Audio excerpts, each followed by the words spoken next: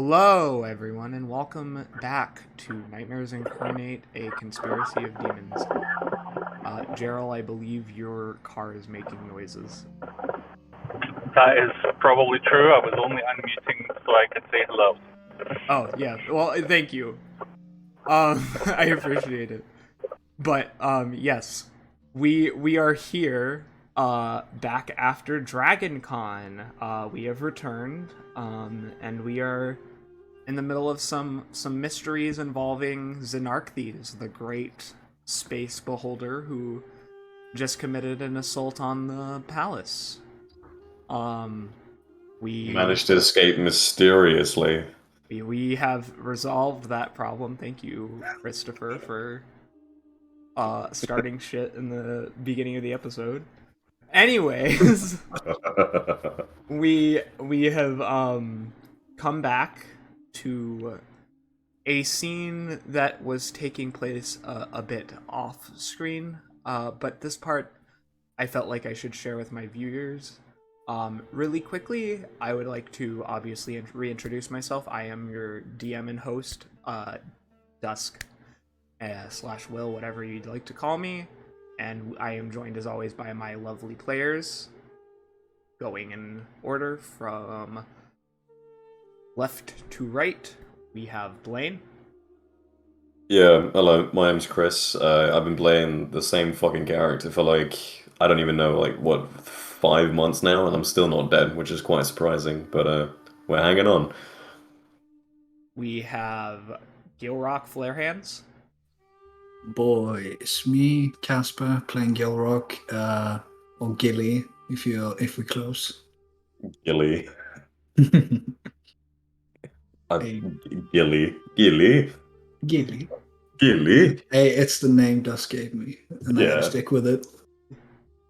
And of course, we have the incomparable Gerald Tion with us as well, although he is in his car, so his mic may not be the best, but we are persevering.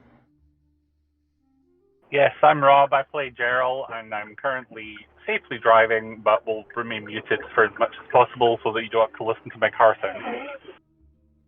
Thank you. Unfortunately, Jai cannot join us this week, slash Torin slash Damp Moss. However, he will be returning soon, and we may have some new people coming into the fold shortly. But regardless, we are starting off with a scene. As you might remember from last episode, a familiar villainous face has once again reared her head. She is back. Using the energy and the fact that Gilrock had transported himself to the realm she had decided to hide in, she has taken the liberty to return to Jufor. We have Liliana, and we also have Laren Alavine, one of the Alavine siblings, also played by Blaine, for different various functions.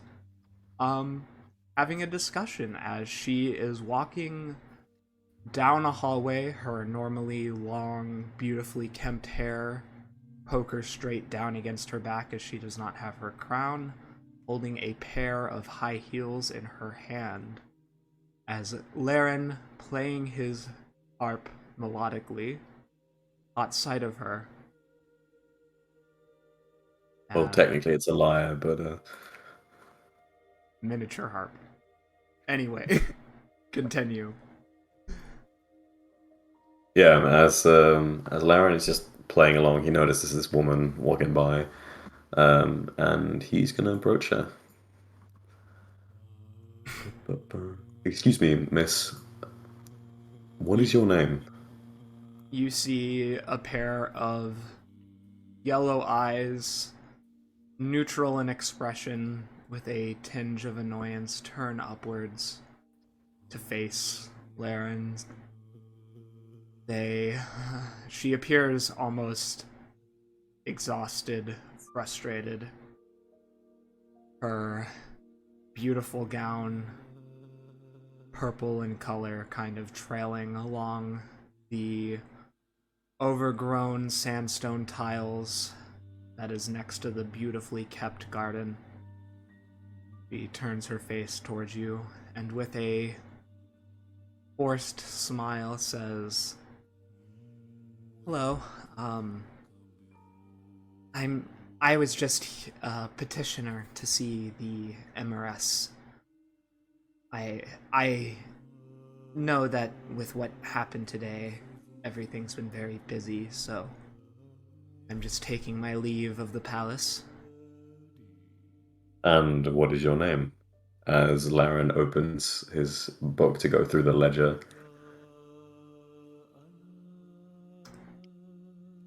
My name is Isabella.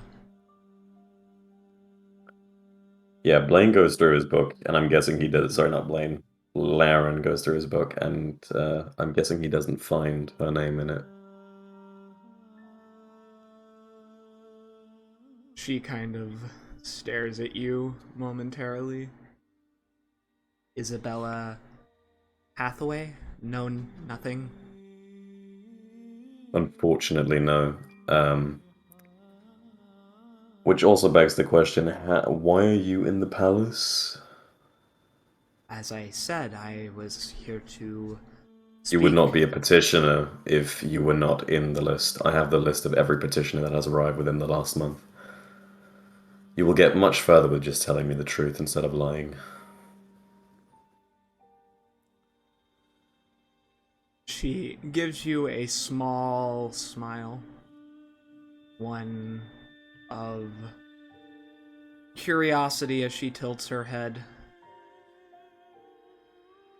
Well, perhaps they forgot to write my name down, but regardless, I'm leaving. I have items to retrieve that I need back. Not in the palace, of course, but I don't have time to be waiting around. And good eye. My name is not Isabella, it's Liliana. Looks through the ledger again. I'm not going to find a Liliana either, am I? She puts her hand on yours as you are flipping through the pages. There's no point. I'm heading out, and I don't plan on remaining here longer than necessary. My issue cannot be resolved here. Miss, unfortunately, unless you can guarantee me that no harm has come to anyone in this palace, I can't let you leave. Or that you will not cause any harm to anyone in this palace. She stares at you for a moment and raises an eyebrow as she kind of puts down her shoes, flipping out her pockets and various other things on her dress, kind of looking at you expectantly. Would I be able to tell if she's a magic caster? She has yellow eyes, so it's a good Yeah. assumption. Yeah. And she has tattoos. Yeah. Lauren's just gonna look at Liliana and say, "Come on, I know you're a magic caster. Weapons are not necessary." I have done no harm to anyone here today. As I said, my business is taking me elsewhere.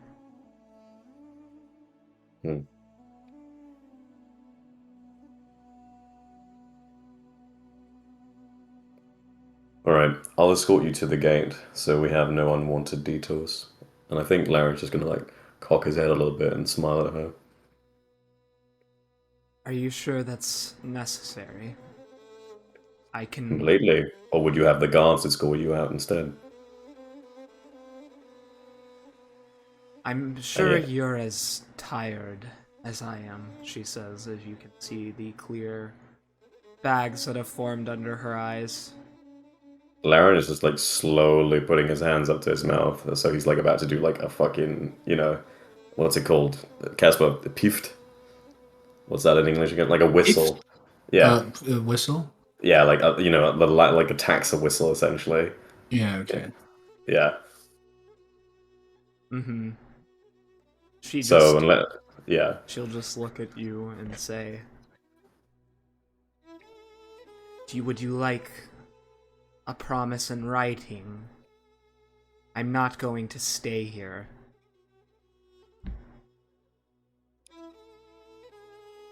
You can try to incite her if you want. Sure, I'll do that. Remember to That's a roll on Laren's sheet. I did, yeah, that's a 23. She's telling the truth. She has no real desire to remain at this palace. Hmm.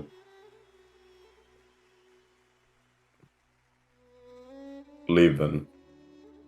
But should I ever see you within these walls again, you will not find me nearly as accommodating as I've been tonight.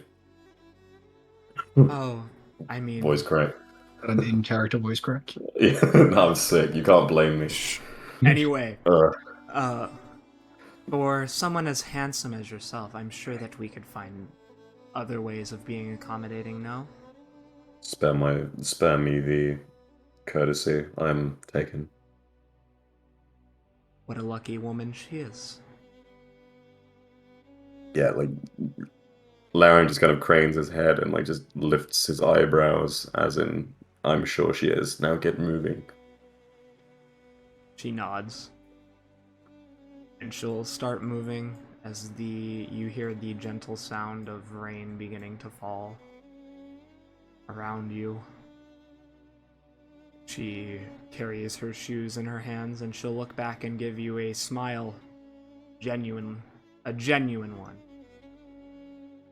And she says, "Thank you for your kindness."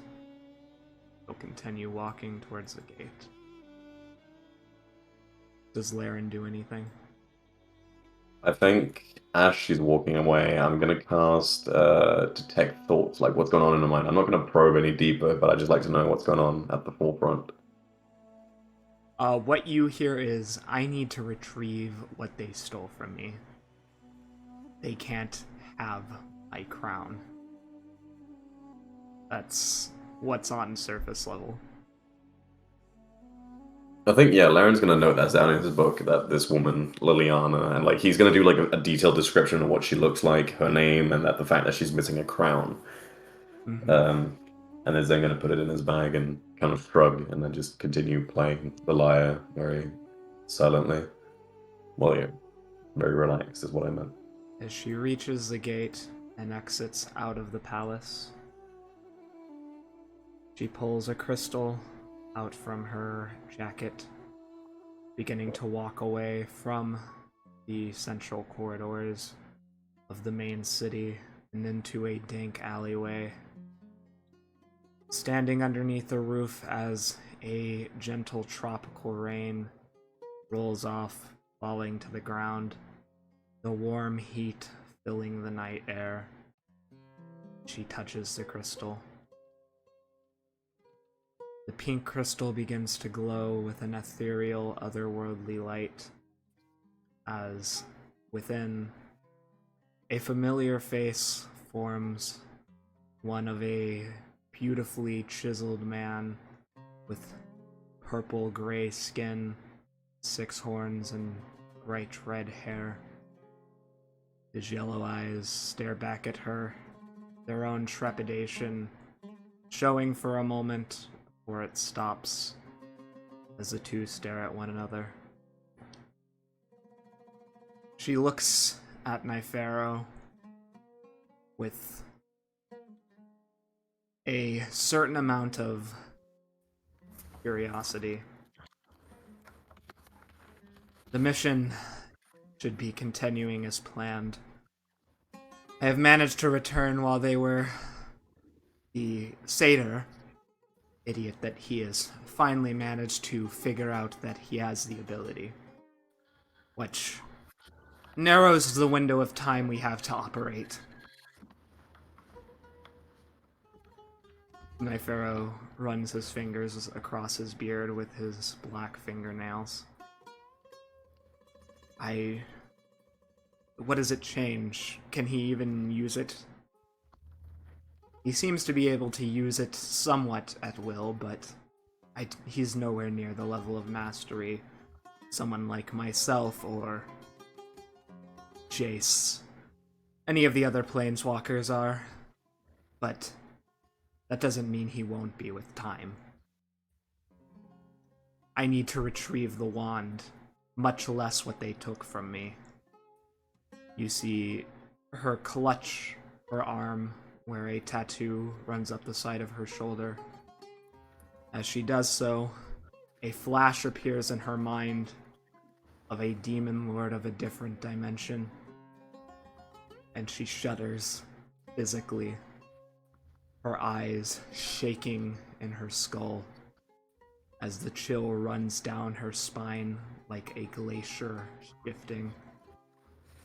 She quickly tries to shrug it off and says, I need them. We have a deal. Corrupt this world, and I get what I need. Yes, of course. I'm not particularly... Nyphero clasps his 6 hands together, fond of the direction that Oxshottle and Fraz have taken the planning in. They're going to blow up Lyril. Well, most of it, probably. I don't think this is wise, for there is no point in ruling over an empire of ashes. But she is not willing to listen to a word I say, and I cannot read the gargoyle for anything, he says as he kind of stares down at the floor, tapping his fingers anxiously. Liliana pauses herself, almost seeming to hesitate. How many what? How many people are going to die? Possibly hundreds of thousands if it's successful. But everything's already in place, is it not? Yes, there's nothing I can do about that aspect. And she swallows, touching the tattoo again. Pain in her eyes. There's nothing to be done. Execute the plan. I'll be there to retrieve my stuff before it goes off. Keep the lion with the itchy trigger finger from pulling the switch too soon. Nyphero pauses, staring down at the ground. I am a man. Well, far more than a man. Scared of few things. But he shudders a bit. That lion scares me in a way that few other things can. She nods. It doesn't matter. Means to an ends. Ends to a means. Is there anything else you need, my lord? No. The deal's still on. You will receive your mechanism to retrieve your freedom, however this works. I still don't quite understand myself, but I need time to think. She'll nod. Well, I will contact you once I have retrieved the wand from the cleric. I'll have to make some sort of plan out of this. Surely to be with the dragon. Nyphero nods. Well, contact me when you have it. As the line shuts with communication, and the first inklings of dawn painted in orange, pink, and red appear on the horizon. Liliana skulks off into the shadows. Leave for Ogeo, pulling out a coin purse as she nears the docks. And we cut from that back into the room.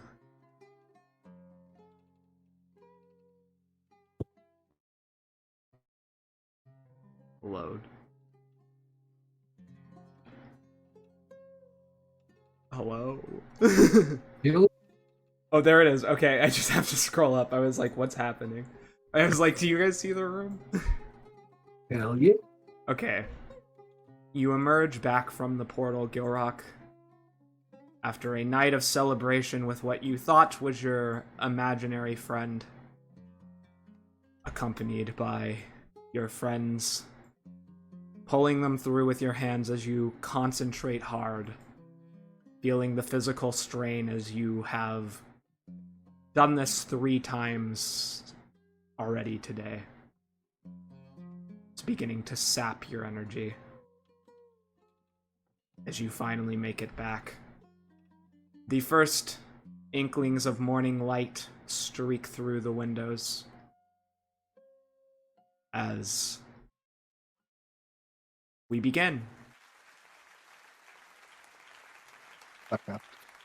To applause. So, Farron, what you think of going to another dimension?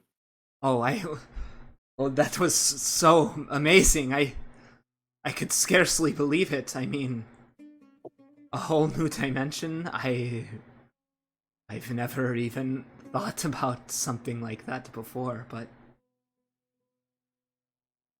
I need to write all of this down. It's going to be such important information for future discoveries.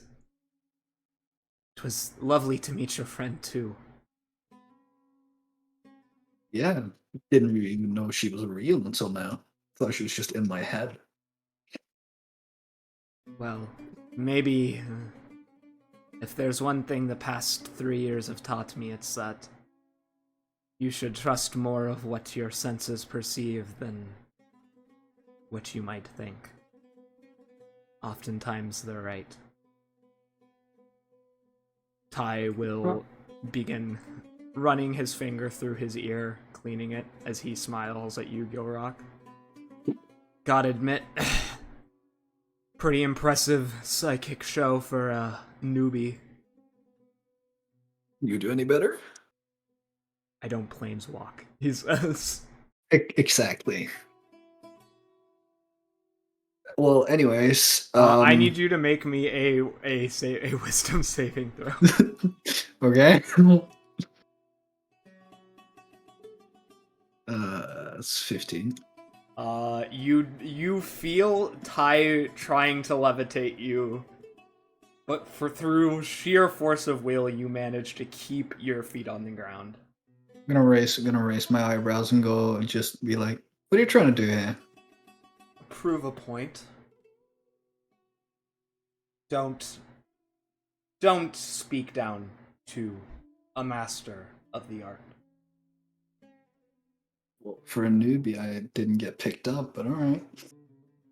Anyways, I'm pretty beat. This is a bit more tiring than I figured it'd be. Kind of. I mean, it makes sense. Didn't know I could do it until now, so I think I'm gonna just hit the hay. Really. I don't think you are. Huh? A female tiefling approaches. Okay, did you also come with me this time? Are you another McMoneynos? Oh. No, but I watched that display from the shadows. Hello. Creepy. Your opinion doesn't matter. You see a woman dressed in a ratty cloak. Below that is finery. However, she hides her face beneath this ratty black cloak. A set of 4 horns over her grayish-red head emerge as she stares at you with red eyes. A pendant with a large orb weaver spider, not in the style of wolf, just to be clear, is hanging around her neck, and she will look to Blaine and say, "Oh, you didn't tell your friends about our meeting." She purses her lips. "Now I feel offended." Gil is gonna turn his head to Blaine and be like, "Is she also gonna try and kill us? Like everyone else who knows who you are?" Chris, if you're talking, you're muted. I realized. I said no. She wants information, and I want the information she has. So we're gonna make a trade of sorts. Indeed. I just didn't expect her to appear in my own bedroom, or I should say our bedroom. You really should get. Security's better than a lot of places I've been, but I was hired by the mistress of information herself. The spinner of webs. The knower of all. Mm. Yo, Mina, I think someone's broke into your castle. Mina's kind of stunned, and she'll walk up to Blaine and she'll look at this other tiefling and say, "Leave immediately." You're... I'll summon the guard. Can I just put a hand on Mina's shoulder as she's talking? Yes. Like, relax. I need to speak with her anyway. And there's no point in me going looking all over the city for her. No, I would not make that fun for you. It would be fun for me, though, he says with a smirk. I'm sure it would. Right, do you want to sit down and talk? Maybe have some tea? A cup of coffee? It's morning. Yes, I have tips. I want you, she points to Gilrock. You, she Me? points to Blaine. You, she points to Gerald. And the Gith and the Drow. If the Vizier comes close, I'm not sharing the information. Baron looks aghast and is like, "I am the second head of... Just like put her hand up, like, let it be. We need the information more than decorum. She was just gonna like, Gil's just gonna be like, "Me? What? Okay. Are you gonna come over here, handsome, or are you gonna make me wait?" Which one You of heard- us?" You heard her, Gilly. Shut the fuck up. Little Gilly.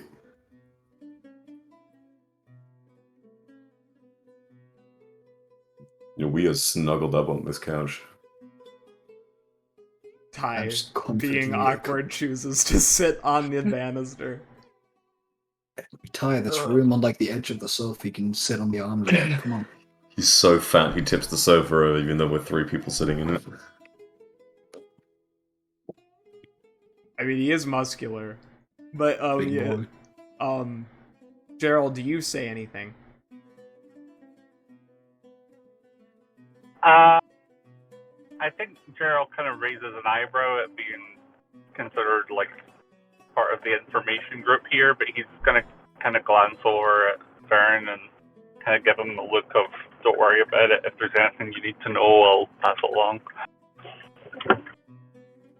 So he's not going to say anything now. Just going to exchange that like look from Blaine to the stranger to Farron and the strong silent act. Yep. As you all sit down, she'll look at the group of you, and then she will loudly yell in a commanding voice, "Alavine, shut the door," she says commandingly. And Mina's like, everyone in the room audibly gasps in the library room at her disrespect. The audacity. You say anything, Blaine? I know that manners is probably something foreign to you, but could you at least try and make your presence tolerable if we're going to be doing this? Oh, my presence isn't meant to be tolerable. You need me. I don't need you. I'd like your information. You're not negotiating from a position of power. Just so you're aware. Mm. But All right. I'll play the game. Olivine, please shut the door. Mina will look over at you. You can see the anger bubbling over, but she nods at you in a trusting manner and will slowly shut the door. Okay. Now that we have all the nobles out of the room from the country, let's get started with what we have and what we're dealing with. I'm gonna ask you, Dusk, specifically. Would you allow me to, like, since I have like the upgraded sending stones now, would you allow me to have like a record function on these? No, that's too much. That would cost more. Fine. All right, fair, fair. She'll look around and say,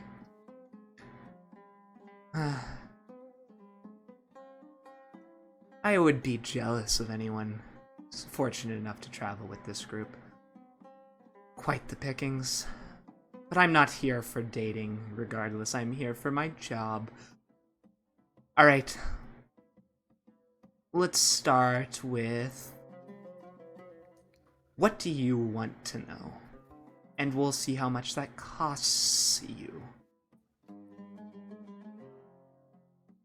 We need to know where Xernakthes is, where his lair is specifically.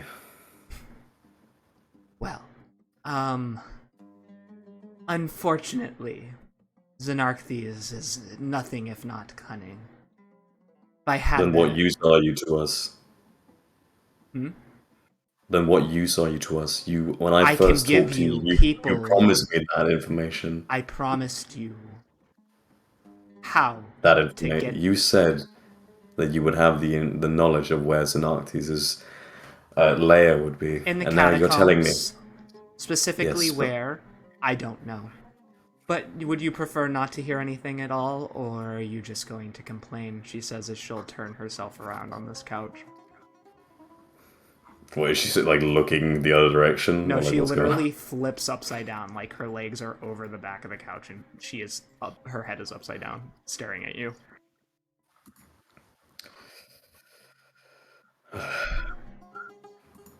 Go ahead and talk. I'll listen, I guess. I have people who could assist former Ten Eyes, people who left the cult and have not yet been assassinated, although their expiration dates are probably coming. She looks at her wrist with a simple mechanical watch on it. Soon. Don't know when, don't know how, but this information has a timeline, and I assume you're going to want to know their names. Because if anyone's going to know... Ooh, yes, Cheryl. I understand. Oh, I'm just listening. okay. I thought somebody was trying to say something.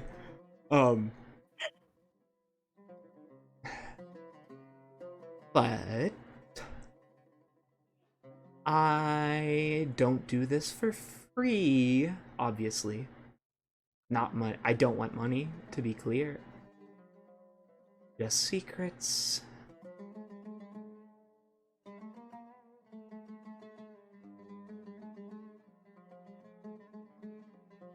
And what secret would be required for the knowledge of the person we need? Already you've devalued your intel quite a bit from your original bargaining position. Nope. I have two people, two locations, maybe three, if I'm right. But Who's the information broker here? She taps her fingers together. I assume that would be you. Yeah, it is. Thank you. She'll look at you, Gilrock, sizing you up. You can say throughout this entire situation, Gilrock has had a look of like being very tired, but also just looking back and forth between the woman and Blaine, like very confused as to like why is he sitting here. Hmm. He's feeling like he's watching like parents argue or something. So, you're a bard, yes? Yeah, Alright. You can play music. How well? I would say pretty well. Good. I'm not one to brag, but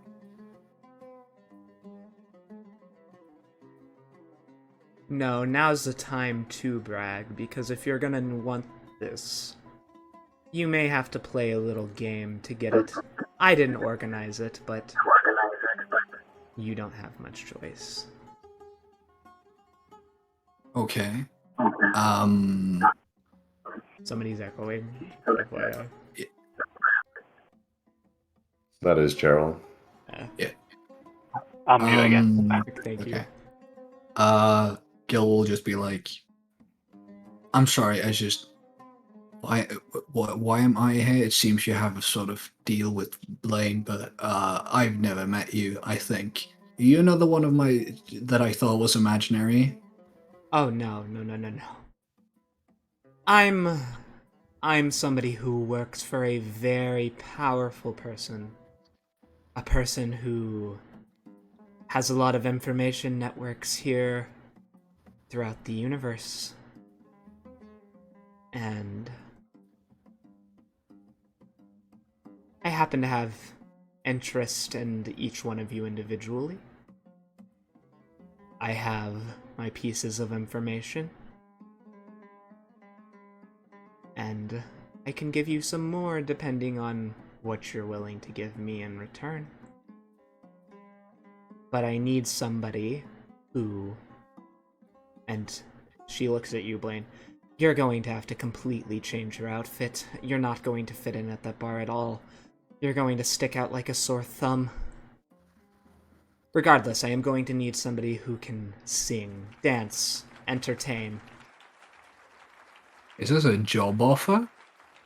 No, it's a... If you want the information, you're going to have to get into this bar. If you want to get into this bar, you're going to have to play a game. To play the game, you're going to have to pretend to be somebody else. Can you do that? That I'm good at. That I'm pretty good at. Who do I gotta be? A singer. Another one that's not me then, I'm guessing. Yep. Fortunately for you, he happens to be a red-haired satyr. Coincidence is quite funny, is it not? Do we all have to pretend to be someone else, or just the board? She'll turn her face towards you and give you a huge smile. Indeed. That's why you're here, Mr. Tian. Muscle, security guard, ring a bell?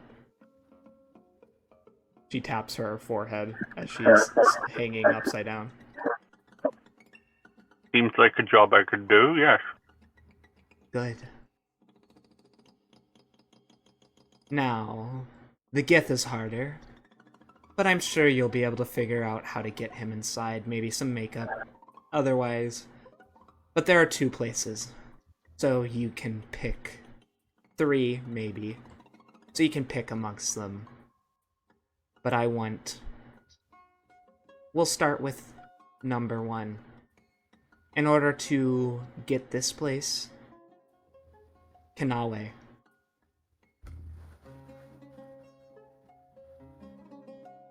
You cut out. What did you say? She said your last name. She did the whole thing cut out or what cut out? I heard I heard you talking Canale. to. I heard Tian Tian like Gerald. That's the last thing I heard. The last thing I heard was Canale. Okay, so yeah, it was something on your end. So she said, in order to get this information, I am going to need my first answer, and then she said, Kanawe, and turned towards to face you. Blaine is entirely unsurprised due to the fact that she literally called herself an information broker. Like, not phased. Yes, what is the question you need an answer to? Well, let's lay down some ground rules here first. I don't like getting my hands dirty. That's not who I am. That's not why I do this. I do like learning about other people's dirty laundry, but getting my hands dirty, not really in my cards. You know, small alley drug deals, that sort of thing, fine with. But assassinations, I don't do. But if you lie to me, who I work for isn't going to be happy. So I just want everyone here to be aware. I snuck into this palace with no problem. I want you to imagine what she can do with no problem. Clear? Good. Let's start. Are you the son of Jaimar? Yes or no? Technically, I am his half-son, but yes. Clarify, please.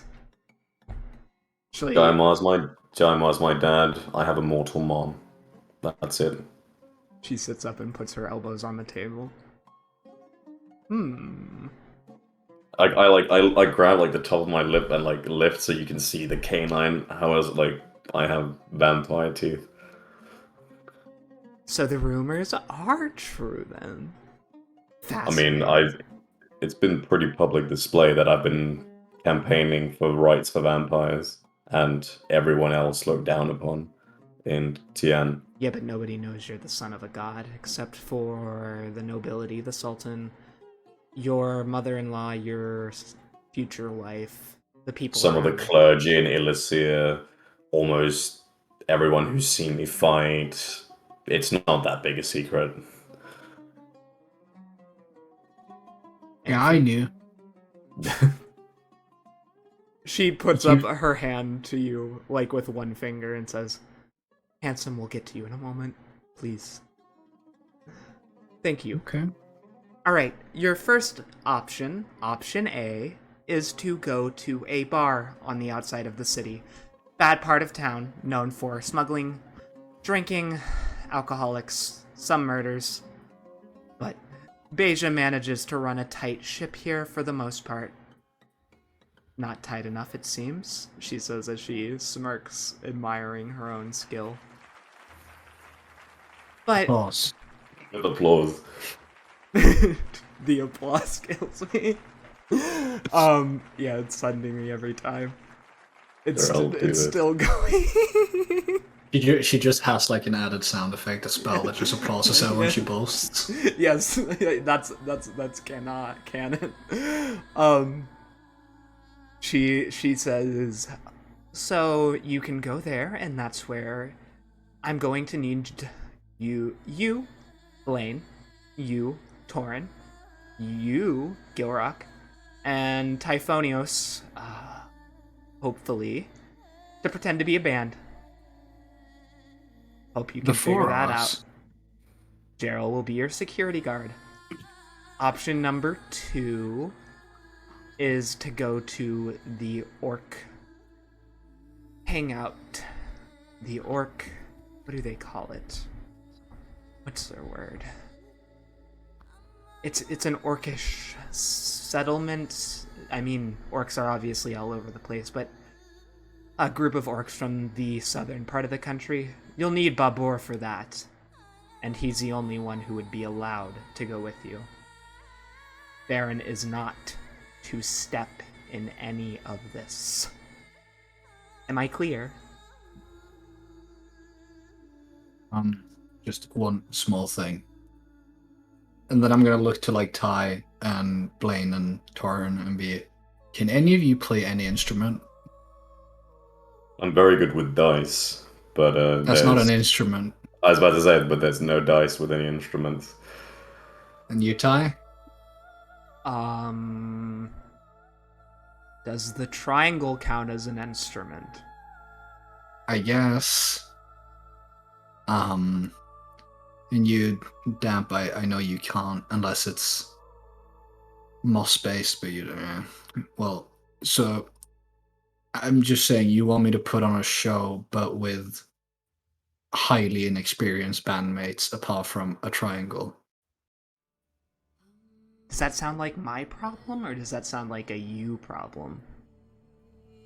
I'm still confused as to the whole situation, but I guess an us problem. I don't care about Xernakthes' presence here. It doesn't affect me. What I do care about is secrets. You figure out the details. I give you the information. Regardless, option B, orc camp, whatever they're calling it. You would need Babur, not because they don't allow other people in, but because it will smooth things over. He's from the southern part of the country, and he would know exactly what to do and say in order to get in their good graces. In the tavern, there are 2 people who used to be Ten Eyes. A female tiefling by the name of... She taps her fingers for a moment. She had such a forgettable face. Ashara, yes, Ashara. And a male sun elf / desert elf by the name of Sandeep. Those are in the tavern. I should warn you, though, Sandeep's a cagey character, not exactly known for playing nice. And for me telling you who you're looking for in the orc settlement, Gilrock. Handsome. It's your turn. My turn. In what? I have a question for you. And remember, don't lie. I'm gonna look to Blaine and be a bit like, I never really agreed to this, but then I'll be like, okay, go ahead.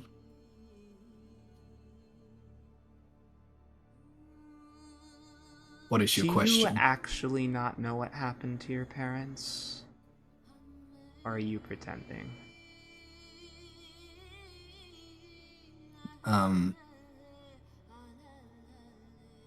What do you mean?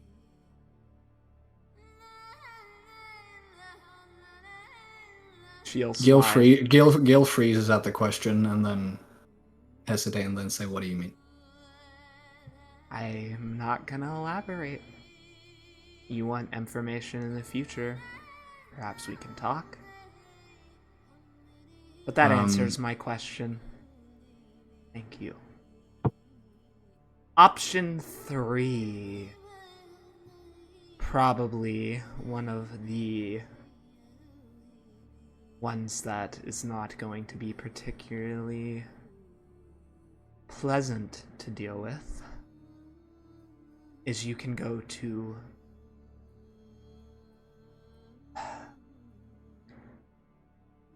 the ziggurat and speak to the priest there. There is a woman who is recently deceased, 3 hours ago approximately. She should still be able to be spoken with a speak to dead spell.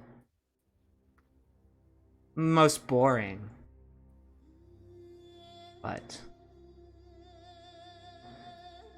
she crosses her legs. I think I'm going to leave that one more mysterious, because I'd rather watch and see how you pull off the tavern, he says with a smile. What was the point of the questions? Because my mistress wants to know. I have a question, Dusk. Yes. Would I recognize the name Ashara?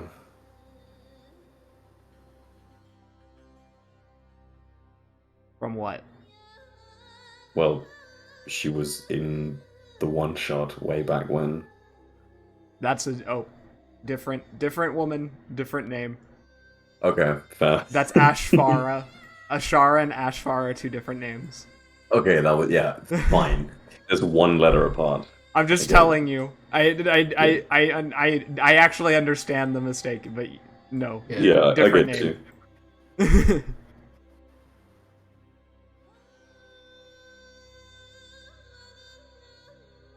You want anything else, or I'm open for business?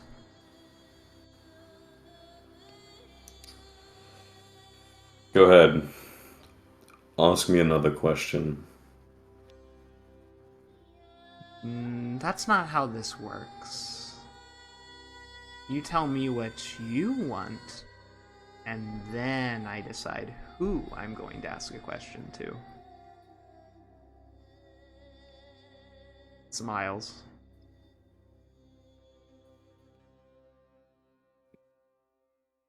I actually have a question in that case. Oh, do tell. What is Mahadi doing right now? The Rakshasa. Hmm. Trying to figure out a way to provide you with your contract stipulations. Yeah. We'll see how that turns out. I don't think Asmodeus is going to be pleased with him. Otherwise, he's in Avernus where he usually is. I'm not going to get any more detailed than that. But let's dig a little bit. You got two things out of me, so I'm going to ask a little question to you. Ask away. Does the Eldrazi still speak in your mind? He says with a smirk.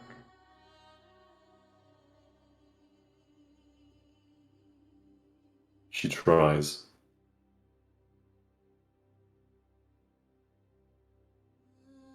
Are you afraid she's gonna take control again?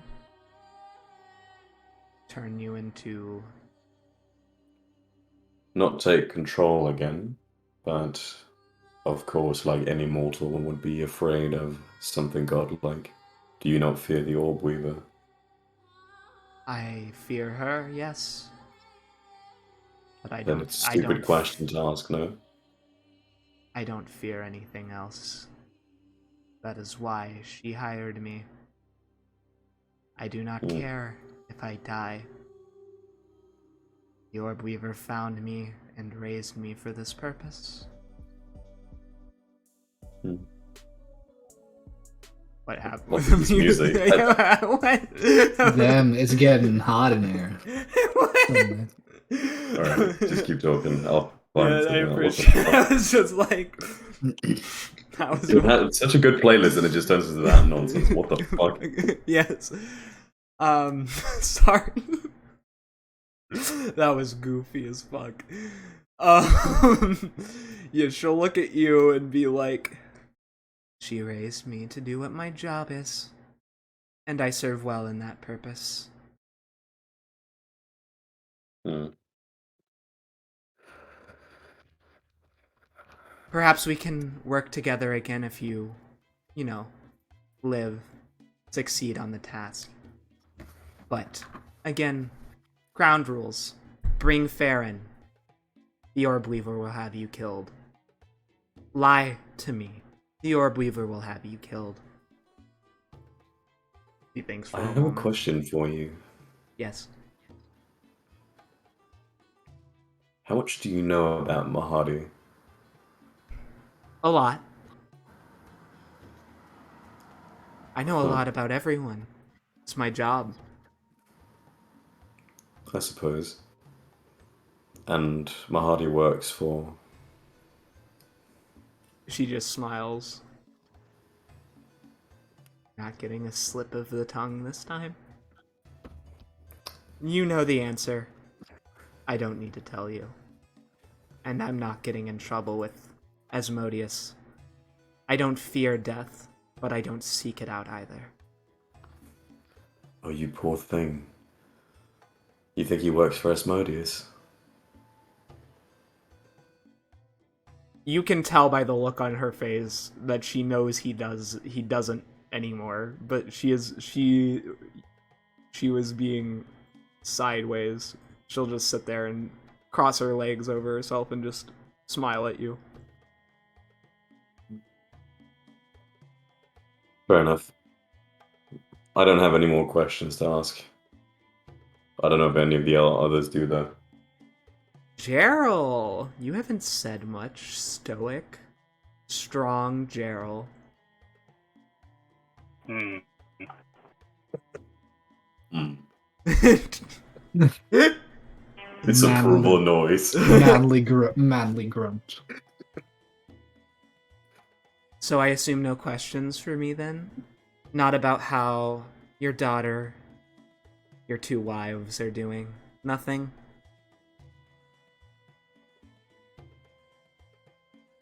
Oh, sorry, I missed that.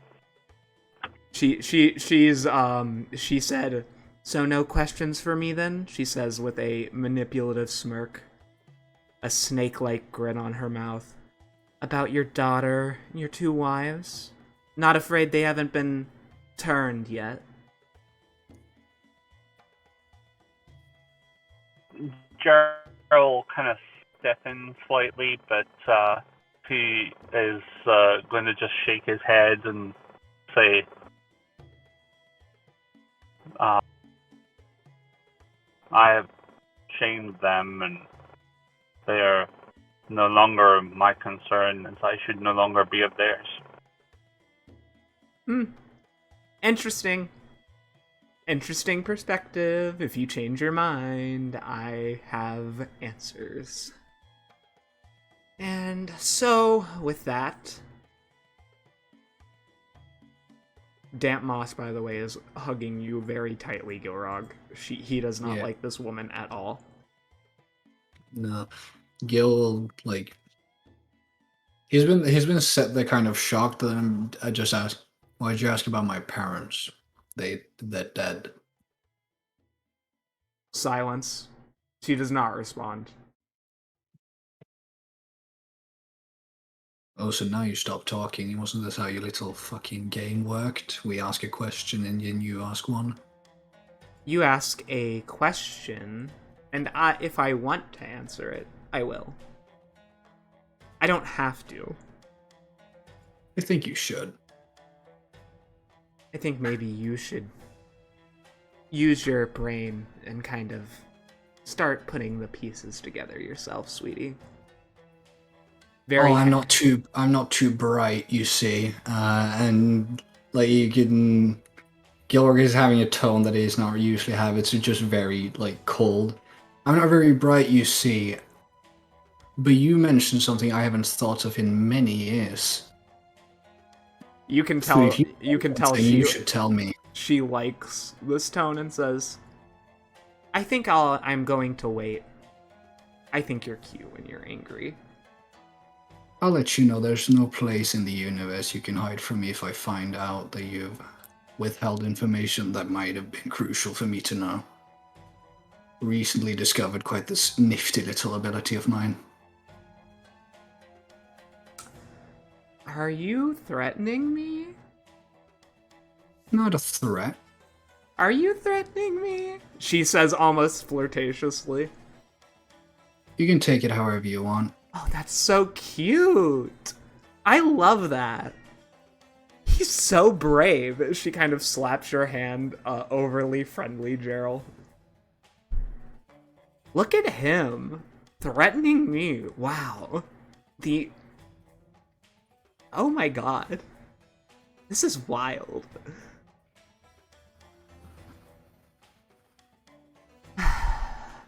Well, if you're gonna continue being useless, then I guess you can fuck off. Ooh. You don't have anything else to say here, do you? You've played your little game, you've had your fun. Nope. We've heard the deal. I might have more next time, but I'm enjoying this. Interesting. And Blaine, she will toss you a piece of parchment with a smirk and say, "Thank you for your business. I hope we can do so again. And if you are in need of contacting me..."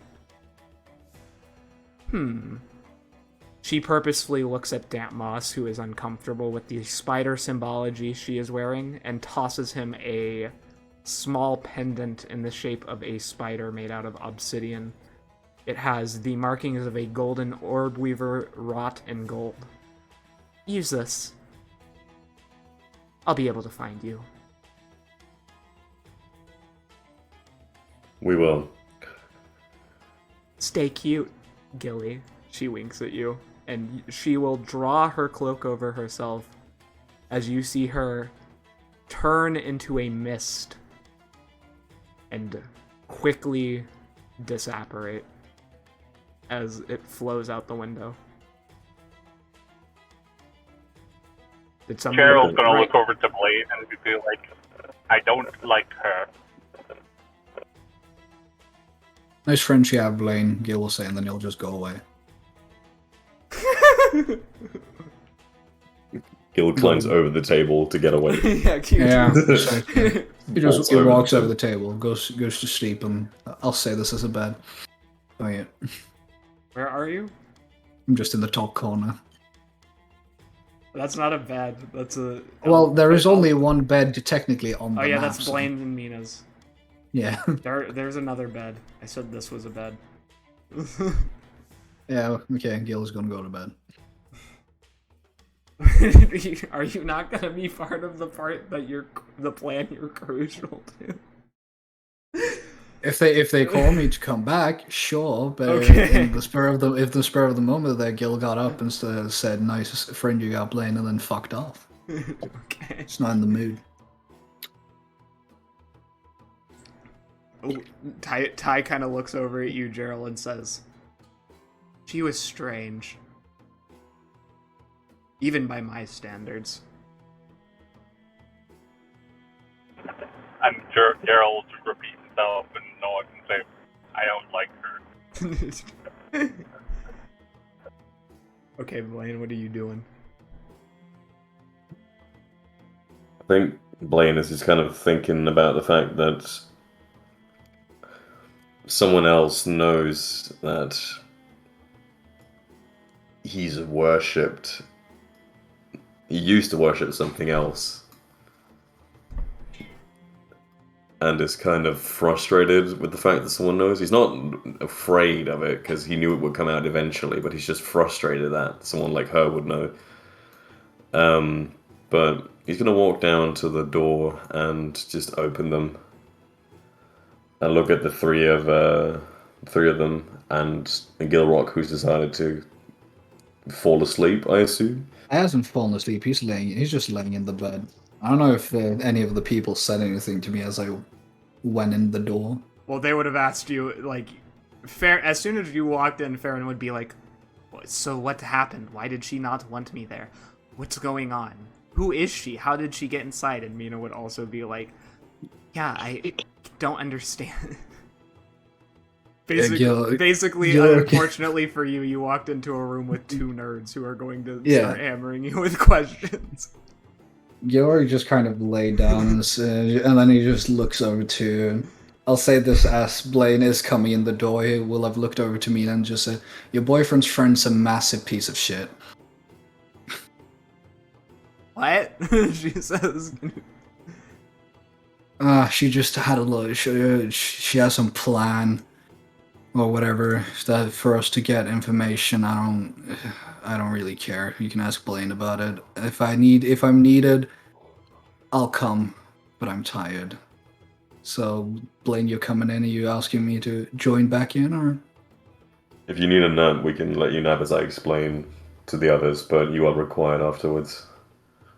Fuck it then. And then he'll just get up and go out. Wait, come back, you hear Farron say. What? "You're clearly not in a state for just going out," he says as he has his own I mean, his eyes already have dark circles under them, but they have like double dark circles. Everyone here is in need of rest. It's unhealthy to go without sleep.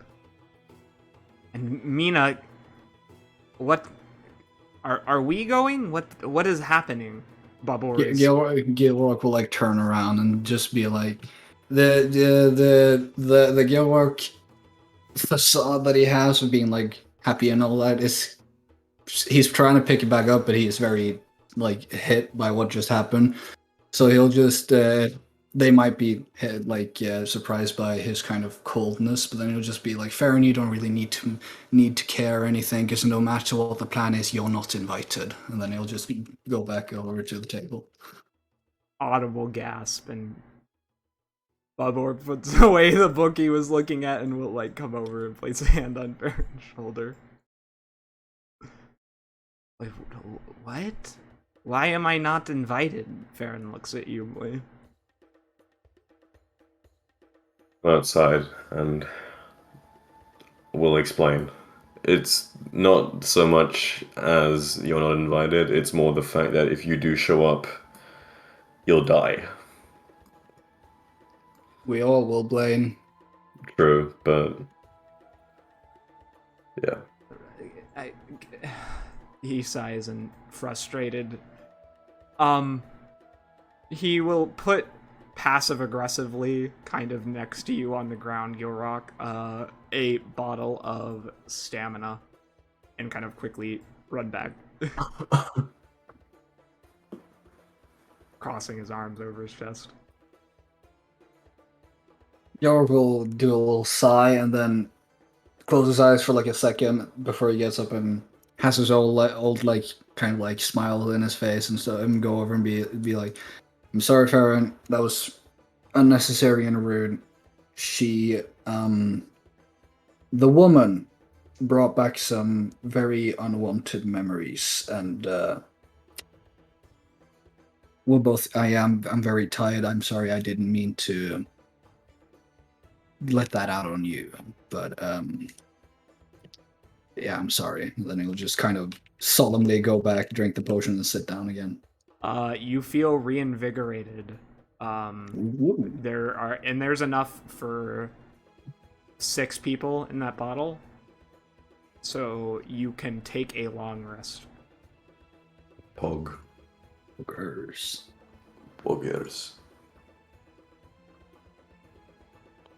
Let's go.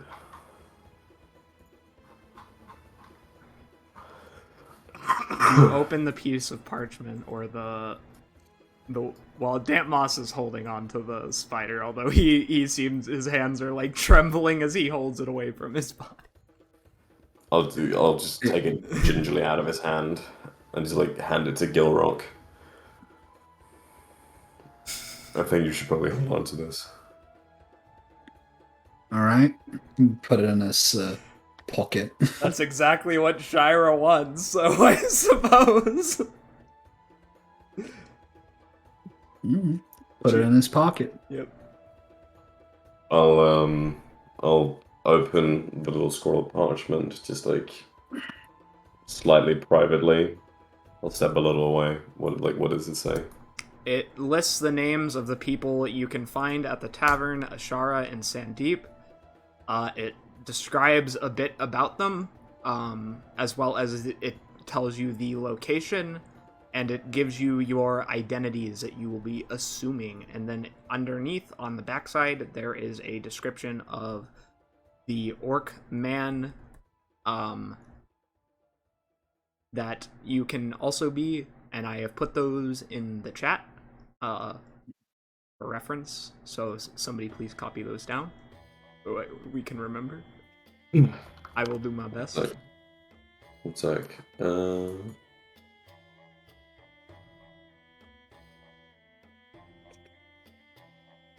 I'm taking notes. You can just talk.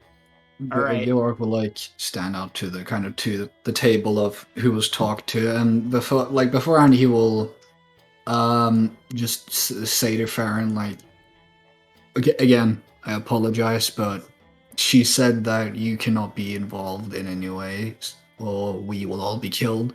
So if we are to discuss certain matters, I don't think you can be. I don't know if she's still here and listening in, and I wouldn't want any of us to be harmed in any way. What about me? Mina says, speaking She up. didn't. You count as royalty as well, Yeah. unfortunately. They both kind And of. from the back, you'll hear Gerald just saying, "How novel! Somebody wants to kill us."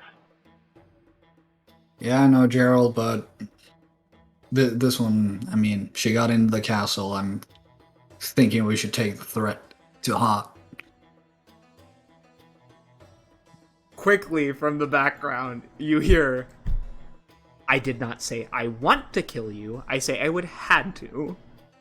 Yeah, exactly. And then Clarification. Georg would just say, exactly, so Farah and Mina, I think you should go into the other room. They both gulp a bit and will. And Gerald's gonna call out after she's finished. "I don't like you." Oh, I feel so bad. I'm so upset. Georg will like sigh and be like, are you gonna stay to listen to the whole conversation, or because then you might as well drop this whole invisibility act, or you can leave. No, I have somebody else doing that for me. I'm leaving. For real this See ya. time. But since we're being transparent, and I want to have future in business endeavors, say hello to my Transparent. friend. You see an imp appear. Greetings.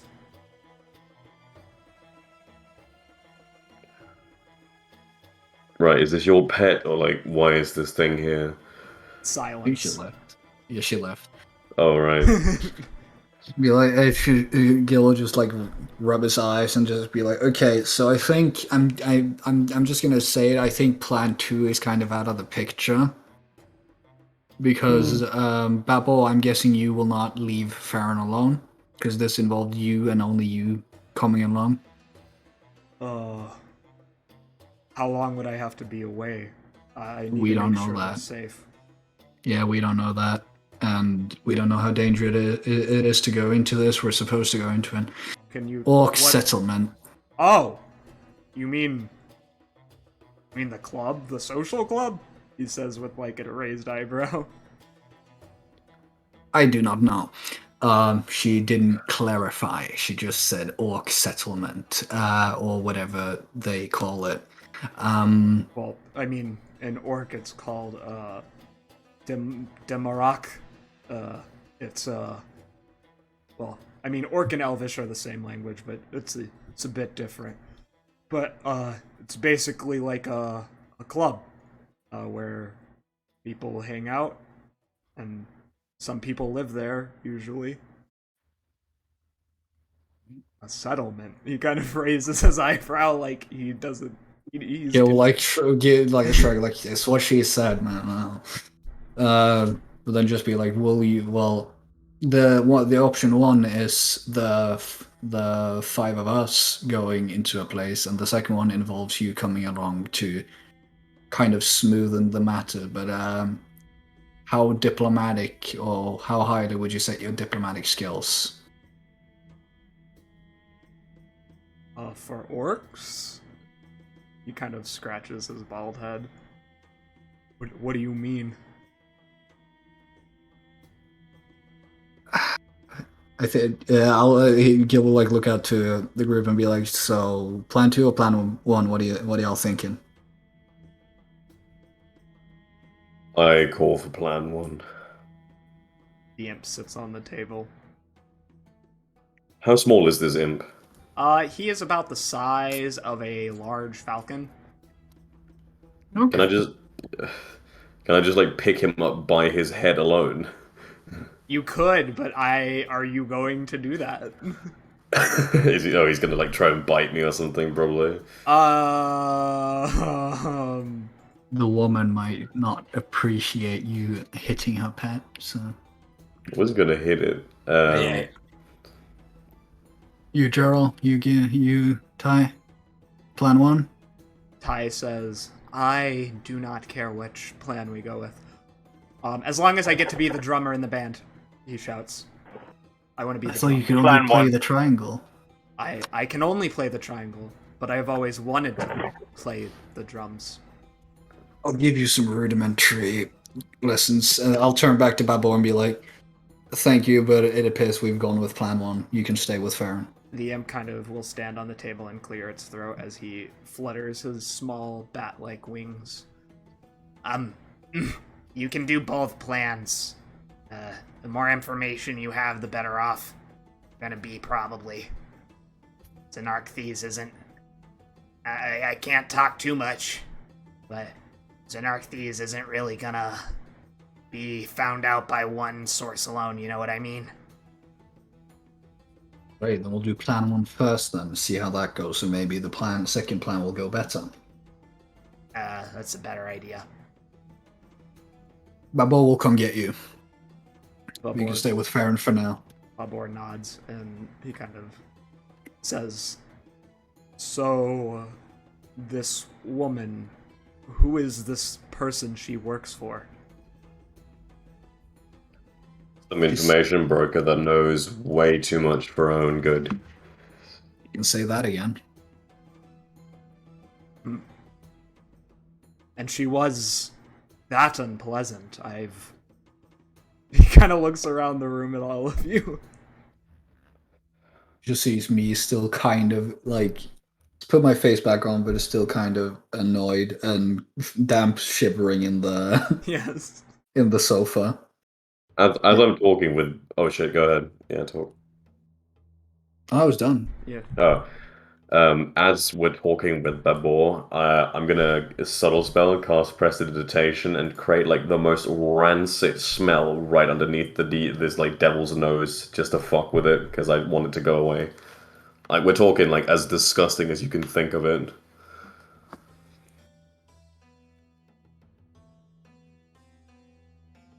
Okay. I don't know if a demon will care that much. Well, Unfazed. He does not Yeah. give Really? a damn.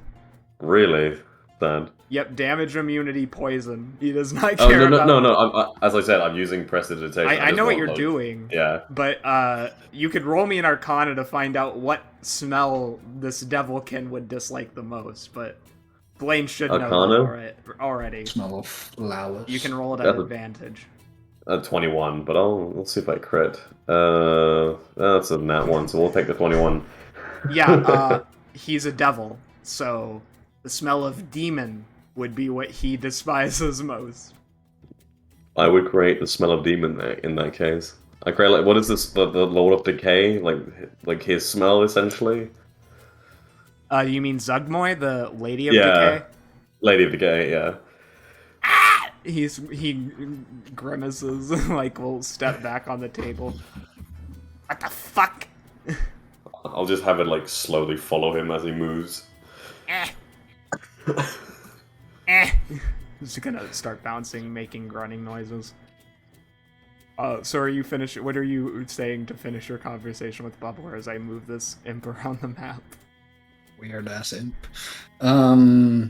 He even tried to be nice to you guys. Y'all Yeah, suck. I know. Hey, I didn't do anything. I know, but I'm just saying. She not very pleasant. No, I mean you did see how I acted towards Farron, which wasn't my proudest moment. I can't really blame you. You're operating on 0 hours of sleep. I've That's yelled not at. my first time. I've yelled. He smiles a bit. Says, I would avoid saying that in front of the more conservative members of the group, but I know what you mean. He clears his throat again as this imp runs around the room. Farron and I have had our arguments before. He can be a little sensitive, so I wouldn't blame yourself too much. You can stay with him for now. Then we'll get you for plan 2. He'll kind of bump your elbow a bit and say, "Appreciate it." He kind of leans in. He's a bit rattled, and I'd rather make sure that he doesn't get more upset. Mhm. Go to trying to prove that he's going back to normal. Whisper back, "Don't worry, you can have a little cuddle sesh while we risk our lives." We're not there yet. I need to work up the courage to ask him. I'm waiting for the wedding. Hey, you got this, man. You got this. Give him a pat on the back. Yep, Babor will go back to the room. You're like 4 times his size. Just manhandle him. Like, what do you mean? Okay, so Blaine, you know Dice. I'm good at with dice. Ty's the drummer. Gerald, you're securities. You don't really need to worry about this, but before we go to bed, or are we doing this tonight? I would like. I can't do a British accent. I'm just gonna whisper speak. I can't play an instrument. Damn, says. No, I know that, but that's what I'm saying. We're gonna. I'm asking us now. Are we gonna do this tonight, or are we doing it tomorrow? Didn't we all just drink a potion of stamina? We might as well go now. We might as well go. Can I just get a rudimentary showing of what you guys know? I've been waiting for this day for so long. You have no idea. Ty goes to his bags and will pull out like some bongos. I'll give a flute to Chris, to Blaine. Flute? Yeah, a flute. I'll give you my pan flute, and then I'll like show you, like, you blow here and you blow here and you hold here and you hold here, and then I'll give to Dampmos a. I'll give him. Fucking, what do I have? I'll give him some bagpipes. Because that's what I have. Ty plays a mediocre drum for you. Gillo's down there like, okay, I can work with that. 18 on the flute solo. You play an excellent flute. Oh wow, okay. Then it's just you. Down. I can roll for it if you want. What role am I to be playing? We need to figure out what instrument the person in question I'm impersonating plays. Did it say Blaine on the list? Did it say, like, it gave us the physical description? Okay. It gives you the band members who you are impersonating. Yeah. So red-haired Sadar is the lead singer. Quick question: since I've been like traveling around as a performer, is this a person that I would like have heard of or have seen at any point perform? Do you think? Yes, definitely. Okay, because I have since I'm an actor, I can impersonate his voice since I've heard it before. In fact, he is from the Claw Peninsula, but from a different country than you. Oh, okay. Yeah. You'll see Gil like, and then his voice will change into that person and be like, okay. I'm typing them into chat. Elides Delphi is the lead singer, and he looks similar to Gilrock. Is there by chance another Asimar on that band? Because I've got big fucking wings kind of giving me away. Yep. She prepared. Mm. Let's get the names up in this. We do so enjoy the power of convenience. Yes, we do. Yeah, you'll see like all of you will just see like Gilrock like kind of grab his throat and just go. However, Blaine, you would recognize that is not a man's name. That is a female Kolean name. Yeah, Valen or Valen, if you want. Oh shit, is it Valen? Valen. No. Oh no, it's Valen. She's gonna kill us all with the Force.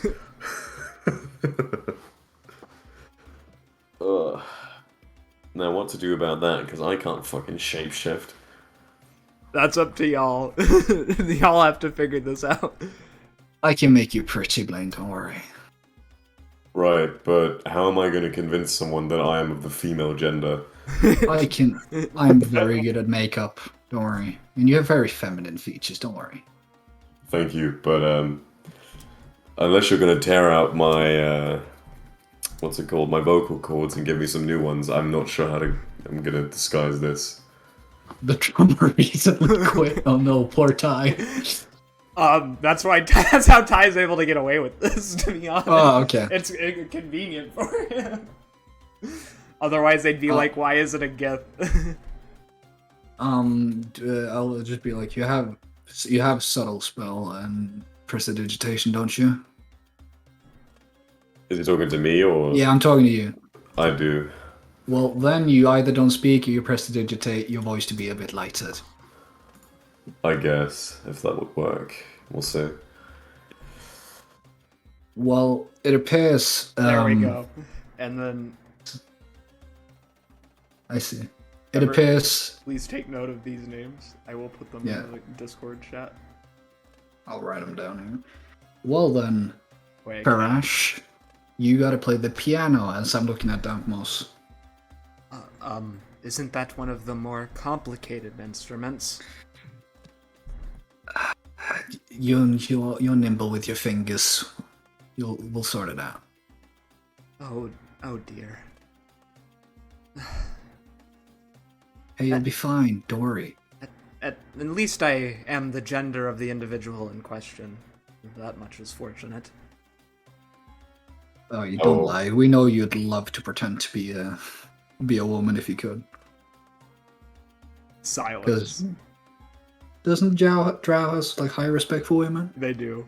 Yeah, exactly. Anyway, Whatever. the imp says, you need directions to a costuming something. Kind of shrugs. I have a disguise kit. Oh. Okay, cool. Any of you got like a bag I can fit in? Yes. You have a bag of I holding. don't trust you. You scare me. Me? Yeah. I don't know. Why do I terrify you, little devil? Yeah, you're the son of like. I mean, I know Jaimar made the devils and everything, but you know, kind of stares at you. I don't know. I'm gonna look at it and be like, you put point to my little side bag. You can hop in here, I guess. Thanks. All right. Okay. Brash, give me a little. Is there a piano somewhere that we can see his skill set? Oh dear. The only person who would know where there's a, but we cannot let Mina in on the conversation. I don't know where a piano is. We'll have to wing it. We're gonna have to borrow like a crop top from someone, or what's going on? Or are you gonna disguise us? I'm confused. The imp pokes his head out of the bag and says, I'm not allowed to, like, do a lot of interference. I can help a little bit. If I do too much, well, nothing bad's gonna happen. I'm just not gonna be sent on missions. That's no fun. I just have to sit around the house doing chores. Okay, why did you poke your head out the bag? Because we're in the... Nobody else is in here. Says... Okay, what was it? What you wanted to say, was that relevant to the conversation we're having? I thought you were talking to me. He says... I thought you were talking to him. Yeah, Blaine just looks at him like, are you retarded? He doesn't say anything. He's just looking at him like, what? Right. Anyway, he goes back in the back. Well, Ty, we should probably figure out a new name for you, because it says the drummer here quit, but I don't know if you could come in with your no. I've got a name. You've got a name? He can be Ut. Ut? Yeah. It's just Ty backwards. That's brilliant. Perfect. Alright, boys. Off we go. Or Well, Yeah. technically. You- well, okay. Give me a sec here, and then I will pull out my disguise kit and go over to Blaine and be like, let's yassify you a little bit here, shall we? Yes. Yes. Do I gotta make a check or something? I have Yes, proficiency in my disguise kit. it would be a check. What is it? You can make me either sleight of hand. Wouldn't it be performance? Because Yes, he's like, I he has was to. going to Yeah. say sleight of hand or performance. About performance then. Plus 11, go Bert. Come on. I got a 6 instead of my 16. Well, 17. I would say that's. Can I give him the help action, please? Are you proficient in performance? Not in performance, unfortunately. I'm in persuasion though, so if I could convince him to like put the touches elsewhere. So let me look at Dan Moss's sheet. I don't believe he is, but I might as well check. Nope. Gerald, you are not proficient in performance, I believe. No, I don't think so. In this case, this is a bit of a difficult job. Fine, alright. Yeah. No, but wait. I want you to describe Can the to me. can the demon help me? No, I want Blaine first before we go to that. I want Blaine to describe how you're doing this, and then and please be detailed. Like, what do you tell him to change? Because this is not a good. I mean, 17 is a good roll, but like, again, you're Blaine Kanawe, a manly man. A manly man, right. Well, since I do come from Kalia, a nation of a lot of vanity is definitely part of Kalian culture, so Yeah. I would know how both men and women, for that matter, would decorate themselves with makeup and such. Mm-hmm. So, like, I think I'll look in the mirror after the first time he's done, and I'll point out, like, the different flaws. Like, for example, like, the eyeliner didn't get fully winged on the right side, and the foundation is a little smushed on one of the cheeks, and, like, I'll basically, like, point out the different places, and I'll just, like, you know, I'll adjust and, like, grab the brush and say, yeah, like, adjust there and there and there, as I'm, like, looking in the mirror while he's dusting me off. Mm-hmm. Yeah. Joe Rock, I would like you to roll me another performance check at advantage. But now I get to roll twice, or is it just another time?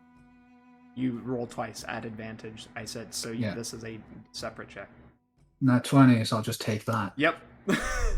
Gil will just like at that like you like Blaine giving him like some pointers and stuff. He'll like take a look back, like as like a fashion designer look, and be like, "Well, yeah, you're right. Never knew you knew that much about makeup." Okay, let's wash it off. Sweetie, I'll tell you. Oh, honey, stop it. Exactly. Slay, Yeah. hunty. Slay. You'll like crack his neck and be like, wash off all that he just did, and be like, let me just. I have a vision. I can see it right now, and then you'll just see him put on like perfect makeup, like accentuate all the features to make him look more feminine. Put in like put in all the like jewelry and stuff to try and hide any sort of things to show that he's male. Give him a wig to give him longer hair, and then put in like As he's working, can I like using a combination of prestidigitation and minor illusions, like create like almost like a shimmering effect of my makeup to like basically ramp it up to 11? Yes. Yeah, Yeah. so I'm going like You're already full a drag vampire, so you already have hypnotic attraction. Yeah. I'll put like pillows like stuffing into his shirt to give like the look of, and makeup to make it look like he has a cleavage. Say as he's doing it, hey, your V-neck is coming. It's like actually very good for us right now. Yeah, like, but the thing is, because Roland and that 20, we're doing all of this very tastefully. Like, even though it's like kind of scandalous, it also looks very classy. Yeah. Blaine is looking banging right now. Hot. As Looks in the mirror, I would fuck myself. Silence of the Lambs moment. .jpeg. Anyway. Yeah. Remember, Anthony Hopkins. Be Yeah. careful. We're still on Twitch, but still. Yeah. Anyway, I can say that. I know yeah. you can, but I'm just saying. All right, Anyway, speak, God, please. Gerald, how do you react as Fem Blaine emerges? Gil will like step back and just admire his work and be like, "Oh, I'm good." He's still speaking in the other person's voice, by the way, because he's just getting used to having that as his voice. Well, the Ty- problem is... Ty blinks and is like, "What the fuck?" See something you like? No. Gerald's just standing back there with a smirk on his face, trying not to laugh. Damp Moss claps awkwardly as he sees the work. Oh, good show. Good show. Excellent. He's hot, right, Ty? I don't. I know you know. I know you don't. I know you don't like your ladies, but come on, he's a pretty gal right now. Yeah. Well, yes. His makeup is looking very good. Not just his makeup. Look at his jewelry, his clothing. Because this guy's kid, I would have like given him like a crop top to make it look kind of nice. Giving him a skirt. Just look how nice he looks. You've literally femboyed me. What Yeah, the fuck? exactly. I have to. Ty says, I am impressed, to say the least. Wow. The imp pokes his head out of the bag. He does a wolf whistle. Damn. Wow. That's a change right there. Alright, Ty, I appreciate the compliment. Devil, go back in your bag. And, like, the hand is, like, fully out, like, hand on hip as well. Like, please go back in the bag. Fine. Gil will like turn with a little smile. Okay, time for the rest of you. We all need disguises. Oh, sorry, I have to ask this. Can I please just go down and see what Mina's reaction is? Yeah, to I was gonna say that as Yeah. well. Like I wanted to do that. Like, can we do that with leaving? Like, okay, we're off. Yes. Yeah. Amazing. So y'all are about to leave. You can do that before we leave, but I think this is a good spot for a short break. Is everyone good with that? Sounds good. All right, we will be back at... I thought we were doing this before the break, but alright. Oh, okay, we're doing this before the break. We never do mind. I gotta make a check to disguise the other ones, or is it easy enough to just like change them up to match the descriptions in the things? With no guidance. You don't have to change ties at all. Yourself, you look pretty similar. You just need to cover up your freckles. Torin, you have to dye his hair. Basically. That's pretty easy. I don't think we need to do a check for that, do you? No. All right, then we all go down in newly acquired getup. Oh, and Gerald you have to put contact lenses in Gerald, so his eyes aren't just blue.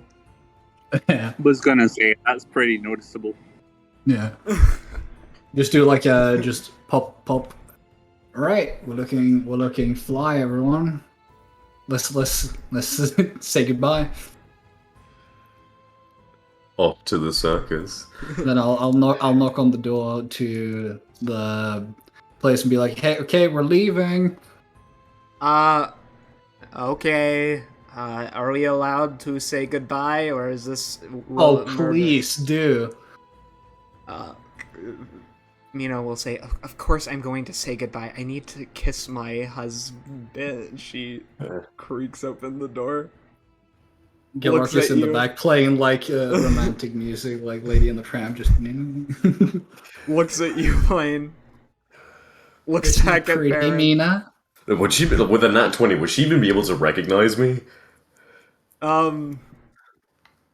I mean, she'd probably guess because you're Yes. the asthma there. I mean, yeah, I guess. But She'd like, probably be a second like, who's this? And then realize. Yeah. Amy, beautiful. Her lips kind of awkward. She doesn't know how to react. She's like trying to stifle a laugh. I know. I look fabulous. Unfortunately, Oh, I can't tell you that, but I had to do this, let it be known. But, He also wanted to a little bit. Yeah, of course. I am Kalian after That all. he enjoys it is just a bonus. This is just bonus payment for you, I assume. A lot of this was actually his idea, I'll say to Mina, with like a big grin. A lot of the outfits, he's got very good taste, I gotta say. She kind of scrunches her face a bit at that. She's not quite sure how to interpret that. Well, what are you gonna do about your voice? Pardon my. Pardon your what? Your voice is a little. It's a little obvious. Lane, do the thing. Oh sure, I'll speak like this. This should work. says that with like a deadpan face. She'll be like, maybe you should cast minor illusion when you're speaking, or Yeah, but yeah, he just like waves his hand like, yes, I know, I'll do that, and casts minor illusion and makes it actually sound convincing. Yes. Better. Yeah. Yeah. She'll give you a hug and then step back and then be like, "This is a one-time thing," or What now, kiss goodbye? grimace a bit. Yeah, Blaine Not- like grips not- his heart not- very dramatically. not right now. Later. Stumbles backwards into Ty's arms. Ty The just horror. looks confused. He holds you, but he Mhm. just looks like Yeah, like I've got my hand to my forehead, and I look up at Ty like the Like horror. fainting, like Yeah, exactly. The horror. I can't believe it. Is this humanoid Earth, not Earth, Euphorian humor? I don't understand it, he says as he looks towards Mina, and she'll like nod and roll her eyes. I have been rejected by my wonderful and ever so lovely soon-to-be wife. Yeah. It's not a rejection. You'll be back later. Truly, the pain it brings me Oh my is god. immeasurable. Drama queen. She shuts the door. I love you. he's a queen. Alright. Great time. Baron's like, I really liked what you did with the purple. It really accentuates your feathers. Very nice, Gilrock. Good job. Thank you. Deadpan, thank you. Alright. And that is Break where we're time. going to take our break. We'll be back Hell yeah. at 4:55.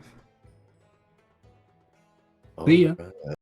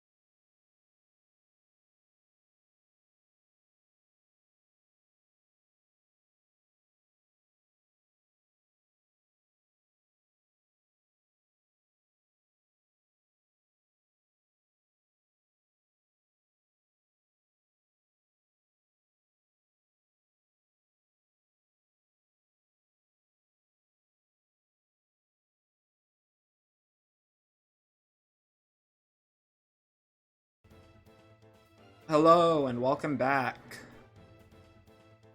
We are joined by our adventurers who have disguised themselves as band members in order to infiltrate a tavern and find two people for information about Xernakthes and his evil lair.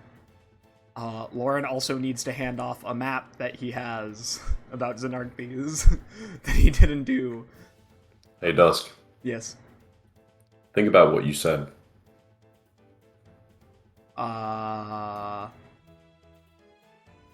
Lauren? Laren?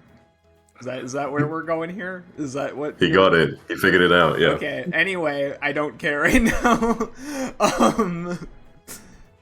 Regardless, they are going through the city. Let's see. Do you want to do anything as you are going through the city?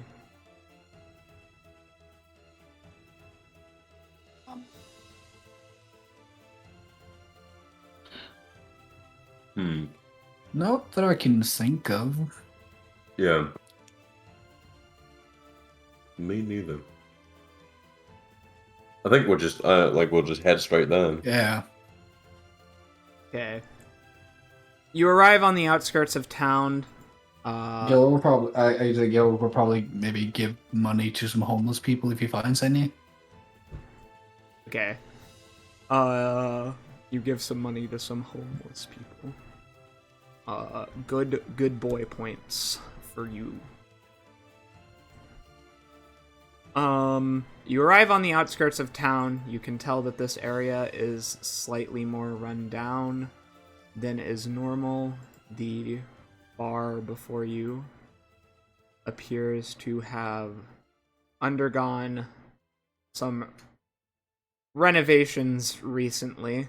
Like many buildings in Intis, it is built into a tree physically.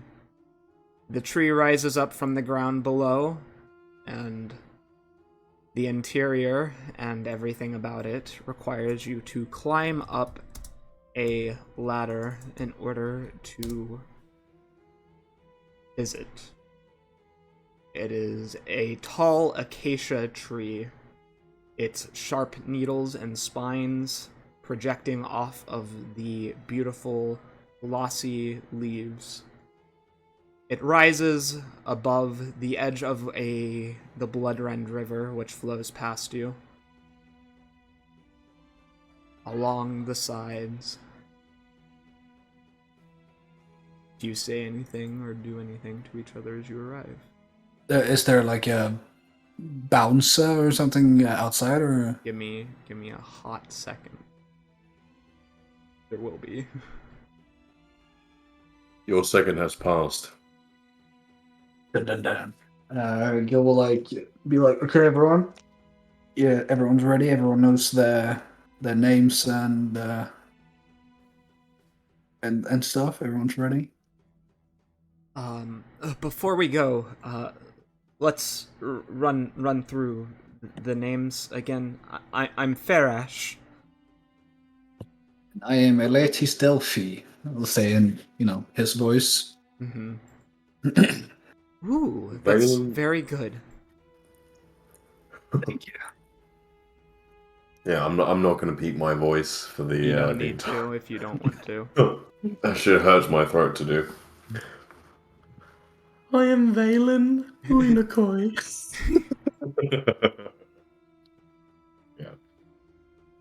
And luckily we have our security, and we have Eat and our security Sigurd. Ut. It's time to make it or break it, folks. And Ut de min butik. I'll ask a band, typical band. I'll be like, okay, everyone huddle up. Come here. Go team. And then I'll be like, I think we may all need this, and then I'll do a quick blow on my quick strum on my lute and give just everyone here bardic inspiration. Be like, well, let's hope this helps for the performance. You got this, boys. We'll certainly try our best. outside of the door, you see a massive male orc tiefling hybrid who stands tall with large minotaur-like horns similar to the cleric you've met previously, Hakin. Next to him is a two-headed dog who begins barking as you approach. I would say I'll be like in the forefront because I'm the lead singer, Mm-hmm. and I will do like a very like performative bow and be Alexis Delphi. Me and my band have been hired to perform tonight. Got any proof of identity? Above game, do we? Or do we just gotta pretend? No, she didn't give you anything. Gil will scoff and be like, "Excuse me, have you not seen me and my band? Do you not know who I am? I just told you I am Alexis Delphi, and we've been hired to perform at this bar. He shifts, So I would advise you to let us through." He shifts a piece of straw between his teeth, glaring down at you. He crosses his massive arms over his bare chest as he just kind of stares. Alright. Let's say you are Ladies Delphi. Mm-hmm. What's your top song, Ladies? Well, that is obviously the Drunken Naga. Fair. Thorough deception or something. Yeah, you roll deception. Yeah, alright. I do have advantage on this since I'm pretending to be someone else. Let's see how that goes. First one's a 22. Do I do any better? No, so I'll take the 22. Yeah, he'll kind of look at you and kind of raise his eyebrow as he scratches his thorny head. I thought you said in the interview in that magazine your favorite was off of the other album. Well, my favorite and our top song is two different things now, wouldn't you say? He kind of frowns a bit as he thinks. Now, shall you let us through, or would you like this place to have no entertainment tonight? Because we will gladly leave and be somewhere else. We are highly, what the fuck? What's the word? That people like want us. In high demand. We're in high demand, so we could gladly leave if you don't want us here. Okay, everyone, let's go. I'm just no. It's not what I said. Please. And he pats the Cerberus on the head. Just come on in. Just no. I'm a big fan of your music, okay? Hey, thank you, man. Give him a pat on the chest. That's where you start walking through. Does anyone else say anything? I think as Blaine walks by, he's just gonna look this doorman in the eye and just kind of like give him a smile and like gently pat his arm, like almost a little flirtatiously before going through. He flushes as you do that. As you enter the tavern, you are instantly hit by the smell of a large amount of various spices, particularly lemon and various za'atar, garlic, lingering in the air. The strong scent of cooking vegetables roasting in a fire. It overwhelms everyone. Ty smells it, and his mouth unconsciously begins to slightly fill with saliva at the thought of the delicious food. However, you can tell by the atmosphere and the copious amount of smoke smelling of dried, decayed hair that is lingering in the air. This is not an officially sanctioned tavern. Or, if it is, the police don't come here often.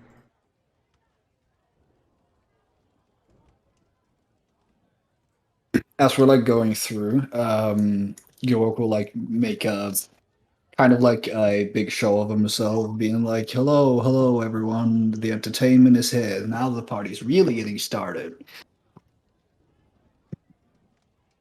Fuck yeah! You hear somebody shout as you walk in. York's really in his element right now. We Sick. can't really go in because it's dark. I know. Give me 2 seconds. I'm almost there. I know. Yeah, I'm just sorry. I'm just saying. It's very spooky inside. They're good. smoking so much weed that it's literally dark.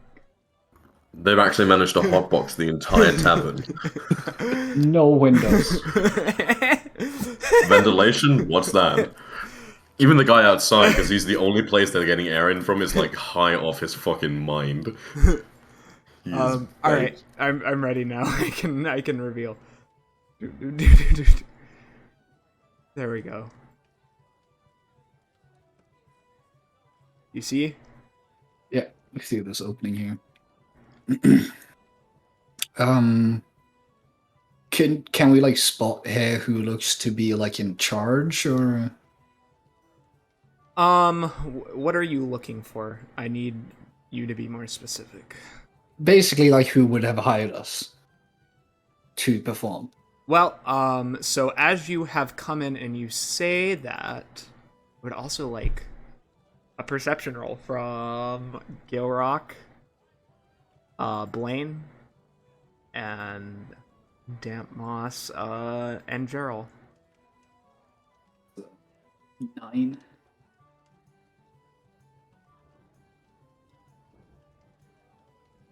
I can roll. Could somebody roll for me? I'm rolling I for can- Damp Moss right now. We're Okay, trying let to. me just. Okay, thank you. Will you roll it? He asked if someone could roll for him. Just give me a quick second. No, so I I'm can not just see talking what about the- you. I'm talking to the computer. That was not Oh, for okay. you. It's All talking right, to myself. I can roll for Gerald. Did you roll for? I already did. He got a 17. It says he has a +3 to perception one. I know, but yeah, like I calculated it up. Oh, okay. Gerald, Gerald got a 17. you're the You only could roll one. for me more often. No. Gerald and Damp Moss are the only one who notice a odd-looking drow woman who is watching you guys from a corner of the room with curiosity. However, She's not familiar, is she? nope, not at all. She just has a smile on her face and is watching you. You are motioned over by a male winter Eladrin who will come around the corner. Oh, I see if the entertainment has arrived. Oh, finally. He clears his throat. I moved us up. Yes, we are here. Elites, a pleasure to meet you. How it is an honor to have your band, such a prestigious band, playing at my tavern. I apologize, it's not up to par with a lot of the gigs you get, but we are on our way up in the world. Oh no, the pleasure is all ours, and where there's party to be had is where we want to be. So do not apologize of the establishment. It looks great. The smell's amazing. Are you being genuine about that? Or... Hey, I'm trying. Like Gil is trying to be as charming as Because the meals smell nice, but like, I personally hate the smell of weed. So like, that's just me. Gil doesn't mind it, and he's guessing that another performer as well wouldn't exactly mind it either. Yeah. And I mean, it smells food as well, right? Yes, It's you not just smell weed? yes, it is vegetables, stewing, hummus. Exactly. So, Yeah. genuine. It smells amazing. Valen. Oh, the beautiful rose of Kalia from Oh, it is such a great pleasure to have you here as well. He shakes I both think- of your hand and kisses them. Yeah, I think, can I have like a little veil in front of my mouth? Yeah. Yeah, I think like the only thing that kind of flashes is just the fangs as like I break into a smile without saying anything. And like kind of raise my eyes a little bit, almost like acting aloof as he's kissing my hands. Farash, a native son of Tien. Yes, I. Oh, oh. Oh, I thought you. Aren't you the partier than the one notorious for partying? He says, elbowing him a bit. Torin will look over to you nervously. Me? Yep. Gil like he- come up and like put his shoulder, like his hand around his the barkeep's shoulder and be like, "Ah, yes, he is, but we've been out for a couple of days now, so he's just a little bit tired. Don't worry, give him like a couple of seconds, a couple of drinks, maybe he will be all back up on it." Sigurd, he does a bow.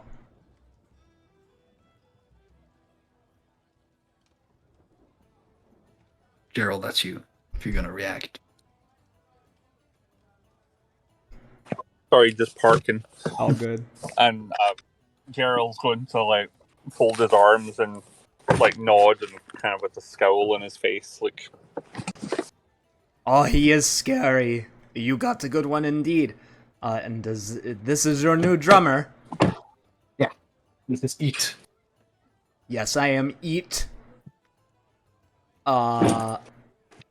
Telluient. Xernakthes the third. Gil and I will like have kick. Gil will like stand behind him and kick him as he starts like expanding. And he's after he says this Eat, and then the last time he'll like kick him in the back of the shin.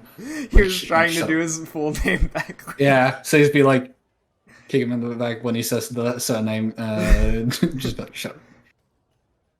Yeah, I know how to play the drums. I am quite a skilled drummer. They found me,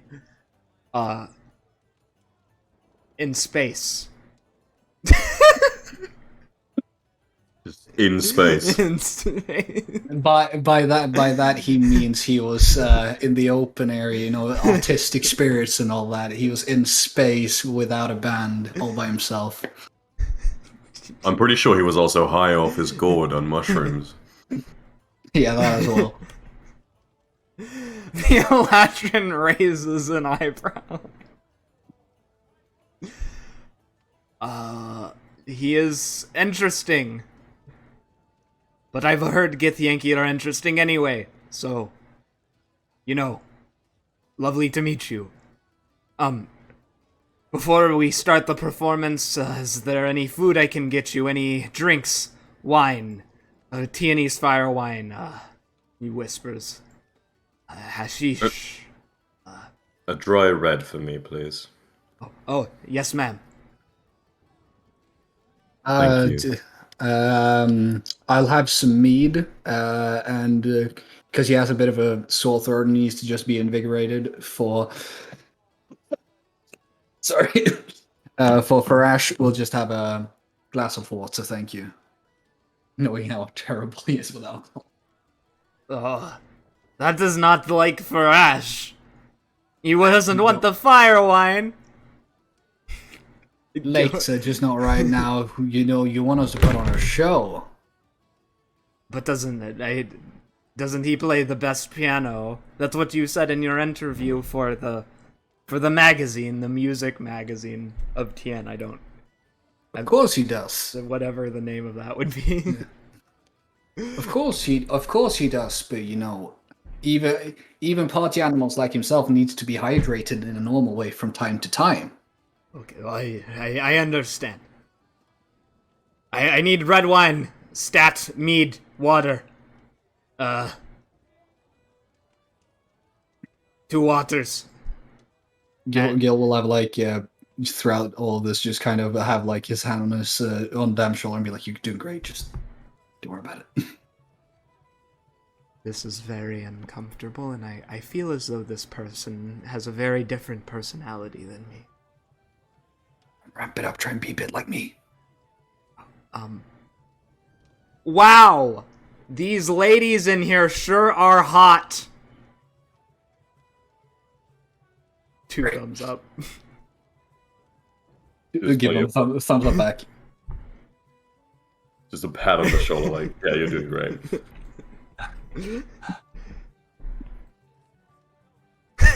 What is somebody's rolling something? No? Oh, okay. I don't think anyone's rolling something. Okay, it's Gerald connect. I was like, what's gonna happen? Yeah, I connect. I'm in the right place finally. He's on his computer. Let's go. Finally. This man approaches back with a serving platter and your drinks. You should take your time to relax. Let me clear a table for you. Hey! Hakim! Malingar! Valink! Get off! Band's here! They're getting that table. But we just... No excuses, I'll turn you into the police if you don't... Damn it. What was his voice? I had it. No, it's gone.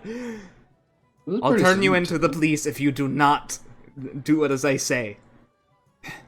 Mutters as they begin leaving the table. Much obliged. Yes. Go ahead. Food is on the house. There's some waffles, peaches, hummus, pie, soup. The soup is our specialty. As you know, every place in Tien has their own dal or vegetable soup. I hope you like it. And he kind of bows. I'll see you in an hour when it's time for the performance. I can hardly wait. My wife is so excited. I'm so excited. He'll quickly start walking away. You know, Leaving like you lean with in and be some like, menus. okay, so did we has anyone spotted who we're looking for? Because we got descriptions of the people, right? Yep. Yeah. You know that you are looking for a muscular female blue tiefling with indigo skin, bright red eyes. Her hair is a dark navy blue, and she has antelope-like horns that are pierced. Is that the The- one down at the round table there? Could be. Maybe. And you are looking for a handsome, devilishly so, male sun elf with sun-kissed golden skin, blonde hair, almost platinum in nature, and large, long ears.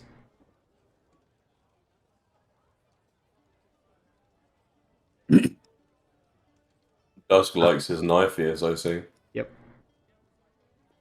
Okay, so how are we doing this? Yeah. And Gilroy is speaking like kind of softly, like under the sound of everything around him, so people don't listen in. Do we just talk? Do we just talk to them, or do we try to get the information out of them? And he'll say, "I look to Gerald."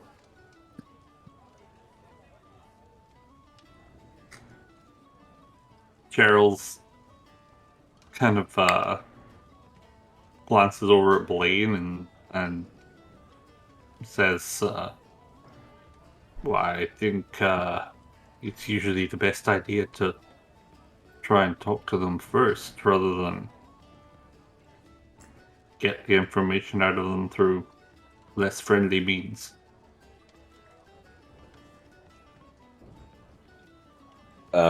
I think I'm gonna lean in and just cast sending so we talk in complete silence. Okay. Yeah, I'll just work as a hub just in case so no one can hear what we're talking about. Yeah.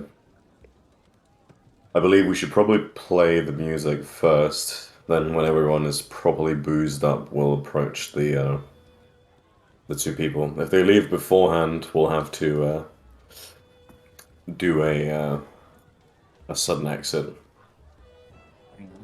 you could probably work your womanly charm on On the the elf. man, On the elf, yeah. these hips don't lie. Exactly. I can. Oh god, I can. I can try and talk to the drow. Damp, you want to maybe help with that? Be a mediator. You have the drow is just a woman who's been watching you. Oh, okay. She has it's a tiefling. dark cloak on and deep red eyes. She is sitting at a table, eating some eggs. She's just It was the watching. tiefling. I mixed Yeah. them up. Is it this Yeah, one? I'll try and Yep. talk to the tiefling woman. 4 eyes? Jesus. Oh god. She has more than 4 eyes. But you can't tell that, because she is not... She has her hood up. I'm betting that's the fucking orb weaver. I see that side eye dusk. That's definitely the orb weaver. Maybe. Regardless. You didn't notice either way. Yeah, I know. What you do now is up to you. You have your information. If you would like me to tell you more about your 2 people who used to be in the Cult of Ten Eyes. I mean, we kind of established kind of the plan to try and talk to them afterwards. But I assume you're going to want to know more about them, or because she Yeah. Okay. I'm trying. I was gonna say like, Yeah. yeah, I want the information. I was gonna say what we do before we perform, but yeah, go ahead. What- Sandeep is something. So I'm reading this as if Shira wrote it. Sandeep is something of, I wouldn't say psychopath, because he does feel for others, but he's a narcissist. He's vain, selfish, likes to take what he needs. Been in jail 3 times before he joined the Cult of the Ten Eyes. He left for unknown reasons. However, he's returned to his life as a crime boss in the lower city. Beautiful elf, known for being something of a lady killer. In quotations. However, truth is, he's not attracted to women at all. Just lets the rumors fester. He likes attention. Make sure to feed his ego or he won't talk to you. Ashara, simple-minded. One of the dumbest targets I've ever had. Easy to follow, easy to track. Obsessed with strength and achieving her father's vision of her as a perfect warrior. She got mixed up with the Ten Eyes for their pseudo-religious philosophy and Xernakthes' supposed generosity. But, as all young fools are bound to find out, unless it's certain beholders, most of them are selfish. She was used as a enforcer for some time before finally being kicked out. She's lucky she didn't have her head taken off when she left. Although I'm pretty sure that's going to happen soon regardless, considering how she's talking about her experiences there. She's fairly easy to approach, friendly. Very different from Sandeep. However, the 2 are known rivals, and if you are seen speaking to the other while the other is present, you will start a fight. Good luck, smiley face. Okay. Gilok will then have reevaluated the plan and been like, okay, Geralt, you pretending to be a security guard could probably approach Ashara, considering you're both very strong. Me and Blaine could maybe try and talk to Sandeep if he likes the attention and being perceived as a lady killer, but actually likes men. Could work. Damp, I'm gonna be honest, I don't think you should talk with either of them. Oh, what about me? What about me? What about me? Ty says excitedly. Would you mind flirting with someone else? What do you mean? The elf. Could you flirt with him potentially, if needed? Like this one right here. I think, are you talking about Sandeep? I just want to be clear. Yeah, Sandeep. I'm Okay. talking about Sandeep. Like, Um, I'd be like in the head, like the target, the elf, Sandeep. Yeah, Could you? Ty kind of puts his fingers on his chin, and you see him hesitate for a moment. What would Ganthal think, though? Gilor doesn't know who Gyanthal is, does he? No. No, and then Gilor will be like, Gyanthal? My husband, he says. I don't know Gyanthal personally, but I'm sure you could explain it as this being a mission, and I wouldn't want you to do anything that would be unfaithful to him, but just flirt, just try and get his attention and maybe get information out of him for the mission. But if it's anything you wouldn't feel comfortable with, me and Blaine could probably do it. Then I'd talk with Ashara together with Gerald instead. I pauses and he kind of thinks for a moment. I think he would. The mission is important. I am a lieutenant of the army. This is espionage. Yeah. In that case, he does Blaine look and... a bit uncomfortable, but yeah, he'll stare at his wedding ring and just nod. I'll be like, I'll give him a smile, like thank you, and again, don't do anything you wouldn't want to. So then we'll do it like this. Blaine and Ty, you'll talk to Sandeep, and when we find him, and me and Gerald will try and talk to Ashara, but we need to get them split up. Because I'm guessing they would know us as a band and wouldn't want us to split up and talk to them. So we'll have to see if we can first find them and then get them in different rooms somehow. Well, what about that woman who's staring at us? She's making me uncomfortable. Who? Gilrock will motion with his... Not I will motion. Torin will motion with his head towards the drow woman eating eggs. Eggs. She doesn't look like any of the... She's probably just a fan of the band. If you want to talk to her, Damp, sure. He says with a bit of hesitation. Aye. Okay, so should we try and talk to them after or before performing? What do you think? It's up to all of you. I think after is for the best. They're more likely to be more intoxicated then. Easier to get information about Xernakthes from. Aye. Ty turns his face towards you, Blaine. Take off your wedding ring. He does. He frowns as he does so and slips it into his pocket. Good. I would advise you the same, Gerald, if you're wearing one. He isn't. Okay. But he's looking thoughtful and he's going to say, do you think it's the best idea to wait till after the performance? And no offense to anyone's abilities, but it might not be quite what they're expecting. But, well, we have to try, don't we? I mean, Oh, no doubt. It just seems like it might be necessary to make a quick exit afterwards. the imp will come out of the bag. He can only be seen by you guys, so he does not care. I have him in my lap. I know. He comes out of the bag. If I can move. I cannot move tokens right now. What is going on?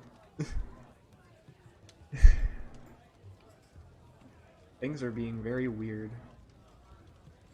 I've 1 second.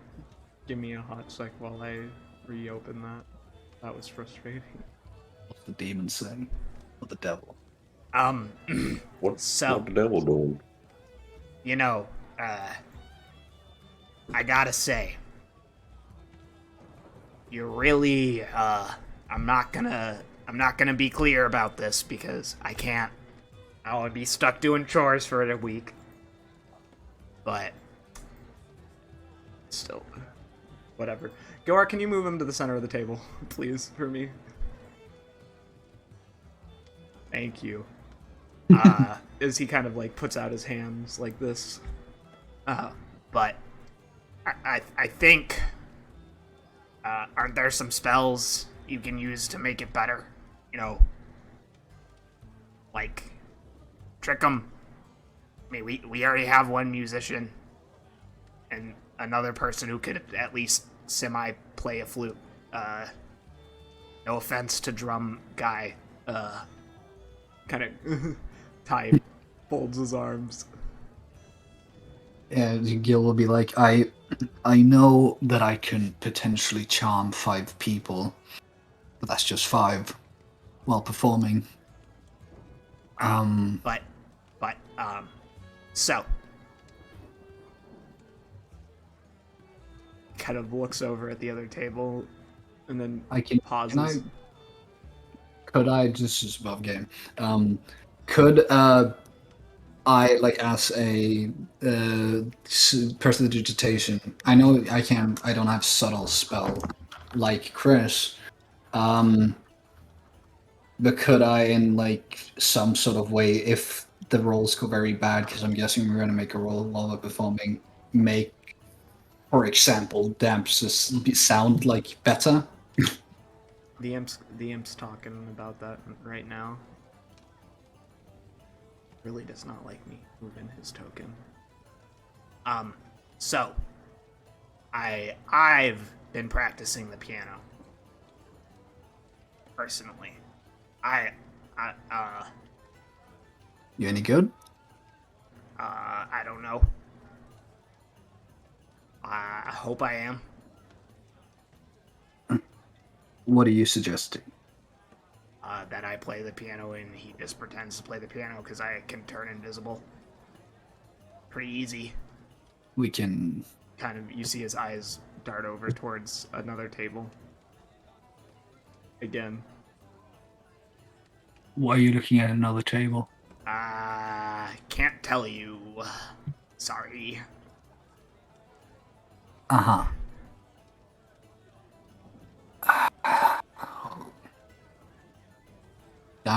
That's up to you. Do you want the little imp to play the piano for you?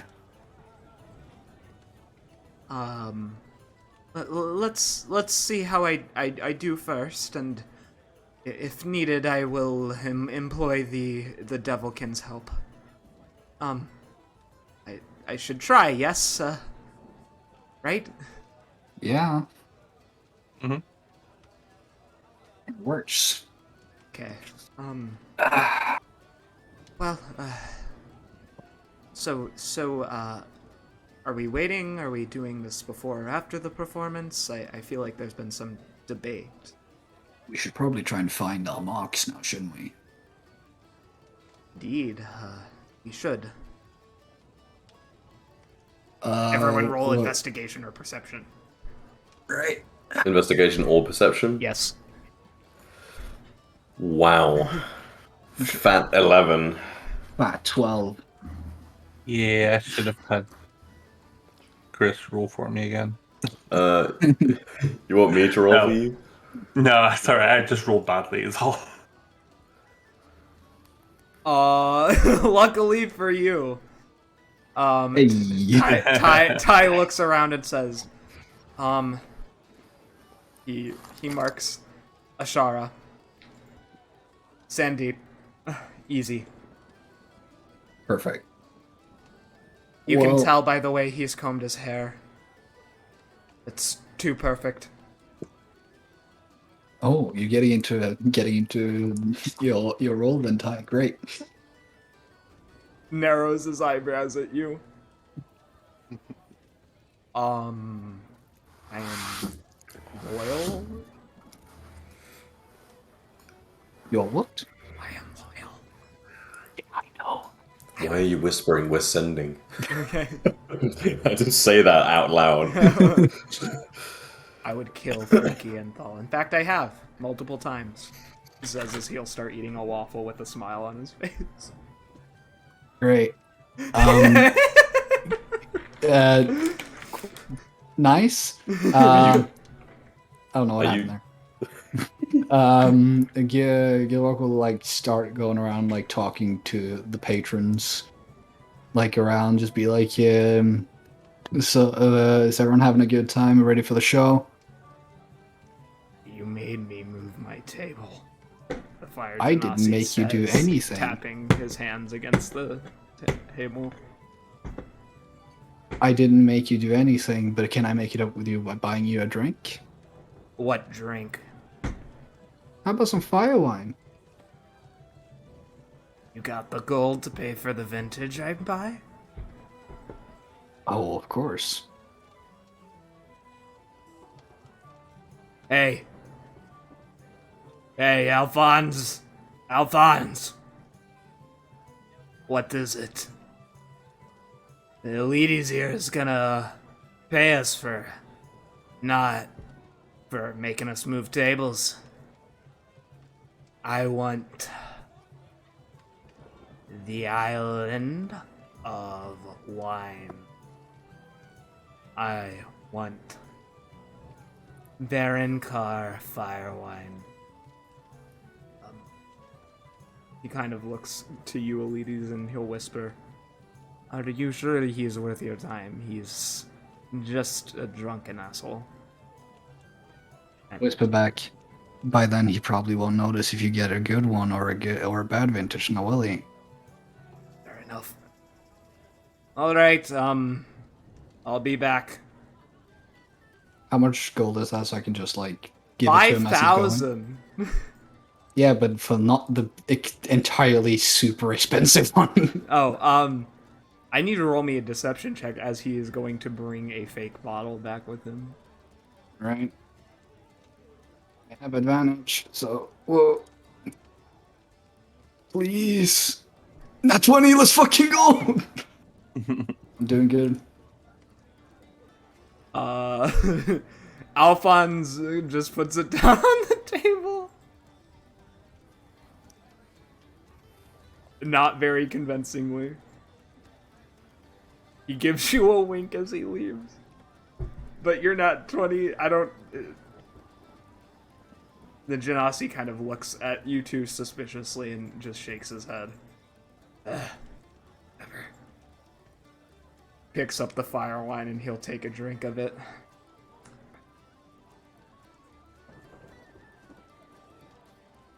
You know how you can tell if it's Valencar or not? Lighten me. Pours a glass. And he'll swirl it around in his hand, watching as the legs strip down the side. It just so happens that if it's actually a Valencar bottle of wine, legs will properly rip down the side. But I ain't seeing that here. Trying to pull a fast one. Homie's drunk and I got a nat 20. Can I Your friend ask got a for nat thing? 1. Yeah, I know, but I didn't ask for him to make any roll. You didn't get a nat 1 though. He got a 2. It's Plus still 1. bad. Yeah, it's still bad, but that just means he wasn't very charismatic about giving it. Couldn't that just be he didn't want to give it you? But yeah, so could I ask, Eladrin, like how drunk does this dude seem, kinda? Moderately. Is the sending spell still up? Yeah. Yeah, Gilrock will quickly, I'll take the glass and be like, hey, let me look at this. And then I'll, quickly to play and be like, can you subtle spell this to make it look like the thing he just said that it does? I don't even look up for my conversation as I'm talking with the others, and I just minor illusion it. Yeah. And I'll twirl and be like, this looks pretty right to me. Have you maybe had a bit too much to drink? I'll give the glass back to him. Snatches it out of your hand.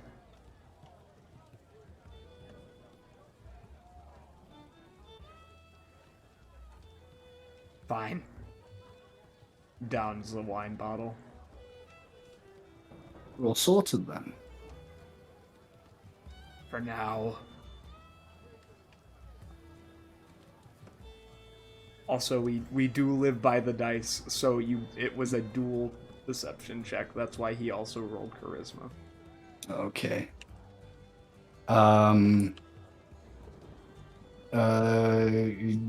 Gil will... You coming over to creepy drower lady? He'll check it out and just be like, so you checking out our drummer?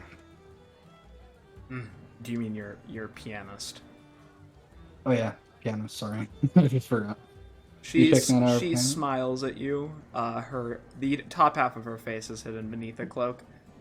As she gives you a warm, almost matronly, motherly smile and says, "Oh, I would quite like to have your autograph if you wouldn't mind. I'm just an old woman who has heard a great deal about this band. My daughter, you see, she is fighting in the war and she cannot be here, and I came to see her favorite band." Now you said game. So would you like my You can- autograph? You can insight that, by the way. All right. My insight isn't that good, but let's see. Nope, not good enough. Nope. Um, I would love to have each one of your autographs. It would be my treat. I would very much appreciate it. who shall the autograph be to in that case?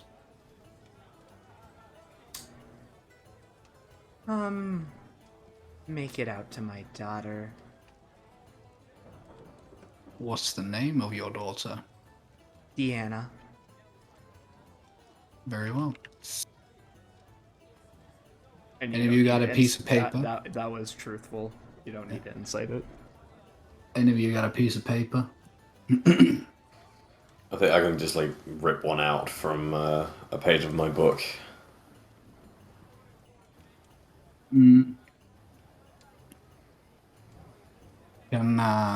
Do I make any sort of roll to try and make it look like I make the fucking autograph of that guy? Because as far as I know, I'm writing an autograph. Right now, you should, yes, you should roll a deception. Have you seen his writing before? So I would like a history roll first at advantage because you're from the same region, and then deception. First one said 10. Second one say 21. Yep, I have seen his you know writing. how you've seen his signature, so you can roll your deception check at advantage. In fact, you've Don't I seen. do that anyway since I have actors if I'm impersonating someone else? Or is that just when speaking? I believe that's only when speaking. Alright, well then I'll roll the second one because I got a 15 on the first one. Get me better. No, that's a 15.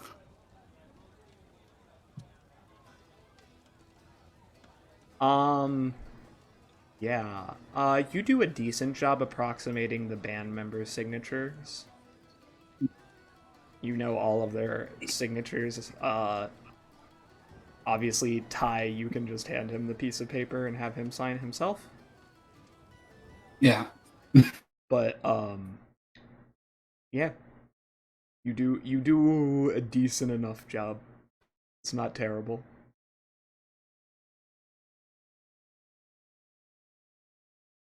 Hello?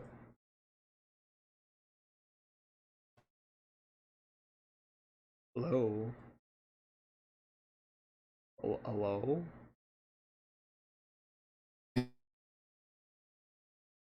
What is happening? No, I mean, I hear you. I hear both of you, actually. Dust, do you hear me? I hear you now, yes. Did you hear me? I said, yeah, you did a good enough job, but then I got silence and I got confused. I was like, Right. I got picked off as well there, so I don't know what else was going on. Discord's being fucky. I was just gonna say that Gillig will have like walked around the table and because they're trying to be someone else and he's better at pretending to be someone and he knows the signatures. He would have like had us blocked off the view of the lady so they didn't see that he's the one writing the signatures and be like, here, Theodosa. I was wrong earlier. I am actually proficient in performance. So. Yeah, but you don't. This was deception, and you don't know what the writing looks like. Yeah, no, deception. I'm not. I just was noticing as I was looking at performance. I actually can do. Gerald. Anyways, she takes it with 4 hands and she slips it into her pocket of her cloak. As she looks up at you, you see a mass of red of her eyes. Not necessarily evil, but a strange presence about her. As she smiles and says, "Thank you, dearie. I really appreciate it." Well, pleasure is all mine. Good luck on the performance. Thank you. We'll go back to the table now. So I've socialized. Do any of you want to do something like that, or should we just wait till we perform now? Oh. Yeah. He stands up. Eat. What's up? Can I try? Try what? Can I try doing this? I'm not. Do what? the espionage. We should wait until we can split them up, because as you remember in the paper it said if either of them speak with each other, we'll start a fight. So wait until Sandeep either leaves the room, or if you can get him to follow you, I don't know. Is there anyone else you wish to speak with? Blaine, do you want to speak to someone? Dam's kind of done. No, Gil is kind of done. I think Blaine's just trying to not draw too much attention to himself because, again, he's having to keep up this charade of speaking with another voice. So he'd prefer to not use it as much as possible. But yeah, he'll just wait until we start performing. All right. When? After an hour has passed, as you enjoy the background music from the local bard, you hear Alphonse will come to the center of the room. He stands up on the edge of this flower vase and clears his throat loudly. Ahem. Everyone, if I could have your attention, please. The room draws silent as his daughter and husband turn towards him, and all the other patrons do as well. Sandeep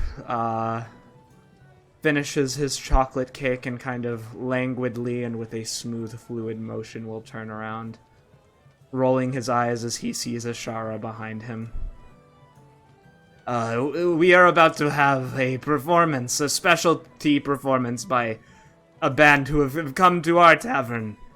Treetops of all places. I am very appreciative for them coming out here, so everyone, please give them a round of applause. You hear the room erupt in raucous applause as everyone looks towards you and begins clapping. They have come all the way from Isendos to here. It is quite something, is it not? We have Elites. We have their new drummer, he has additional names, ask him after the show. Valen, and Farash, our local son. May honor come to Tien from you, my good friend. And he will take a wine glass that's empty and throw it on the floor, causing it to shatter. You see a bunch of people in the room do the same. Everyone looks over towards the table. Yeah, well, I'll do so too. Can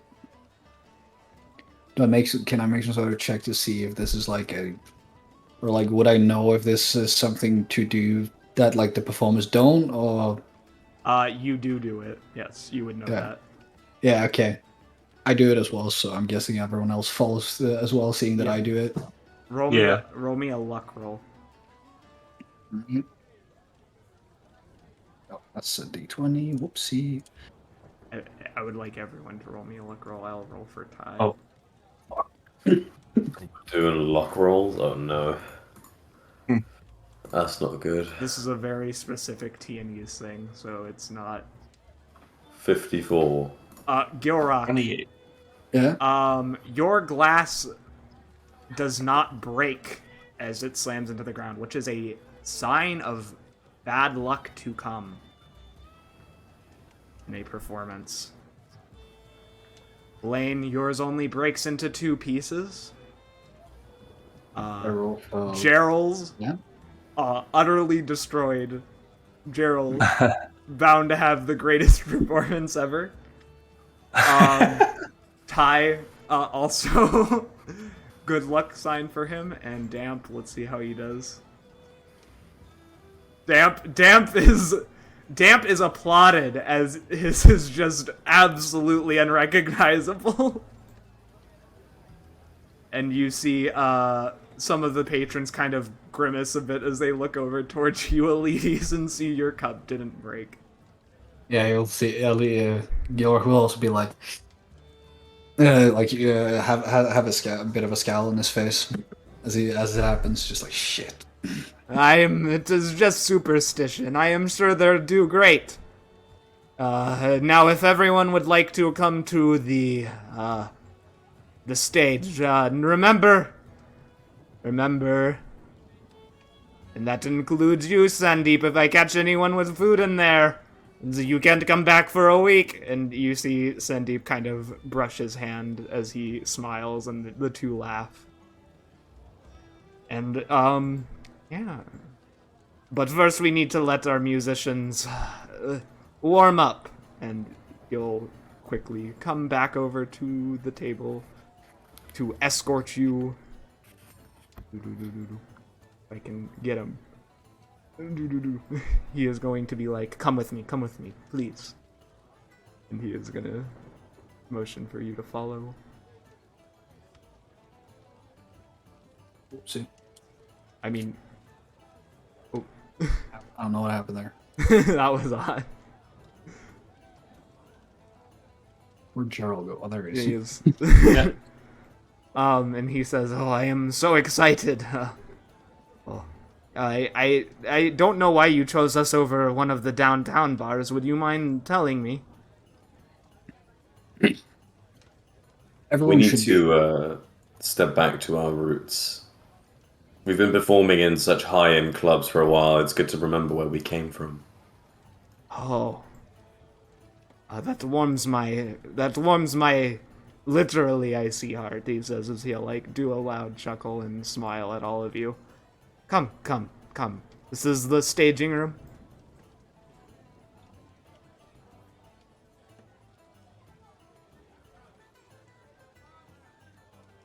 Oh, wow.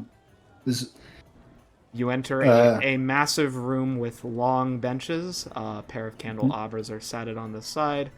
It appears that even for what this club is, and the fact it's on the outskirts of town, most likely through dark money, based off of the quality of the interior decorating, you're confident that this is not all legitimate, but it is a beautiful music hall, decked out with harps, a lute, 2 violins, a piano.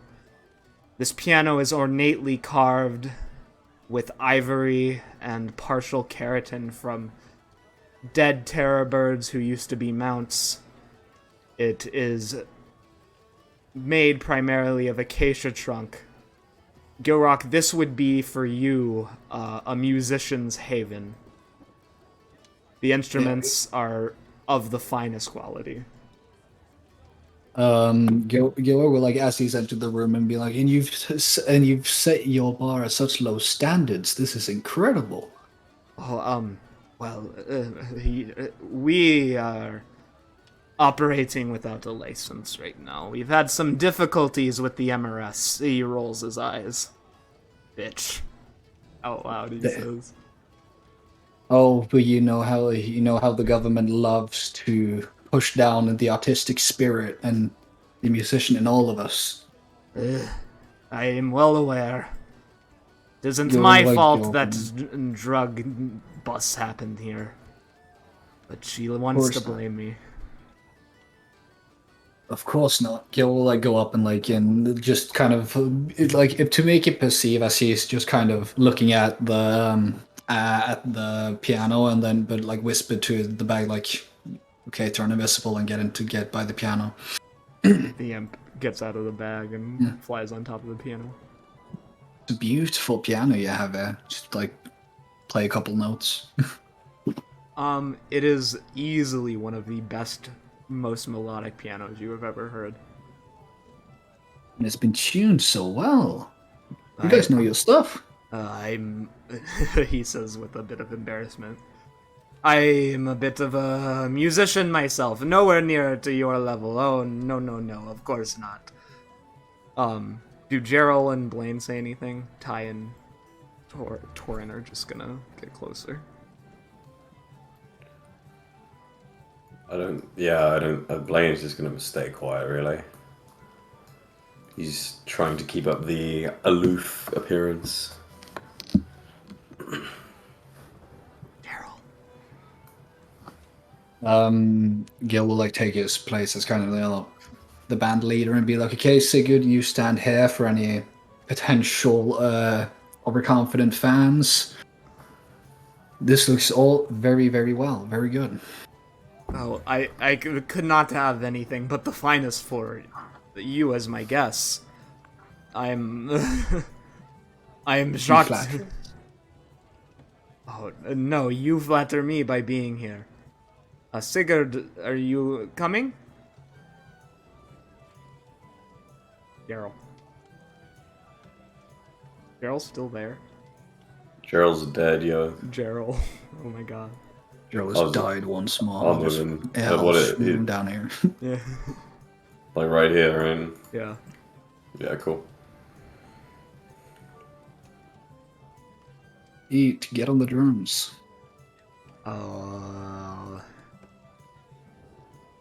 But the drums had to be repaired recently. Did he bring his own?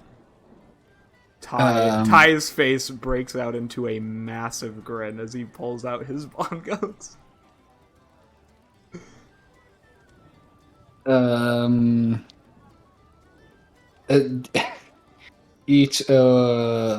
Each we know how the Gil being like, okay, we should probably have actual drums. Each we know how much you would like to put a bongo number into a song, but we should probably wait for that until the experimentation is over, and I'll pass them some normal drums. You see him frown, and he'll take the normal drum. Just whisper like, sorry, it's for the espionage. Oh, is there anything else you need?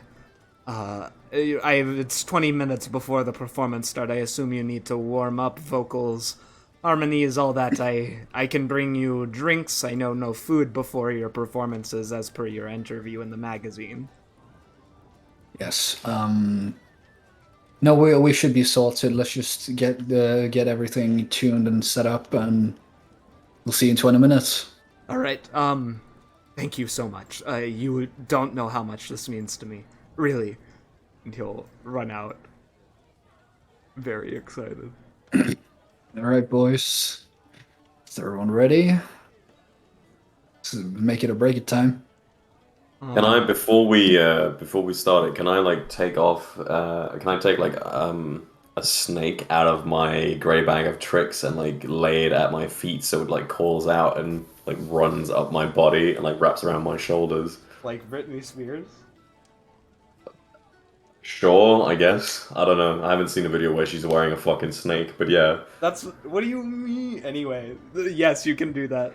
That's iconic. Yeah, I'll have like a fully white snake with like a red stripe pattern on it, essentially. Yeah, I'll have it like wrap around my neck and like out along my arms as I begin playing. Yes. Yeah. Full Britney MTV VMA performance moment. Gerald, Oh, are you yeah. back? Gerald's dead. Oh my god, I feel so bad. Still dead. Has he said anything in chat? I Not don't that I think can so. see. No. All right. Alright. Can we have like a test roll? Yep. See how we do right now. All right. I will allow you to do so. The way this is going to work is you have basically you can do practice for the next 30 minutes, which obviously is not super long.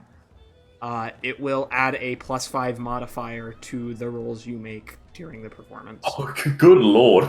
But he gets a plus. I do advantage anyways because I'm pretending to be someone else.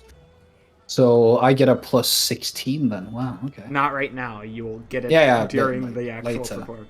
But first, before we even do that, I need luck rolls again, baby.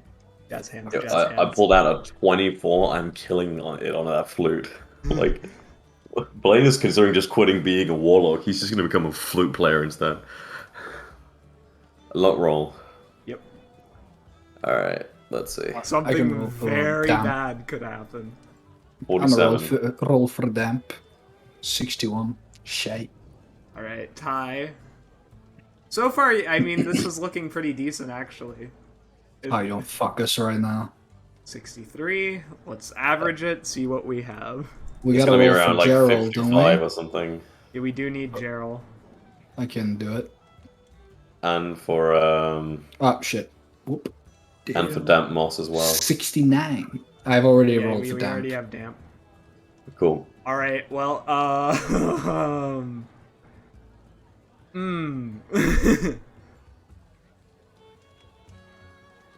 Okay. well, I'm averaging it. Give me a second. What is this? Is it like under 50 we're fine, over 50 we get to fight like Tiamat? Is that what's gonna happen? No. Ah. 1, 2, 3, 4, 5. 56.4. You wouldn't be aware of what's going on anyway, so you're good. Not too bad. Not too horrible. It's not too bad. It could be much worse. Yeah. Okay. All right. Your 20 minutes pass as you play your instruments. Unless you want to, do you want to do anything else? I think it's just practicing. Yeah. Right. After that 20 minutes, people will file in from the bar, coming with their friends to occupy. We play ABBA's Give Me a Man After Midnight. Based. Good song. Yeah, people begin filing in. The owner, everyone. Ugh. Crowds. Thank you for helping.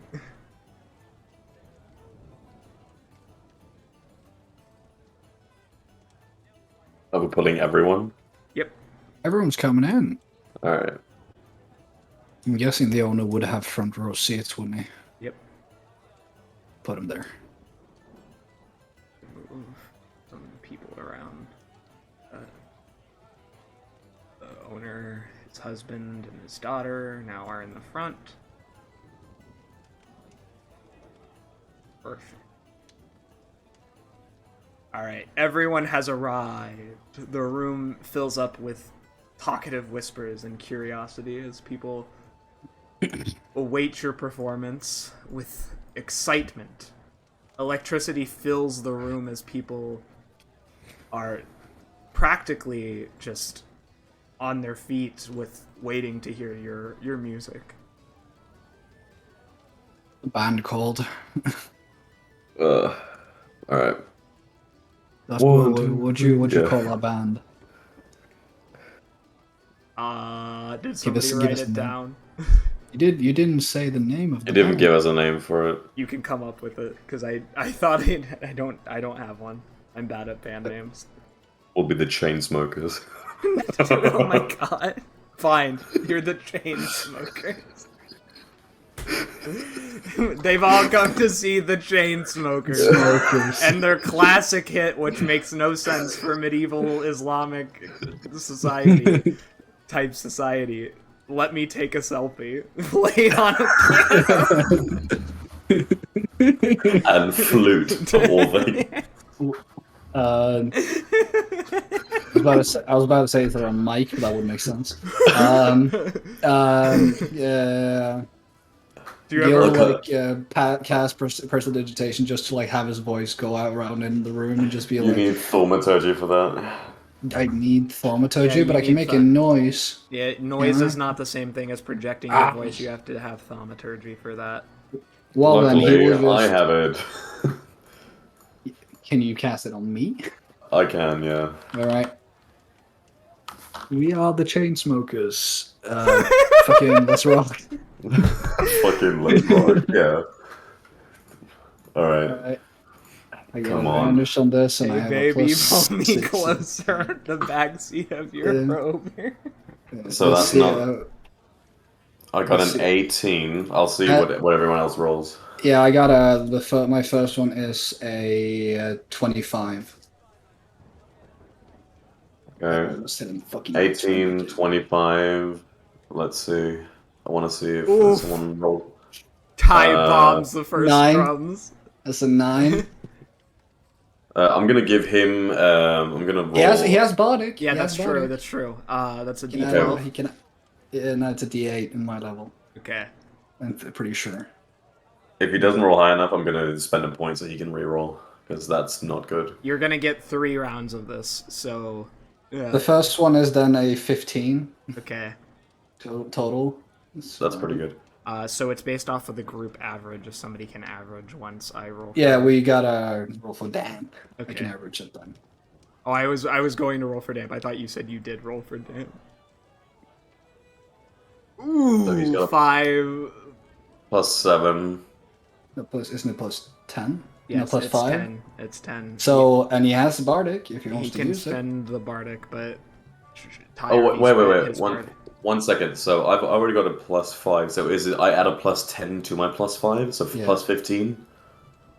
No, Is that it's how a it pl- is? it's a plus 5. We got another plus 5 on what we already Yeah, had. it's Okay, just yeah. it's so it's plus 10 for you, because it's just a modifier. That's it. Yeah, I get it. I get it. Okay. So yeah, it's still 18 for me in that case. Yeah, yeah.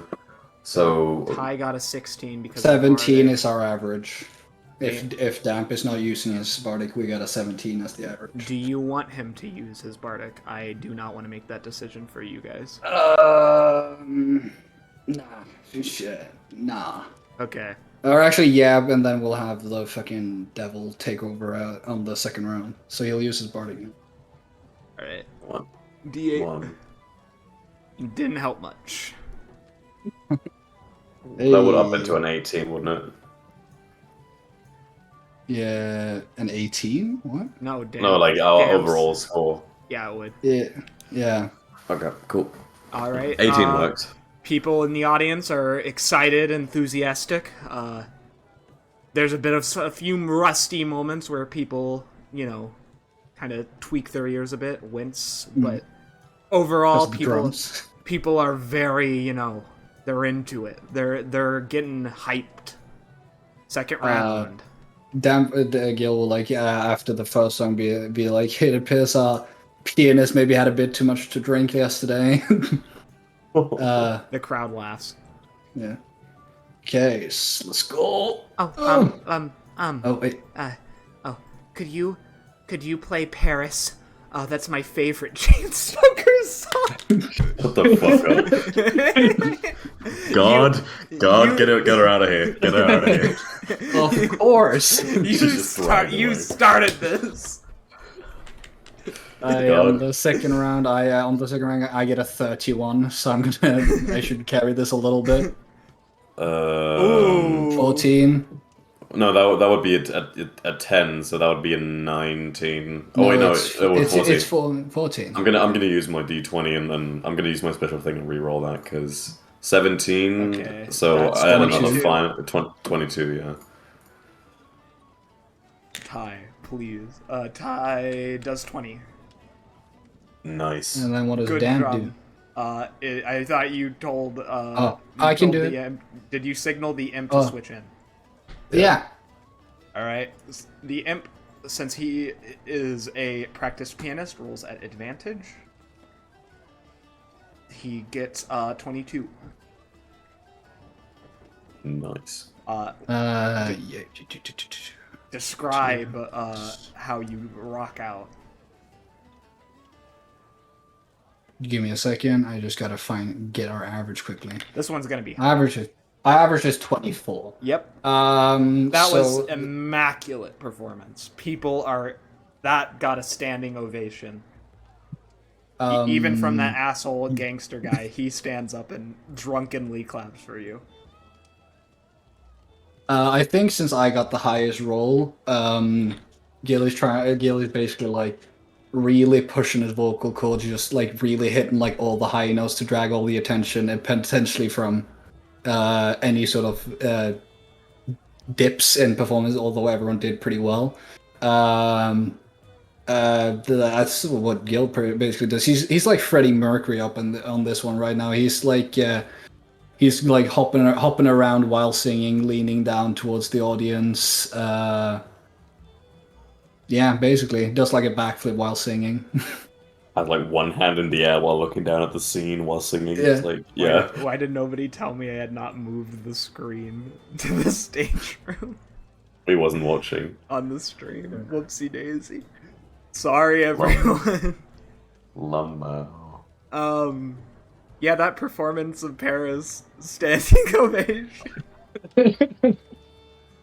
No more, yeah. please. Also, I'll say this: like my snake has coiled off my arm and has gone like down and wrapped around Gilrock and is like swaying next to his head as he's singing. No, Thing to the snake. you decided to name it something stupid. I am going to put as many Chain Soakers songs as I can into this reference because it's funny for me. All right. Okay, Yeah. so now the final song we are singing "I Am a Monster" or whatever the fuck it's called. I don't know that one. I got another 20 something, 22, I believe. 2022. Yeah.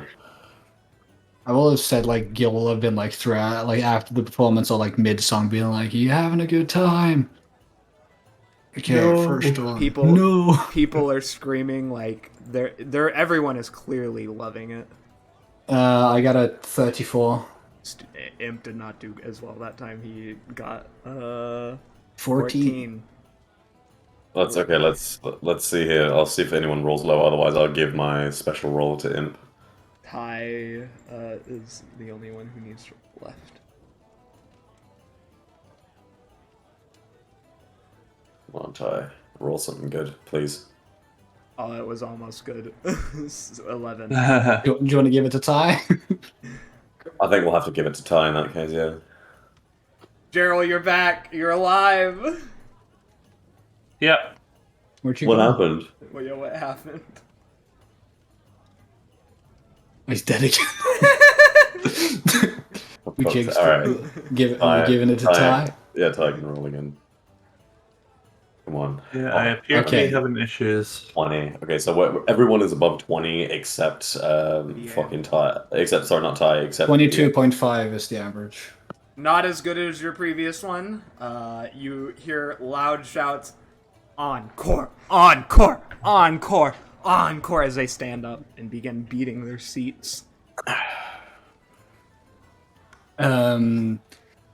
Gilrock, having busted his ass out all these performances, he's like clearly like his hair is sweaty. He's got that that sexy look of being of sweat. His shirt kind of sticking to his body and shit. And then he'll turn and be like, "Hey, we got to give the people what they want." It's a bit in the spirit.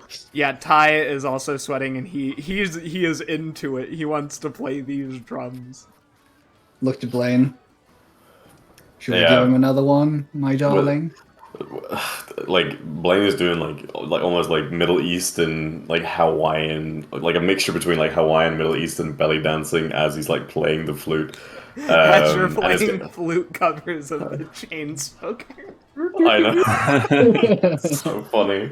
Yeah, and I'll cast the dancing lights so that like lights above the crowd that is like forming like different symbols and stuff. As a like a without saying anything, as in saying, yeah, sure, we'll do it. Why not? The people get up for your encore performance For this, and begin dancing. I'm gonna use my enthralling performance Yes. on the lady that was giving us some questions. The owner, the Sirash, because that's the one I'm gonna speak to later. Ashara And then and just Sandeep. yeah, Sharon. Sorry, Sure, not on and Sandeep because I'm not gonna talk to him. Okay. That's not the plan. And then just two other random people. So Ty got a 21. Okay. So basically, those people have to make a wisdom save to not be charmed by me. So That's the a 20 owner, for me. the imp got a 24. Yeah. Well, okay. Let me see. Smashed in that piano. Oh, glad I have advantage. The owner, Please. Okay, that's a 22. That's better. Ashara, wisdom. It's a wisdom save of 16. She did not make it. The owner does. She does not. Who else? The owner, the lady that I talked to, the old lady, Okay. and then just two random people that you can pick. How? How does she not make it? Yeah. 3,000-year-old being is being enchanted by a fucking like lute. 21.75 is the last performance. Power of music. I'm actually just gonna use my thing just to see if I can roll one higher. We'll see. That is a nat 20 for 30 in total. Alright, let me recalculate the fucking average. Give me a sec. I go crazy with a flute solo. You actually just become a flute player. Yeah. Fuck this. I'll gain proficiency in flute. Yeah, it's a 24 now as an average instead. Let me see what Shane Smoker's song you play.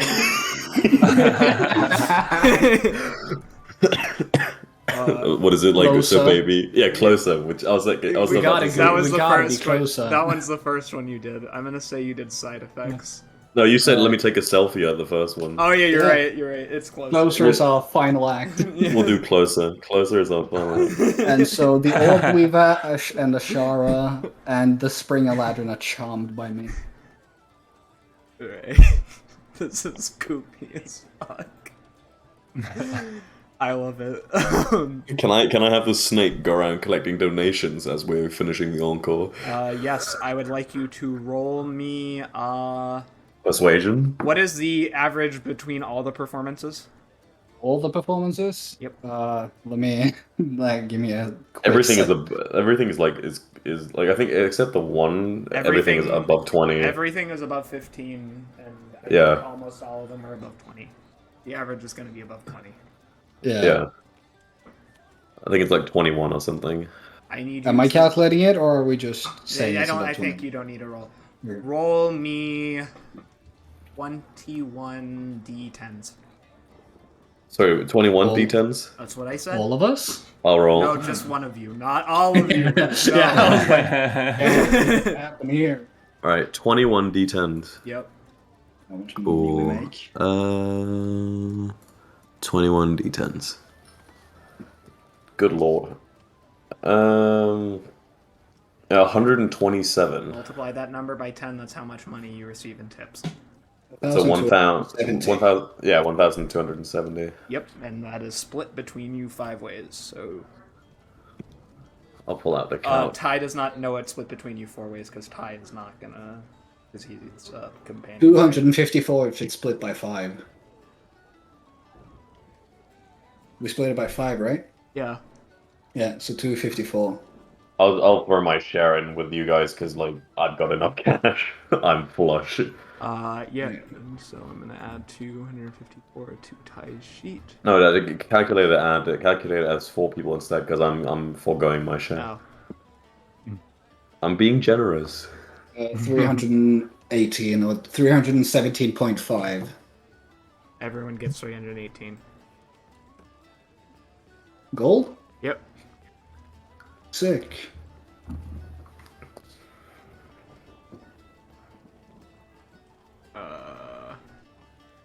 There's gold. I was like, where's his gold? Gold. 318. Add. Yep.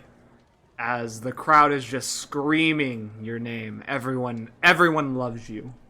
Everyone. You have blown their socks off. Oh, heck yeah, brother. The imp will fly over to you and perch on your shoulder, and he'll be like, hey, so, where's my cut? You being allowed in was cut enough. I'll just say to him, your cut is us not telling you that you helped. It's not telling people you helped. He frowns. But then I'll whisper, I'll give you some when we leave out, but I can't exactly give you gold to my shoulder now, can I? He nods. He'll just stay there invisible. I don't see that he nods. He's invisible. He's not invisible to you. He can choose. Oh, okay. So all of you see him. It's just no one else sees him. Right. However, if they were to touch your shoulder, they would feel an imp. Yeah. Oh, Alphonse will stand up and walk forward. Thank you so much for your excellent performance tonight. And thank you for having us. You've been a great audience. I am beyond impressed. My husband wishes to speak with you. The husband is charmed as he looks at you with doe eyes. I'm so impressed by how you sing. The multiple intonations you have on "Let Me Take a Selfie" is so beautiful. Oh yes, the Chainsmokers songs. Let me take a selfie and the drunken Naga. I do like a deep bow. Thank you for your hospitality of having us, and we'd love to perform it. So we're very glad you liked it. The daughter clears her throat as she approaches the stage with almost a confused look. I just got a sending saying that the band's on its way here now. As she looks at all of you. Oh, to that I'll raise my eyebrow and just be like, "That's strange." Is there something wrong with your sending stone? No, there shouldn't be. Are you sure? Did you not just see us perform? Yeah, and I thought you guys were amazing. I was very impressed. Take a look. She'll hand you her sending stone. You see glyphs on it.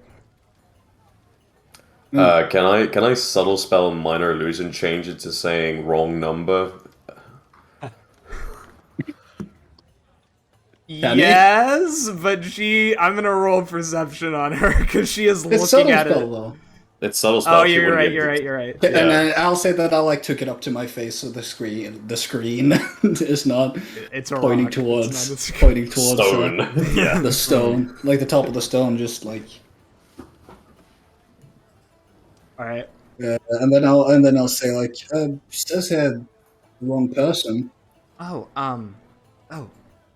of course. Sorry, I just wanted to make sure that someone wasn't trying to take your money. You know. We don't do it for the money. Yeah. Go ahead. Say what you were going to say. I just said we don't do it for the money, and then you'll come over. I'll walk over and I'll touch her gently on the underside of her arm and say, "Oh, honey, thank you very much for your help, but I think we'll be all right. I really hope you enjoyed the performance." And I'll give her a big smile, like a very warm smile, while still lightly touching her underarm. Oh, Thank you. I really like your makeup, she says.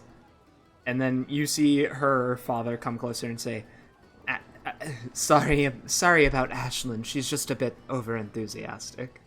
She gets it from Alphonse. Alphonse Oh, I rolls don't his mind. eyes. I like it when they're eager, and I just smile at the dad. We love all of our fans, especially the Blings. eager ones. Yeah. Of course, yes. Well, you're more than welcome to stay as long as you wish.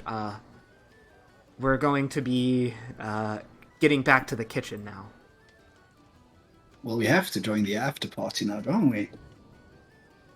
Indeed. Ashlyn, I'll teach you some tricks later. I would like somebody to roll me a d12. I can do it. A D12. Yep. What for? Determining the number of hours the band is away. 4. Y'all don't know that, so... All fucking hours. Alright, yep. So people will start to head back out into the other room. As you see, you have people coming up into approaching you and commenting about how absolutely stunned they were by the chain smokers and their lyricism and just the beauty that is let me take a second. Yeah. Wild flute Blaine, solo at the end. The sending is still up, right? What sending? The sending Blaine put up like at the beginning for us to speak to each Yep. other. Oh yeah, it's still running. Yeah, it's still running. Then I'll just be like, okay, so considering the band is on its way, we should probably be a bit quick. Ty, Blaine, talk to Sandeep. Now, because right now he's the only one in the room. And me and Gerald will go talk to. Wait, fuck me, I'm dying. Talk to Ashara. Sure. So I'll say like, yeah, I spotted Ashara leaving, and then I'll tell them to try and get Sandeep's attention before he also leaves the room. Give me 1 second, because things are going to happen here in a minute. Not that the band is arriving yet, but Sandeep is actually going to approach you guys. As you, All of us? Yes, you have been approached by people asking for your signatures. Okay. I'll just put us over here then.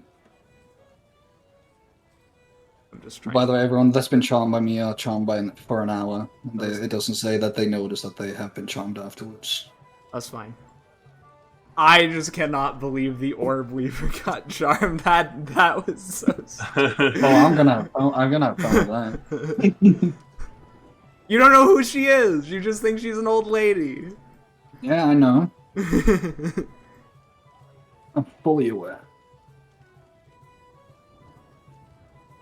But I'm gonna say, but Gil is a bit suspicious. He thinks that it's the fucking spy lady. Oh, how? Just watching us.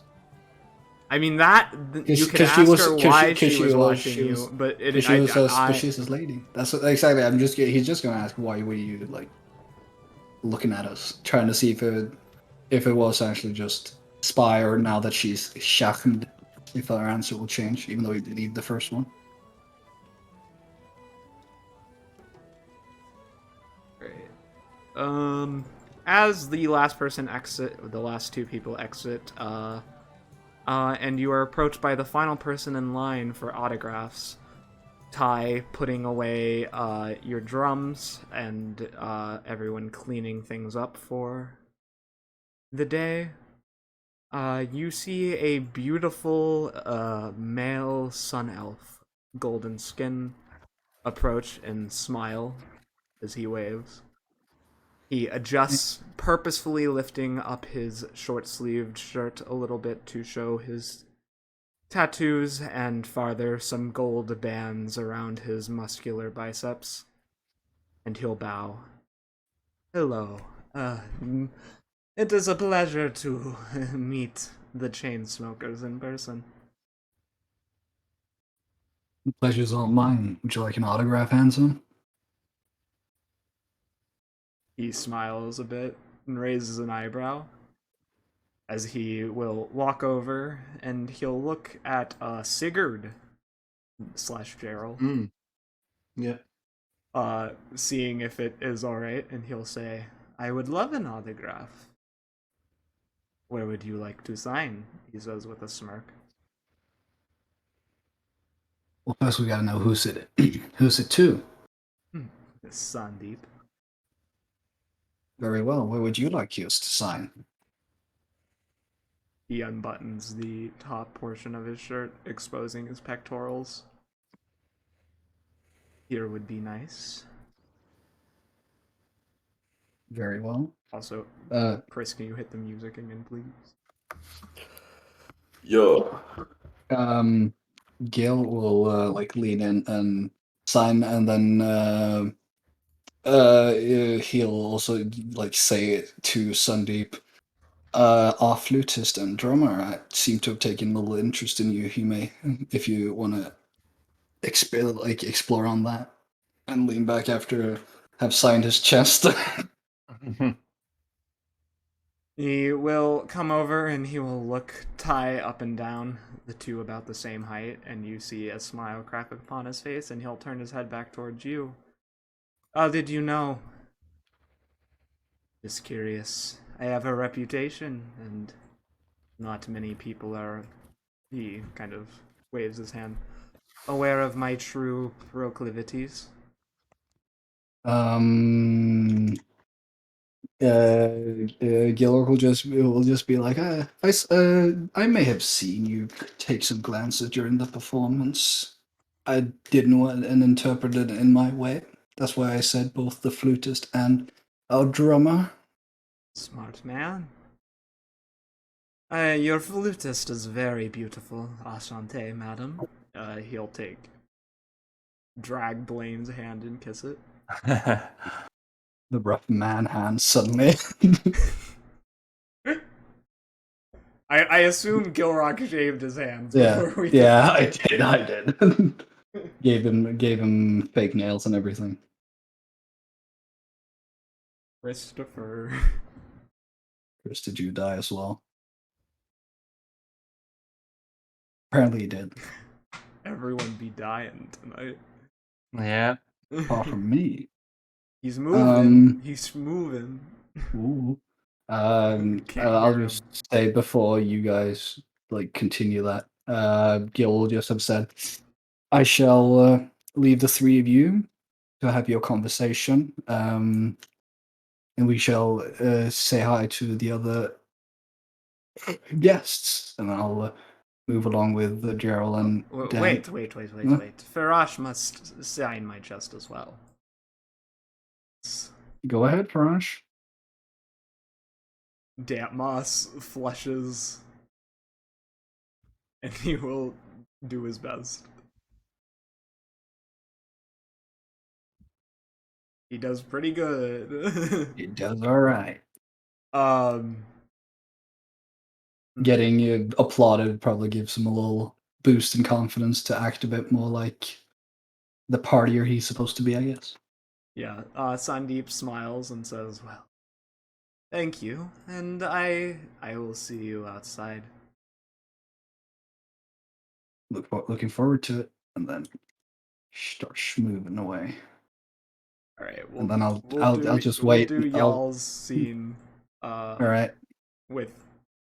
All right. Gerald, Gilrock, and Damp Yes. Moss, and the imp. Y'all come outside. Ashara is seated at a table with many orcs and 2 Eladrin. She is currently flexing. She has a hand of dragon cards in front of her, a game which you are both familiar with, but also do not understand. And we all know how good Gerald is at card games. Yep, Yeah. it's the same card game. Well, Damp being the awkward little boy that he is, I'll have, since we kind of agreed, just me and Gerald go and talk to her. I'll just be like, you do you, man. Do what you wanna. And then I'll schmooze down with Gerald. But that's not just with Gerald. And I'll say, Just come in and be like, that's quite the biceps you got there. It's almost as big as Sigurd's here. Oh, really? I would love to see. She'll turn around and kind of take a look at you, Gerald. She is charmed by me as well. Yes, Gerald.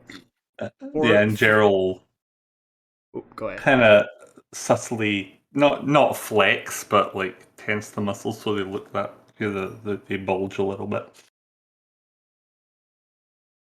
For our newer viewers, would you mind doing a brief description of like kind of your physical physique? Yeah, just so Gerald. What? Gerald is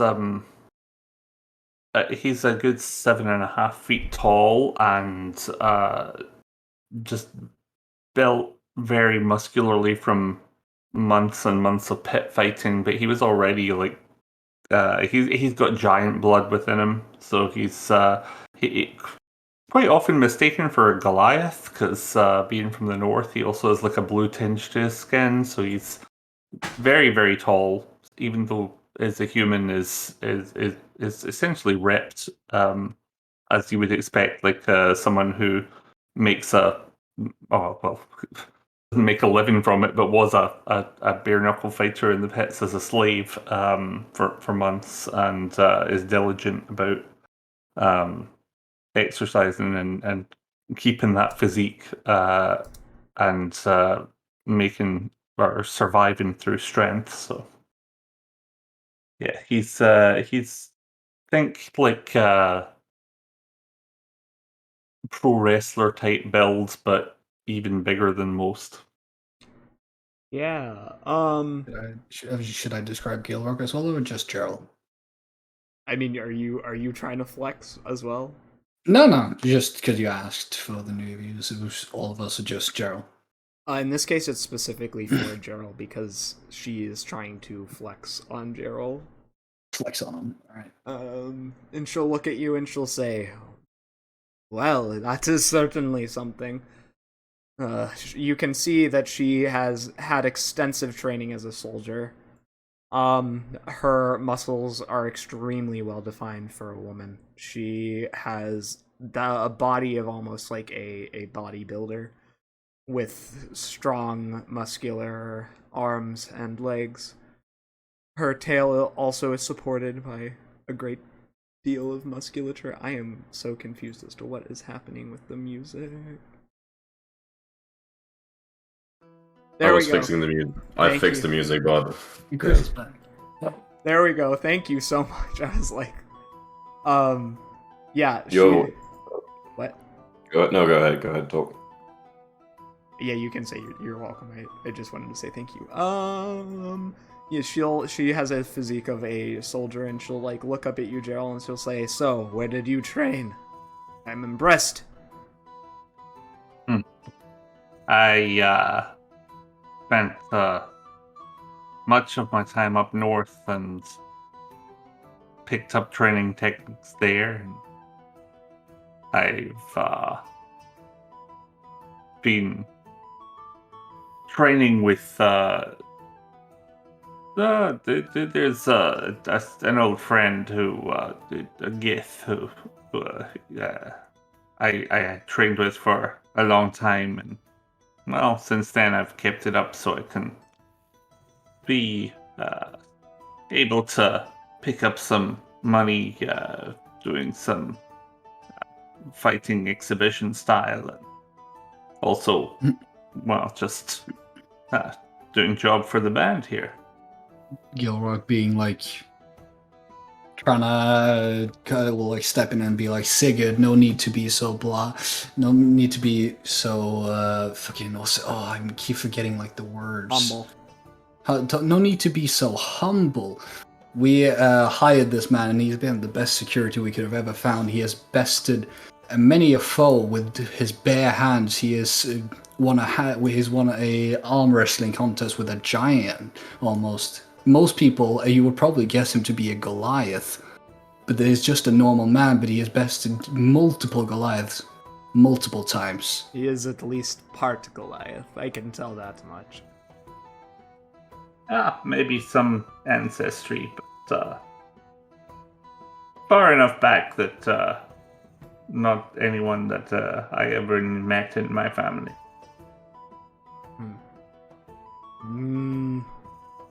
Crystal, you see this elf kind of turn around. Her eyes kind of blink for a moment. Give him the seat. I want to do an arm wrestling contest, and she'll wink at you, Gilrock. Yeah. Gil will be like, well, there's no fun in a contest without a bet now, isn't there? Sure. What bet? What are we betting? Gold. Now, how about this? Where we can do multiple rounds if either of you would like. But what if who wins can ask the other a question, and the other one must answer truthfully? Wouldn't that be fun? Fine. That sounds fair.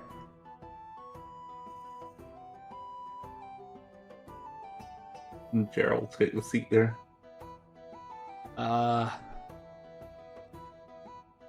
Be careful with my dragon hands. I have 10 gold dragons. Crystal, please. We can get back to cards in a moment.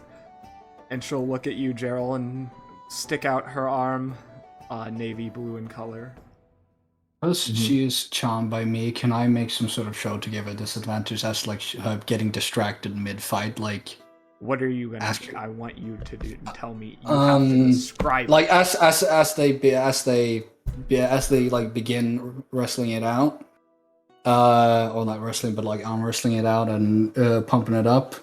I'll just also be like ask you like, oh, so what did you think of the performance?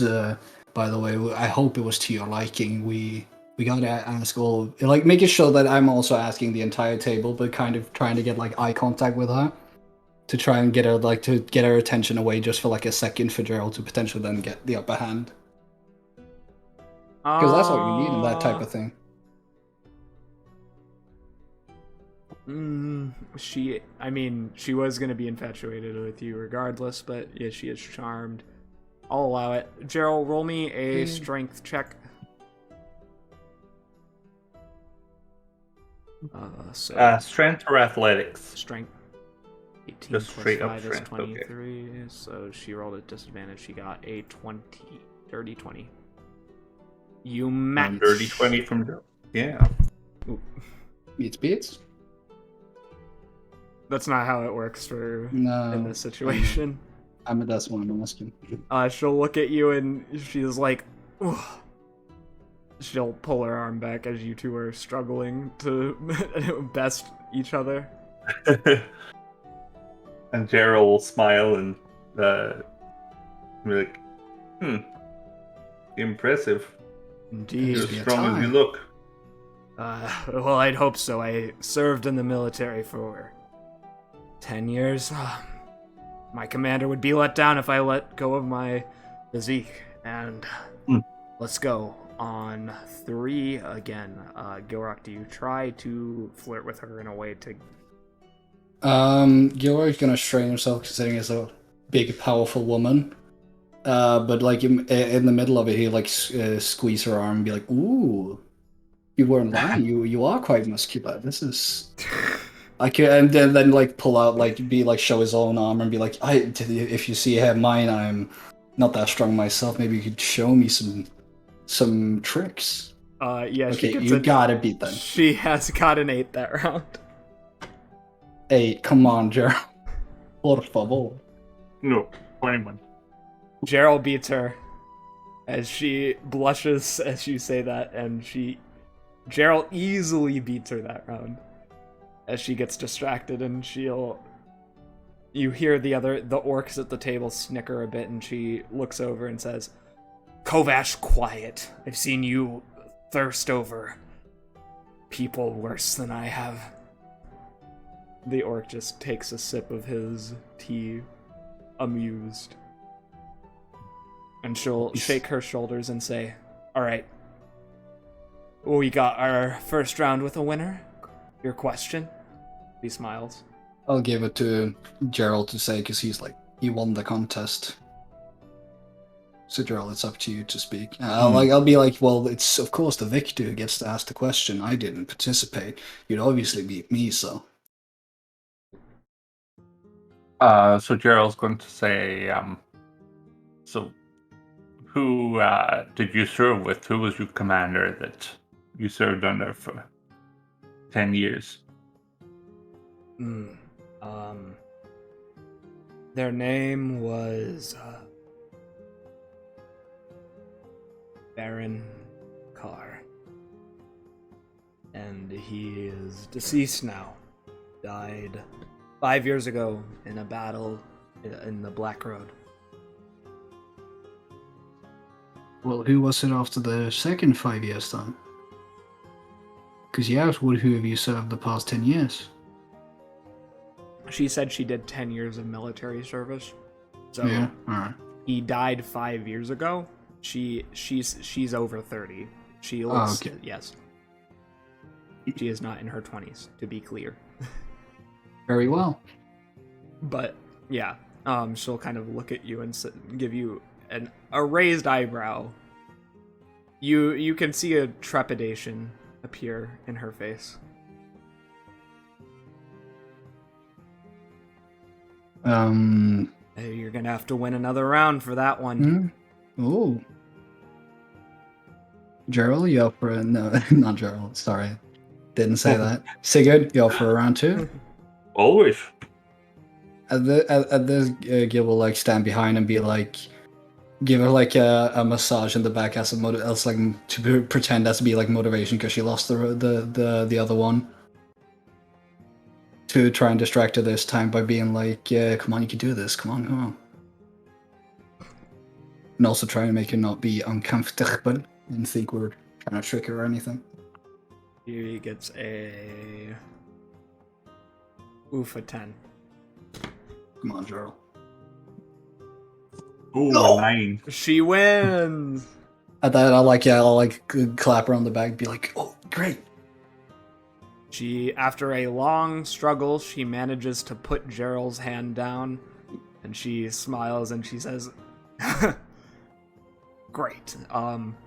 So, my question to I want to ask Elides, because he's the main songwriter for the Chainsmokers.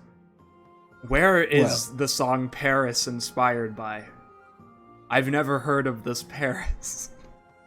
It's inspired by my homeland, the consulate of Ferran, if you've heard of it. Oof, boy, did you? Isn't he also from that place? No, he's from a neighboring country, and I've dropped the hints. Yeah, I know. That's like, I thought you said that he was from the same country, but I said just a he's from different the region. Claw Peninsula. He's from a different. He's from. Then it's my bad. I meant to Okay. say where I was from because Okay. I thought you said that. I thought you just meant like same place, different city. No. My bad. I'd be like, it's inspired from my home country, the Claw Peninsula. It's No, it's a country on the Claw Peninsula. It is Indos. It's a Don't country. worry about it.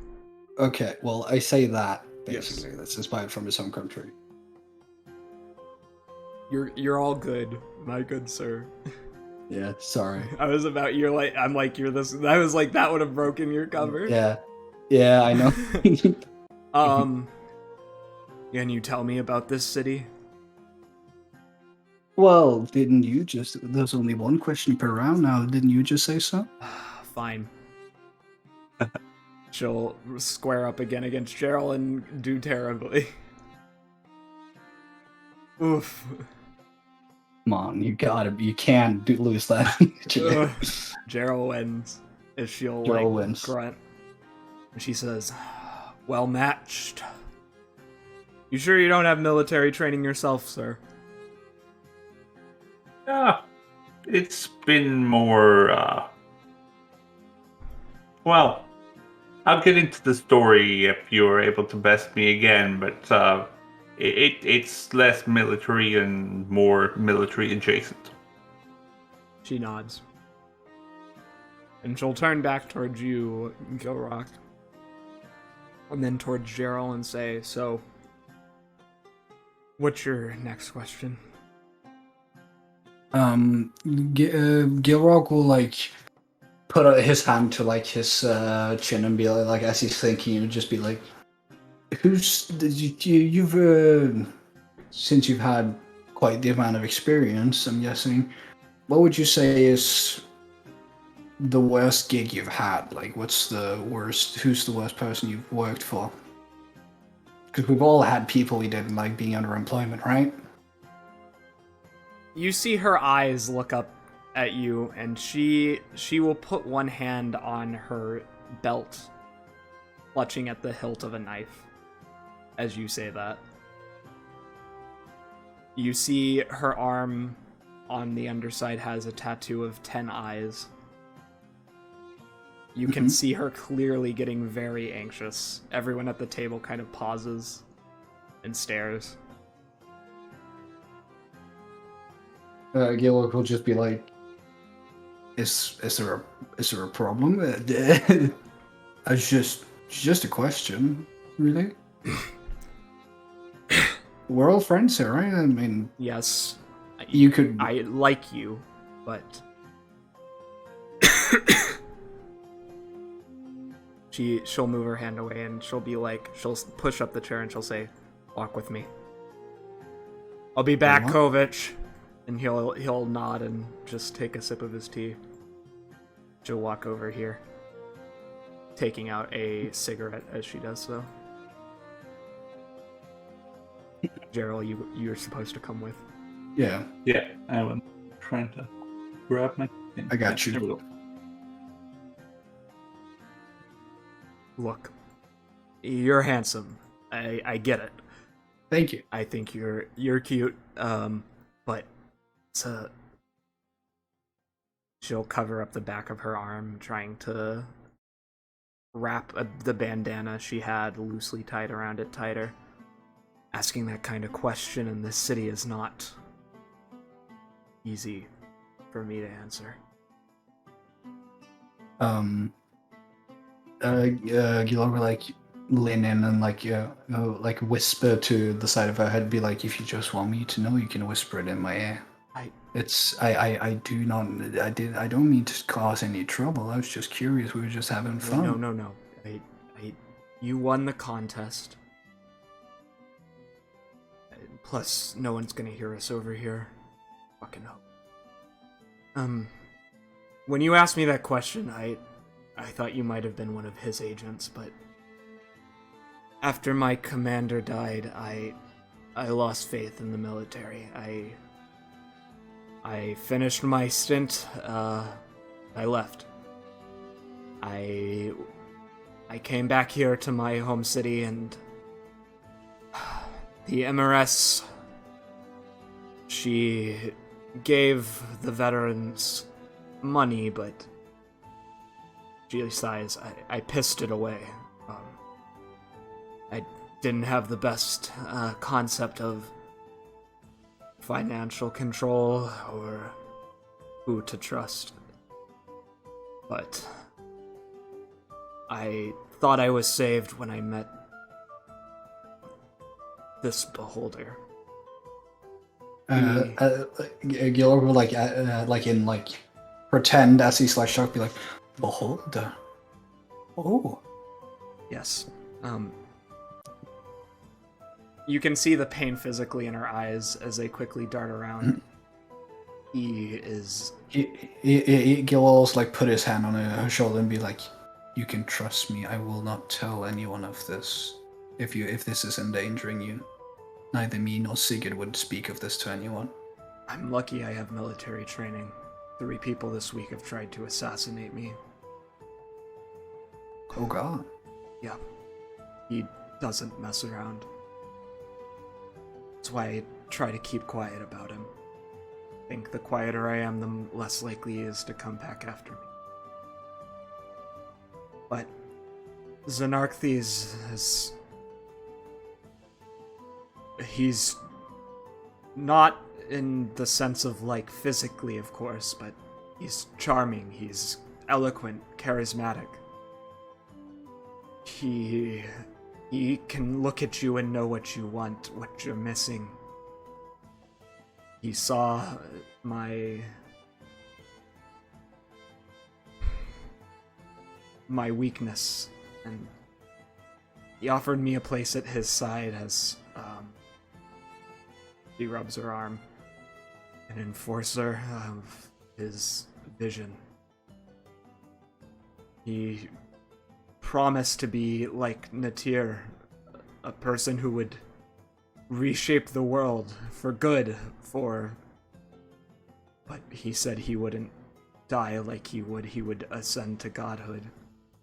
And call me an idiot. She puts a hand over her forehead. You can see a few tears fall on the floor. Call me whatever you want, but I believed him. I thought he could make a real change. I thought maybe he could do something different, but it started out just as a small group of us, and then over time he would bring more people in.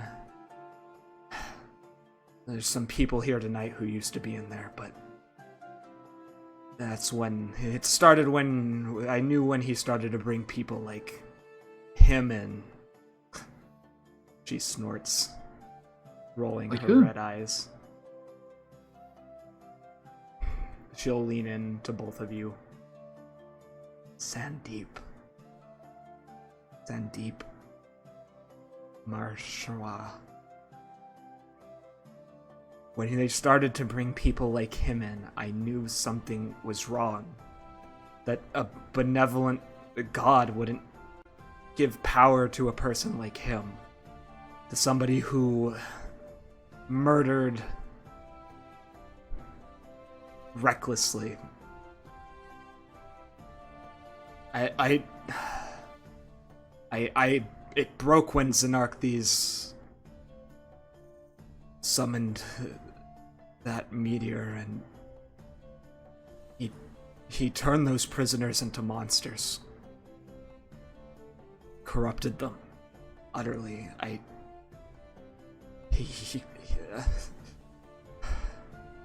She breathes in and out heavily as you see her voice straining. Gil, like Cup. How tall is she? She is taller than you. She is like Yeah. 6'2". 6'2". Yeah. Okay, me being like 5'9".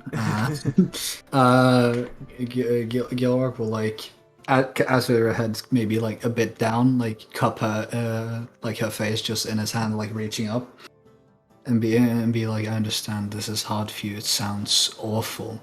If we of the band have been around, we have many powerful friends. Do you know where? Maybe we could help you if you could tell where, if you know where he is. I left 3 months ago. Xernakthes changes his lair. He swaps locations in the catacombs. He has a magical demi-plane that he uses so he can take his stuff with him. But he swaps every 3 months. The last known location was underneath the ziggurat, about 500 feet deep. You had to take the main access port down to the left, then you took a right. I would suggest writing down what I'm saying, just FYI. I'm trying. Yeah, I am. I'm just. How do you spell Sigurd? Ziggguart.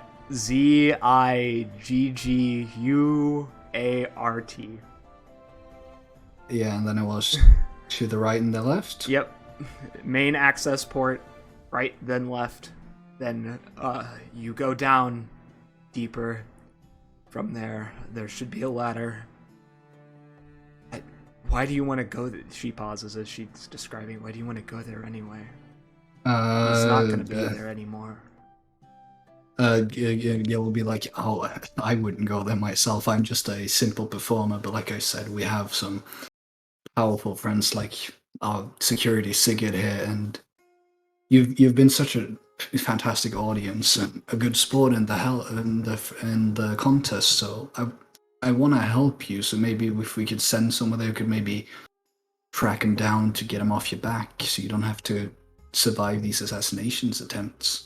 I'm thinking about moving, to be honest. Maybe you should. And this is my home city, though, and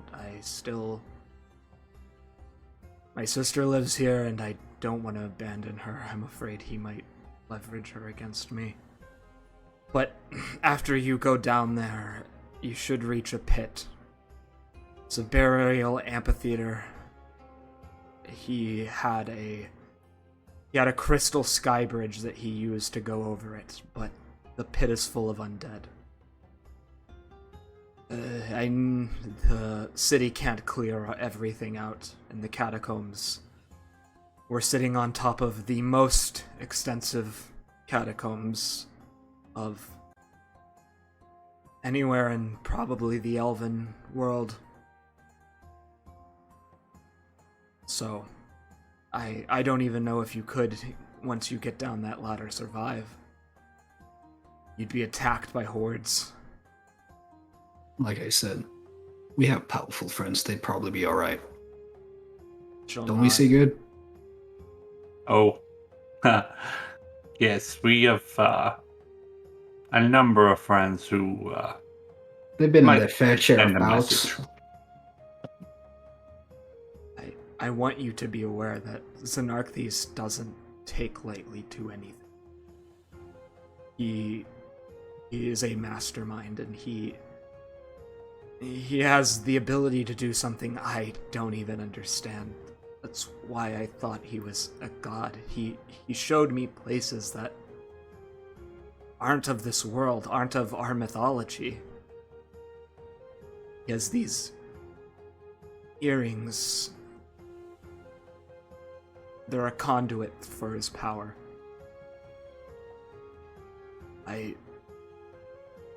She looks around. I don't know how much more I should tell you. Gil will be like, no, of course. You've said more. You've told us more than enough. We just asked one question, and you've probably put yourself in danger. But if there's anything I could do to help, just let me know. She'll laugh a little bit, but smile. I'm already in fucking danger. If you actually, and she looks serious for a moment, if you actually know people capable of taking him on, or at least bringing down his empire here, it's worth it. To me. I can think of a few who may be able to. I'm pretty sure. Gerald will clap her on the shoulder and be like, "You're strong, you're brave, and we appreciate people who like the music of the band. So that's 3 things in your favor, and 3 things is enough for us to want to help." Yeah, if you, she blushes a bit as she kicks her hoofed feet on the ground. She'll quickly pull out a piece of paper and jot down a group of glyphs and hand it to you, Gilrock. This is my sending stone. If you ever want to call me Elides. She'll wink. Giller will like make a show of like wrapping it, giving it, putting it like on in a pot in a little in his bag, and be like, "I'll make sure to hold on to that. You stay safe." Now, I can't let Crystal win a hand of dragon cards. Go to her ego. Not that I'm better than she is, but I gotta at least make sure she loses. Kick She'll her lean ass. into both of you. The secret is I keep cards under the table. I don't know how to actually play. She'll smile and just walk back over. At that, Gil will also like pull down his sleeve and show her like a few cards they're just laying there and be like, "I know." Okay, we can cut to Blaine and Ty talking about Sandeep now. Yep. As we cut over to conversations with Gangster Man. Chris, you here now? Christopher, I've been you're here on the entire time. Look at that. It's your turn. Yeah, I think Were you there when I left you? What I said? Did you hear that, by the way? I did not hear that, no. I said to Sandeep that you and Ty took an interest in him. And then I said, y'all have fun, and then I left with Gerald and Damp, so he thinks y'all are into him, just so you know.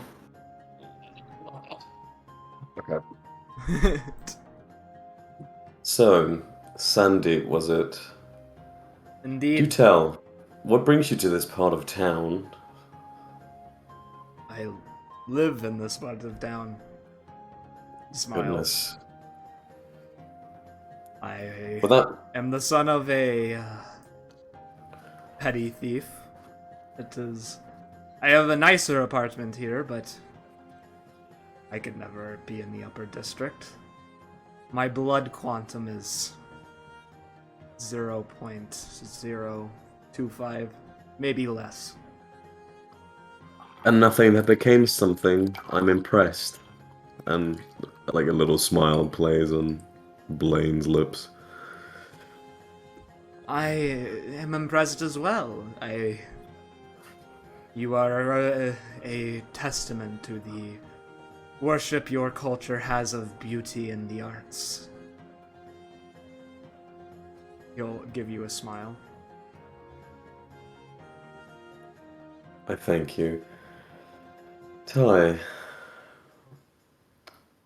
Eat, what you mean? what did you say? You said, you mean eat? You said Ty. Whoops. He'll Hey, kind you, of yeah, you, yeah. turn his head. Yeah. What's up? So, how are you feeling? Do you think we should take this somewhere else? Sandeep says, and he chuckles a bit, and will look at you and say, "Oh, I'm flattered, but I have contacts to attend to later. Not that I wouldn't mind. And I am beyond impressed with your beauty, but I apologize if my reputation is somewhat of a lie, but the open secret is I'm not fond of the... Womanly aspects, I know. Indeed. I Fair do love enough. your makeup, though. It is very... Thank you. What were you saying? Go ahead. You know, I'm kind of curious, actually. We've been performing for so long for nobles and other highborns. It kind of bores me. Would you know of anyone down here in the, excuse me, muck, that could be a more well-paying client, if you will? Someone who could pay for our services properly. Of course, it was a joy playing here, but one does have to pay to make things run around, don't you? You would like, I could pay for you to play at an event I'm holding. In fact, that would be quite pleasant. He looks over at Ty. Smile. Ty... Well, that would depend on the guest list, because I'm tired of highborns. I wish to meet some unsavory characters. I desire excitement in my life. Oh, excitement? Oh, really? He chuckles a bit. You're the only highborn who would show up, who would be invited, much less would be Mehmet Olivine. Other than him, none of his family is going to be there. But you got me, a few other high-ranking drug lords, crime bosses, people who like a little bit of danger. You'll wink at Ty. Ty, not picking up on social cues, does finger guns at him. Oh, it just feels a little, yeah. He Go is ahead, very Paul. sweet. You hear Sandeep say as he looks at Ty. Very cute. He's a little inexperienced, and like Blaine does a little like over-exaggerated yawn. Drug lords, really? Can you not find me something of real interest? Someone You're going. exciting. You're going to need to be more specific. I decided to see that which I have not seen before, and drugs and alcohol are things I have partaken and seen of plenty. But gangsters, the highest ranking of such in the city, outlaws, you've been around that frequently? I've been from here to Song Yin. Yes, I've been around gangsters and drug lords. I desired the exotic. He kind of stares at you for a moment. I'm afraid I don't have anything that on that level until next year, when some people from across the ocean are supposed to come. Exotic is... There are many exotic things in Intis. It's a very multicultural city. I understand you've been all over the place, but if you're looking for something stranger than what I'm offering, I'm afraid I can't help you. Just quickly, Chris, you do remember these are retired, right? So he's not going to have exactly I know, synopsis on his yeah. guest list. I get that. But I'm clearing some things off. Yeah, okay, I'm just making sure. You can roll me insight, as he is deceiving. Insight? Yep. Alright. Even though to get Xernakthes is not going to be on his guest list, that is a correct statement. Yeah, what? I thought, wasn't he rolling deception? You rolled him a charisma check. Yeah, he doesn't have a deception skill, so I have to roll charisma. So, Bruh, okay. Ty, go inside, bird. oh yeah, Probably Ty. pleased with better insight. Ty has like 10 wisdom, so like if he does good, I will be shooketh. Go on, Ty, rolling that 20. The man We who are... just understands social cues. Just goes, Please, line. no. Shit. I mean, you have a bardic, Chris, if you hit an 8 on it. You still have a bardic, you're correct. Oh yeah, true. I'll try. It can happen. I had a 5, so no. Very well. Can I look? Is the 10 eyes tattoo visible anywhere? I was gonna get to that. Give me a second. He'll start Okay. adjusting his shirt as he undoes the buttons, and you see on his lower abdominal there appears to be a series of eye-like tattoos just in the corner as he is trying to rebutton it up. Yeah, I think like Blaine will take a sip of the wine as he very gently grabs the edge of the shirt and kind of just pushes it a little bit aside. Ooh. What does this mean? Sandeep's eyes flash with a bit of red. However, he clears his throat and quickly tries to calm himself. Somebody's flirtatious today now, aren't they? It's, Blame me.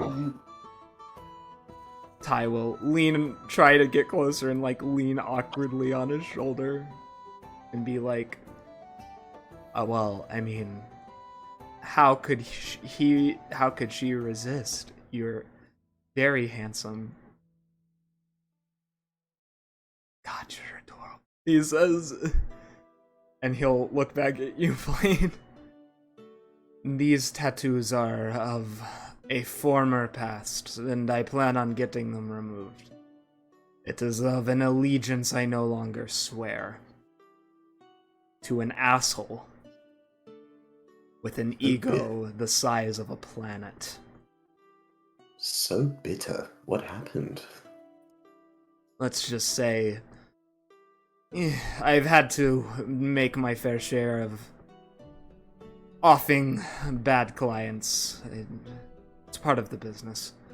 Not that I like it, but it is what it is. Would he have any exotic drugs? Or spirits or something? He certainly has many exotic things, but... Valen, trust me when I say, The exotic you're talking about is not the exotic you're seeking from him. He is a torturer, a mind washer, a beast of a human being. And coming from somebody with the blood of the tiger in their veins.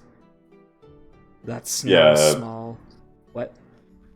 No, just go ahead. That's no small statement, he says with a sneer of disgust. Valen's just like slowly like filing her nails, and it's just like, You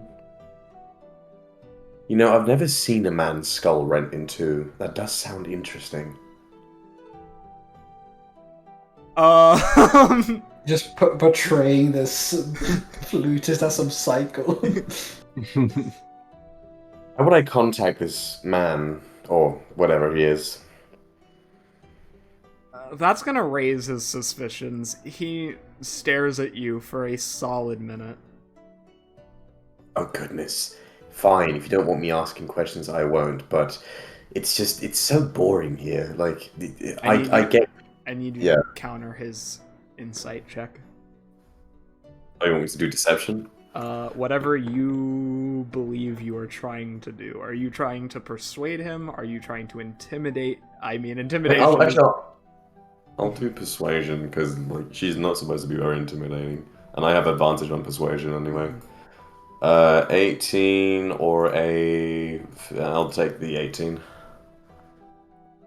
He definitely seems suspect of you, but he says, It's pretty easy to find somebody of the cult of the Ten Eyes in the city. In fact, you could probably go out to the swamps and talk to one of the drowned, and it might be just as easy. They claim him as their lord and savior, when in reality many of them are people he's killed and brought back under his enslavement. He disgusts me, frankly. And if you wish to speak with him, I think our conversation's over. So dramatic. I'm just asking you. Sandeep turns around and you see his eyes turn to a serious scowl as he will glare at you for a moment before unbuttoning his shirt, exposing the left side of his chest fully, where a deep scar is visible. And he just stares at you. Darling, did he stab you? He doesn't have hands. This was carved into my flesh by an eye ray over the course of a day. Because I questioned.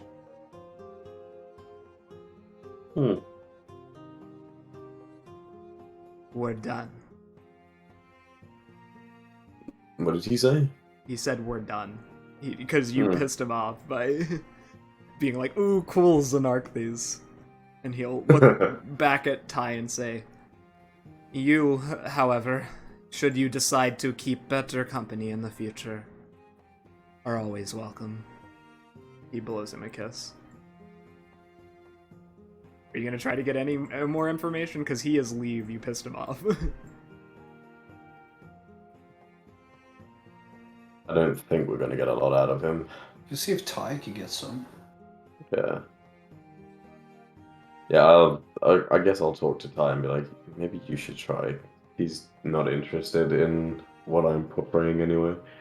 Well, I feel like the way you kind of went about that was, even for me, it was a bit weird, you know? Like maybe that was a problem.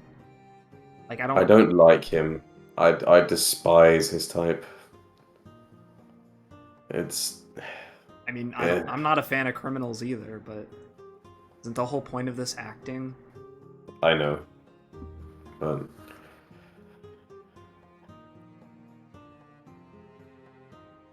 I'll go see what I can do. Thank you.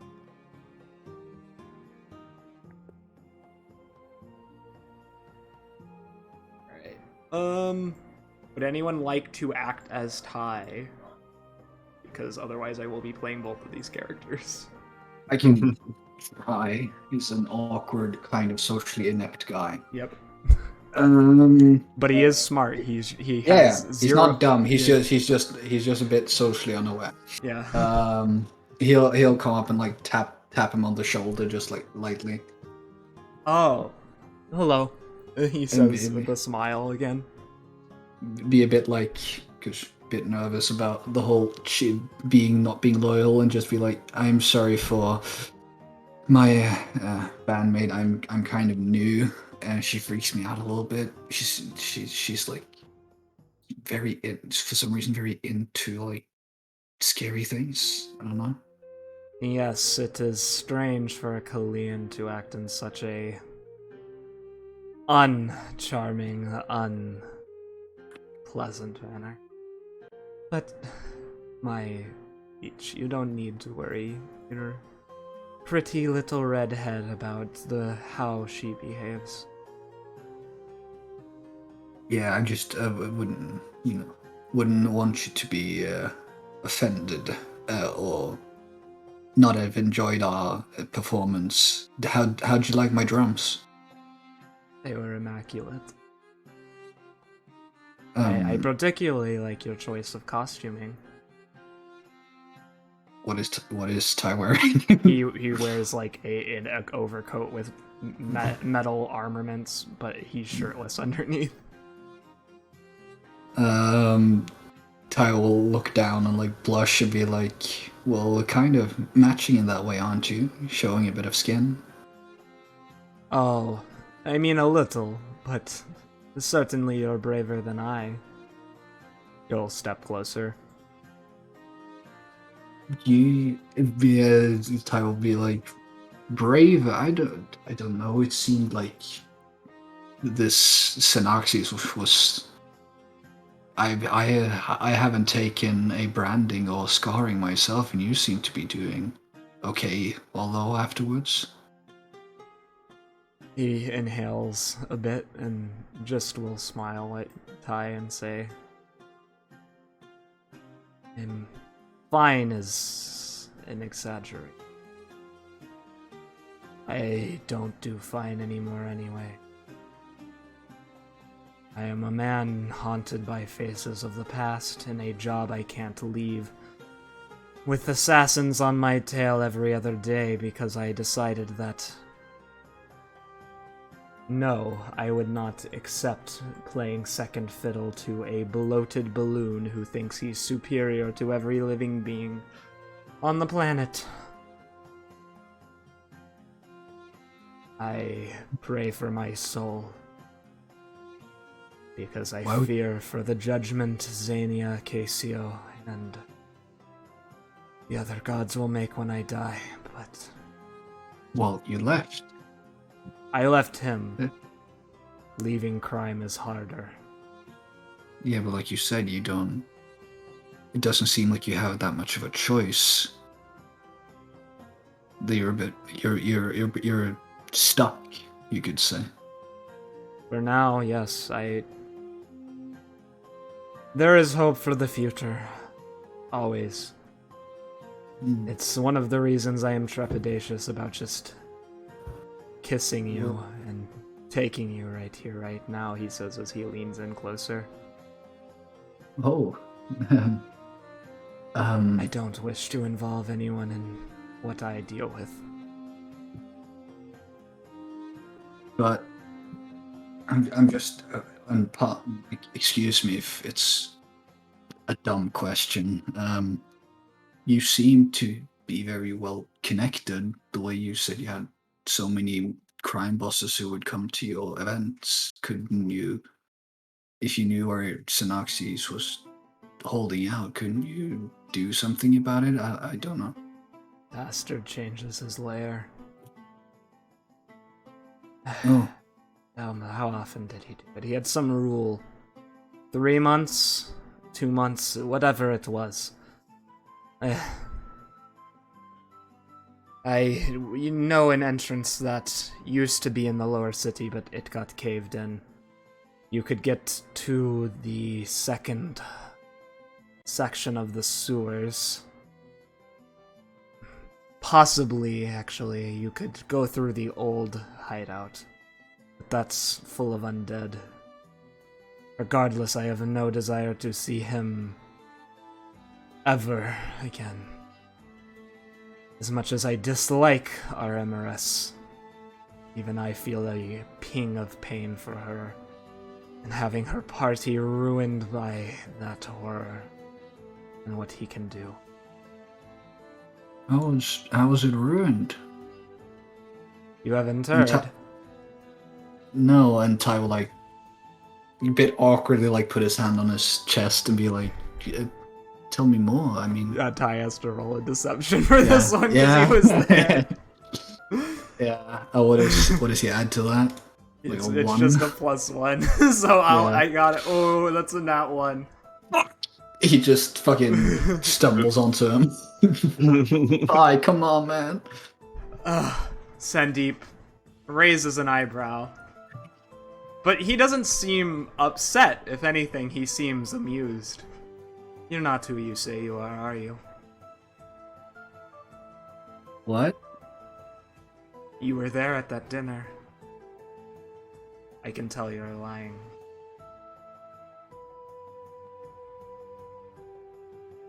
Yeah, he can tell he's lying. Okay,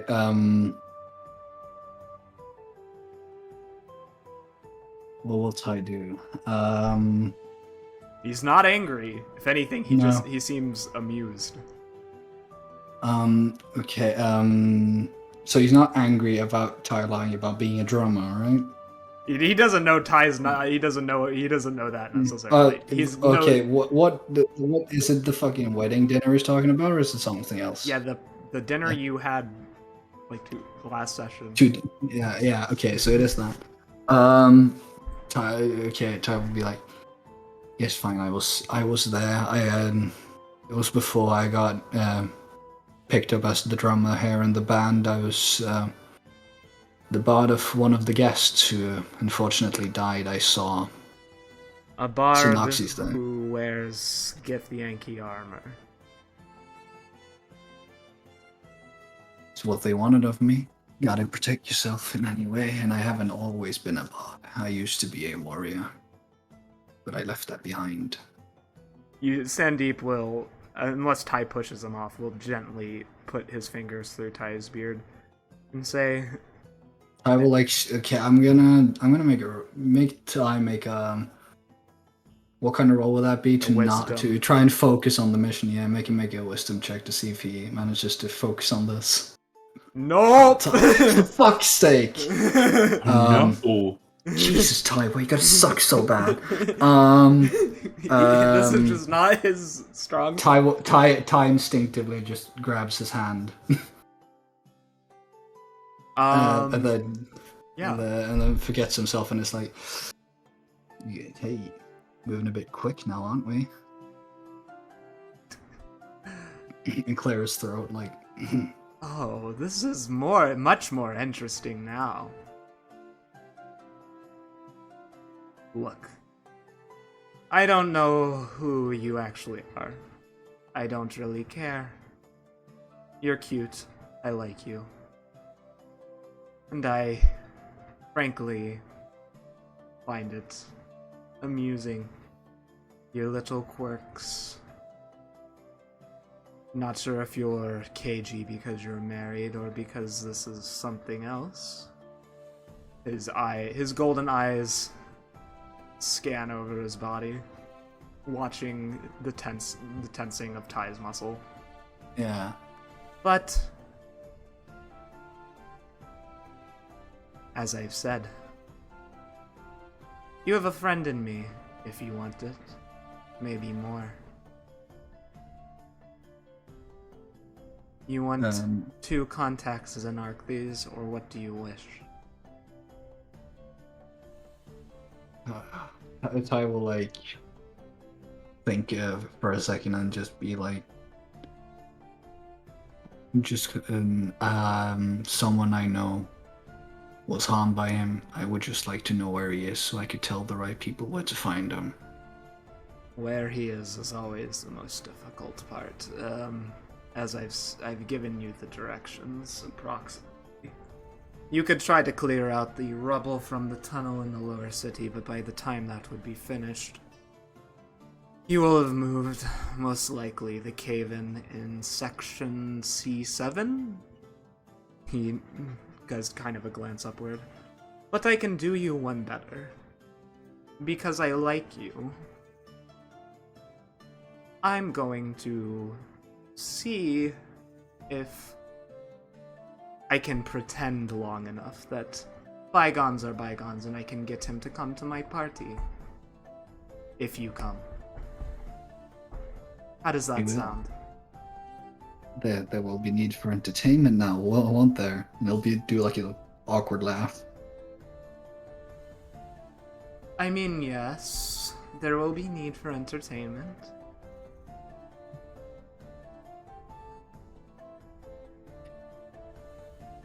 If you get him invited, you can gladly invite us. That would be appreciated. He says, he whispers into his ear as he'll pass him a slip of finely made black card with sigils on it. Decipher the code by next Asphodio, and I would be more than happy to see you. However, if I see that woman there, I will not be pleased.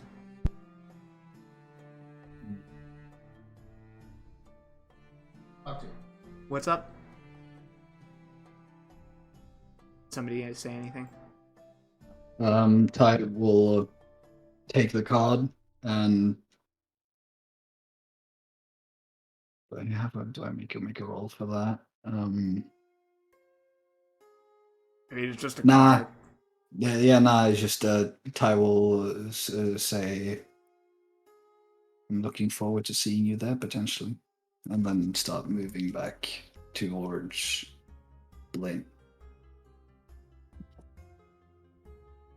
And then he'll break down and think about how he's betrayed Ginthal. Or came very close to it. As Ty approaches Blaine, he seems stiff as he kind of like penguin shuffles into the room. He has a bit of a 1,000-yard stare. And he quickly grabs his wedding ring out of his pocket and slips it back on. And he will walk over to Blaine and clears the... Hi. Chris, you there? You're muted if you're there. I think the sound we just heard was someone going into Chris's room.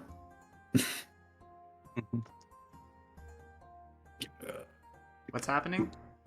I think, when you wondered if someone said anything just now, Yeah. I think that was someone coming into Blaine's room. Oh. So that's maybe why he's muted right now. No, that was my dad. Well, then I don't know why he's muted again this time. Chris! Unless his parents also said it, but Maybe. that was my dad. Who knows? And my door shut for a reason, because I'm on stream, but my dad... Yeah. Christopher. Y'all got a lot of good information, though, today. Yeah. Yeah? I was thinking, I'll just say while we're waiting for him, I was just thinking throughout the entire conversation, Chris, I was like, what the fuck are you doing? I know, right? I was like, you're just pissing him off. I know. Okay, it's Chris, it's your turn. Pi said hi. So Ty comes back into the room. As I said, he's awkwardly penguin shuffling, like he has a 1,000-yard stare, like he's a bit traumatized, and he quickly slips his wedding ring back on. And he'll look at you and he says, hi. Hey, you alright? If I wasn't married, I would be, but that was uncomfortable. Did he do anything you didn't want to happen? Besides the obvious. No, he kind of squints at you and is like, I didn't really want any of it, but we're acting. You get me. Did he physically touch you in a way you didn't want? Nothing beyond what I thought was okay in the acting. I did slip a little bit when he tried to kiss me. He stopped. I think like Blaine's face just kind of goes like a little emotionless, and it's just like, do you want to kill him? That's a bit... He seems a bit remorseful about what he does. I mean, in Tunereth he would be executed, no question. Runs his fingers through his beard. I don't know. I don't know what should be done. He invited me to his party. Apparently he's going to try to bring Xernakthes there.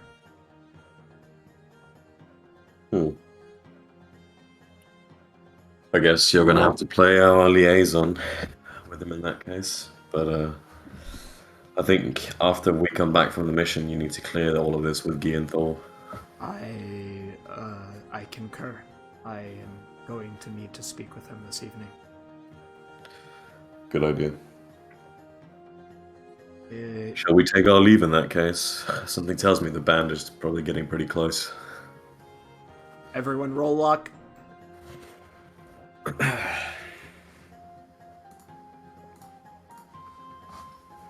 Good. Please. I can roll for damp. Or you do. You're rolling low. Wow. I was really hoping for it. Depression. They got stuck in traffic. That's damp. Sis. They got Yeah, stuck in traffic. Y'all are good. They All didn't right. come in. I was expecting them to be like outside the door, ask for a lead. Oh no, if you had rolled above 50, that's what would have happened. Ah, I really Let's go. wanted to do it, but yeah, would have been funny. I played of the dice. Yep. All right, let's get out of here. Get your ass over here, boys. Do you do anything else before you leave? Delayed fireball. Gil will. Or did you not hear Sandeep's whole thing where he was like, I don't want to be a criminal anymore, but I have to. Yeah. Gosh, Blaine. Unbelievable. I heard it, but like Blaine is a psychopath. Well, not really. Gil, being the performer, will have gone into the room and been like, "Thank you for being such a wonderful audience. We shall now take our leave, but you keep partying on." Yeah, Entis, we love you! Woo! Ty jumps into the air, and let me see if he can do it. He is going to do kick splits. Stay boring, Intus. The girl's bad again. Oh. Okay, I'll give him a reroll. I can't accept that. Come on. Come on, Tom, man. 19. Okay. He does it. Hell yeah. I was about to say, what the My entire conversation I was just like, Ty, please. Come on. please, Ty. And then we're running out of here. Get the fuck out of here. Yep, you leave, and Never return. where do you go? Gotta get Bad Boy if we're gonna do the second thing, but first I'm gonna be when we've gone like a little bit away from the thing, I'm gonna be like, Gil is gonna be like, okay, so did you get anything out of Sandeep? Because we got quite a lot out of Ashara. Ty I nods. think I'll let. Yeah, I was about to say, I think I'll let Ty take that one. Okay, so Section 47C of the lower city is where his lair currently is. There was a cave-in in the lower city entrance Sandeep uses. He said to clear it would take too much time before the thing, but Blaine isn't, but I believe that's Valen's problem, not his. I have received 4 invites to Sandeep's party. Why do we want to go there? He's going to try to lure Xernakthes out on a fake attempt to seem like they're on friendly terms. Oh well, okay. What Ashara told us is that he changes his lair every 3 months. That's the pattern. But the last one, the last place he was under the Sigurath, about 500 feet down, and she told us how to get there. But also, Ty, remember when you accused me of being a thief? Indeed. It appears Xernakthes is the one who has the earrings, because she told us he has earrings that could take him places that was outside of our country and our mythology. So I think those are the earrings you spoke of, and that's how he can planeswalk.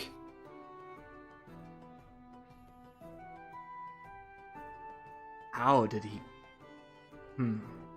I need to contact the Gith about this when we return. Yeah.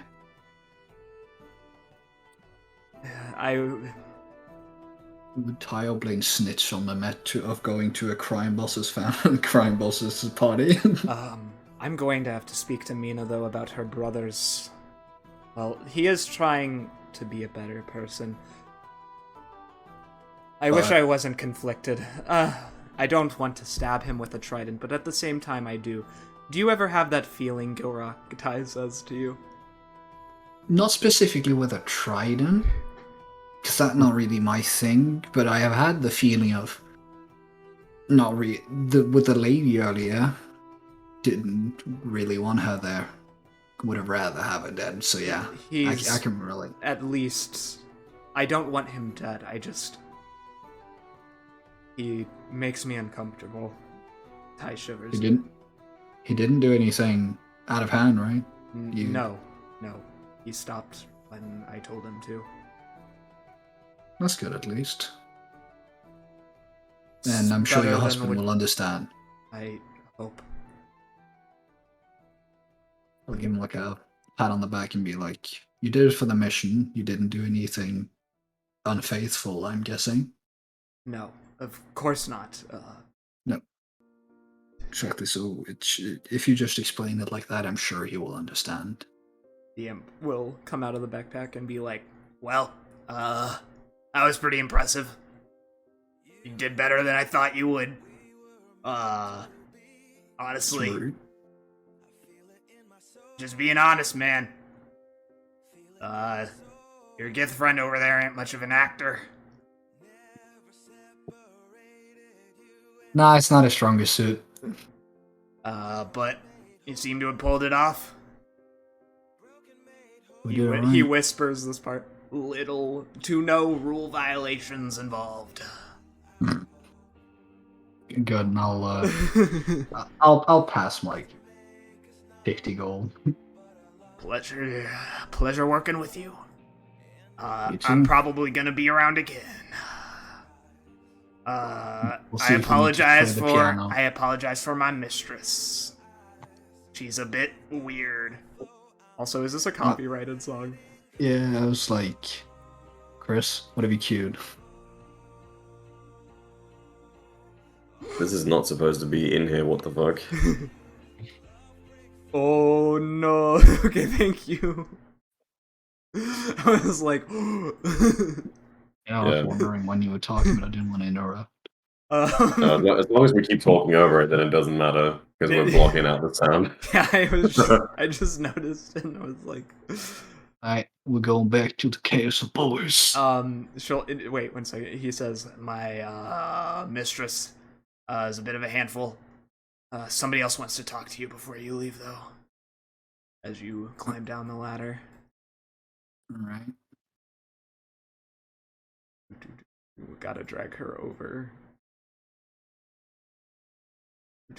She's coming. She's coming.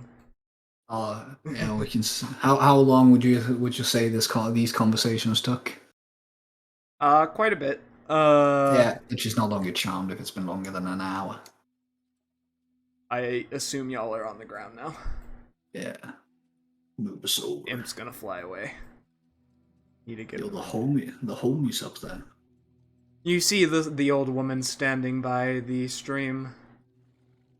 She is silently plucking some flowers as she looks over towards you. She pulls out her forearms.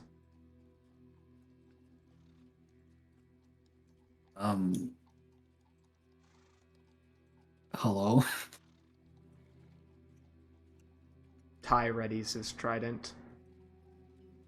I would caution you against that, dearie. I really don't like when people are threatening. You see her stare at Ty for a moment, and as if by force, his hand unclutches the trident, and his muscle tenses up in his arm, forcing it down into position.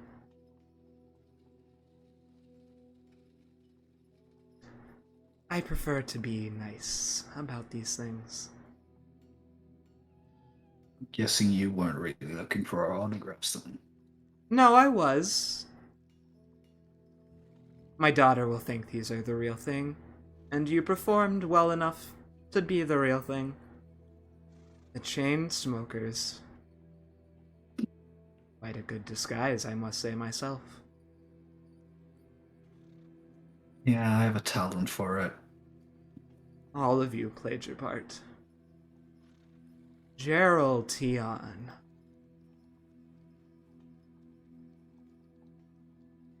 He'll step forward.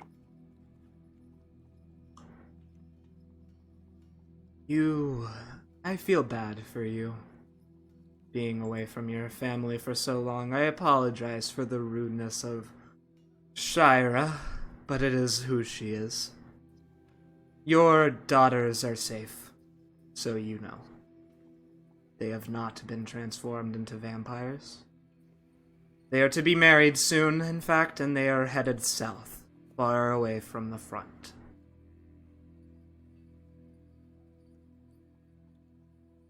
Gerald takes in a long breath and kind of like half closes his eyes and lets a short nod.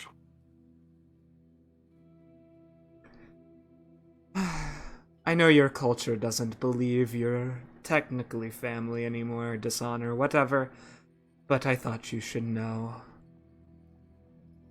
Some other things I have to keep to myself. Blaine, how are you acting? Damp Moss is hiding behind Gilrock. I think has Sandeep like left the place, or is he like No, in Sandeep's hiding? gone. Sandeep's gone. Okay. Don't worry about his token.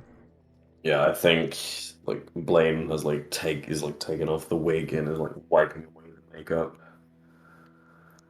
and it's just like pulling like the fucking pillows out of his his fucking shirt, and it's just like dumping everything on the ground, and it's just gonna like light a fire to it. So it No, just burns no, not the more. pillows! Ty says as he grabs them.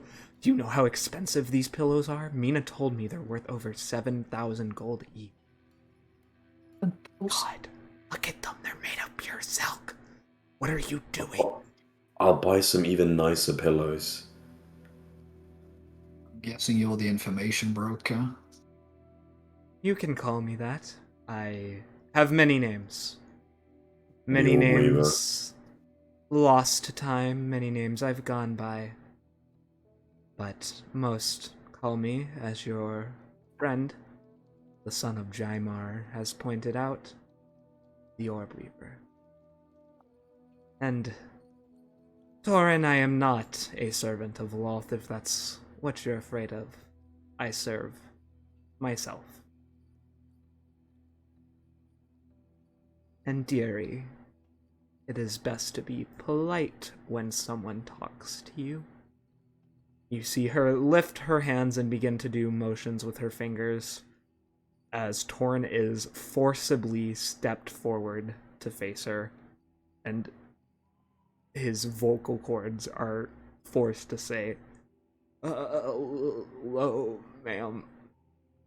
See, was that so difficult?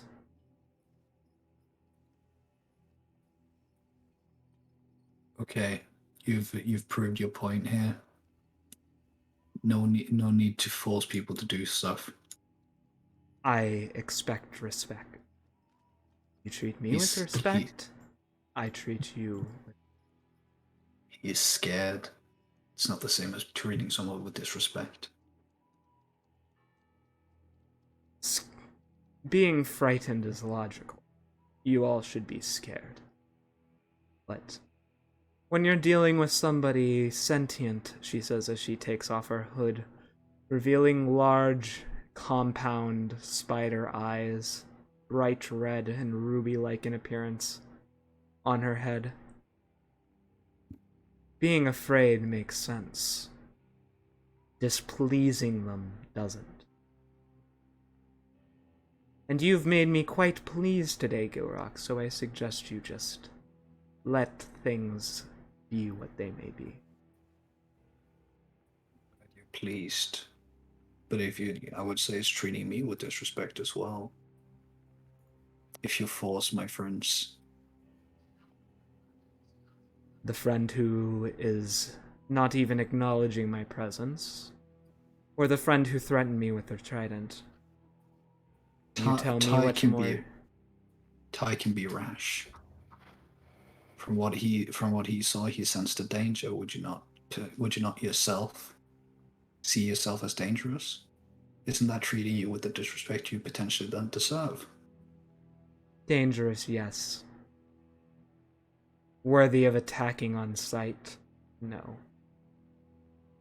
I highly doubt he would attack you. He was just making sure. Right, Ty? Ty will nod as he grips his right arm. He doesn't seem in pain, but he cannot move it. She releases the hold on him and on Damp Moss and says,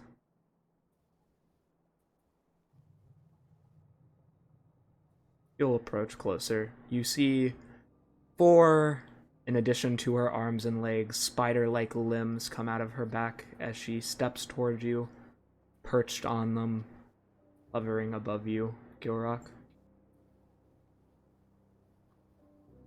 Or is looking at the most scented eye, like where like human eyes would be, just to try and look her in the face. Yeah, she has 2 main eyes, but yeah. She'll like stare at you. You know, being frightened of a woman's appearance is rude as well. And I do not think it was your appearance. I think it's what the appearance might represent for him. Although I cannot speak for what he thinks. she said, you and I will do an exercise here momentarily. Because I want you to know I do not lie when I say I have no love lost for demons. She'll offer you a hand. York will take it. He offers Gerald a hand. He'll take it. She will look at both of you, and you slowly begin to feel yourself melding into her mind. The scape around you changing and shifting into a psychic world of various webs, secrets tangled up like prey in a spider's web. Immediately that happens, Gerald will try to let go. She allows you to let go. She does not try to keep you in. Gillick will hold on.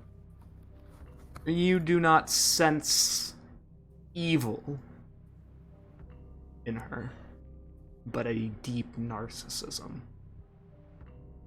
She is not malevolent. And she guides you slowly through this tangled, intricate mindscape, deeper and deeper to its dark heart that all people have in the recesses of their psyche. And you do not see evidence that she is a worshipper of Lilith. She releases your hand. So I'm no longer in a mind palace, you could Yep. say. Okay. So, Gilbert like let the hand go and just say, "Was this the game you were talking about, or?" Ah, games. The game I was speaking of was what you did earlier. Getting information, brokering information, espionage. That's the game. This is for the sake of not trusting one another, because I'm afraid none of us can do that. You work for the gods. The gods have their grievances with me, and I my grievances with them. But being able to at least have some faith and reliance on one another. Shira talks a lot, and I'm not going to discipline for her for it. It's how she gets the information she gets. She is a valuable asset.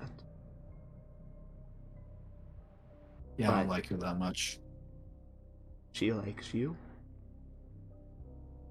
Don't really And care, but very well. she just says that with a slight smirk, not like a bit of a like she doesn't care that you don't like her. Yeah, I get that. And she'll look around and say, "This stays out of the ears of Farron Almansur, though. His curiosity, a genius, but his curiosity would cause problems for me." We got the memo. We tell them we all die. I don't think I would kill you. That was Shira talking. Imprison you, I would have to. Killing you is a bit much. Shira likes to exaggerate, hype me up. Not that I don't have the power to kill you, to be clear. I could do that with a flick of my finger. But I won't, because you're valuable. And I sympathize with a number of you. She looks at you, Gerald, with genuine sympathy in her eyes. And comes back over to Gilrock. Same, you can see. Blaine, she kind of looks in your direction, but you can tell she does not have the most positive opinion of you based off of her expression. Yellow is like stone faced. Just trying to be like completely neutral, not let things out.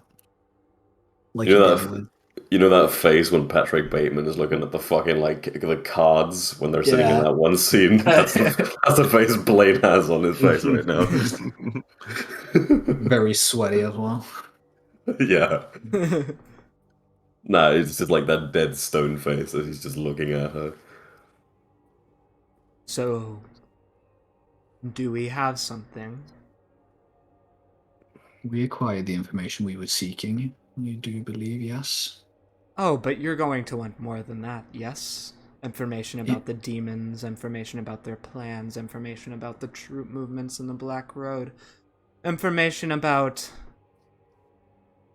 the Dark Heart, information about Orcus.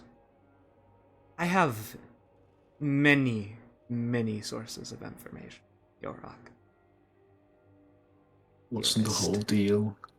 We went to these two missions your minion Oh, sent us. I'm merely stating future business proposition. Shiro will be your primary contact, but I wanted to meet you in person.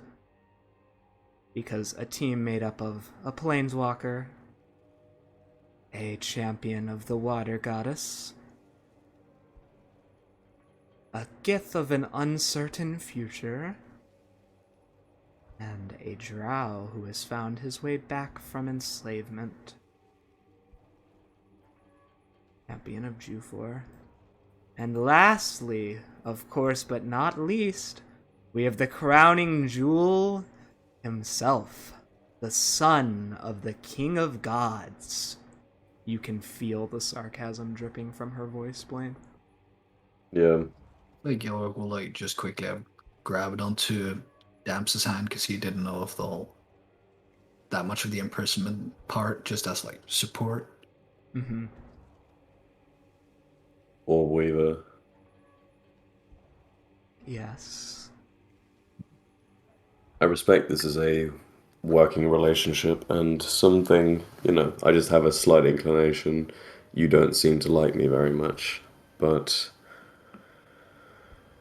wouldn't you rather that we could talk to each other as, well, normal people would be the wrong way of saying things, but someone who didn't have to insult each other through backhanded compliments every time we spoke? She'll pause for a moment and she'll say, I am a mother, and I am amenable to hearing what you have to say. She comes down from her spider legs and stands on her 2 feet as they retreat back into her cloak. I see no point in being obtuse or rude towards you. We are merely conducting some work in which, at least in this case with Xernakthes, we have a mutual interest in, I assume. We have many mutual interests, which is why I came to. Yes, but let's take it one thing at a time. My question is, however, what is within... Why the sarcasm? What have I done to offend you so dearly that you have to give me backhanded compliments? She'll look at you for a moment and say, You must forgive a woman for their... I'm older and I'm stuck in my ways. I think perhaps my perception of your father is clouding my judgment. You wouldn't be wrong. Rude. In the back of your mind, Kalia, excuse me, what did you just say about our dad? Also, who are you talking to? Can I just, temporarily shut off the way so she can look through my eyes? Yes. Yeah. And, can I close her out of my head? Yeah. Please? Yes, Yeah. temporarily, Yeah.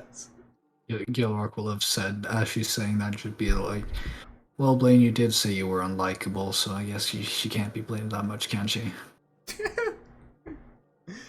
When did I say I was unlikable? I You can't even said it remember. last Yeah, you session. did say it last session. I said, why does everyone want to Want to kill kill you? You him. said, you said, I'm very unlikable. Yeah, you did make Oh that yeah, joke. I mean, yeah, that's true. That is true. But yeah, I look at the Orb and say I wouldn't fault you for that.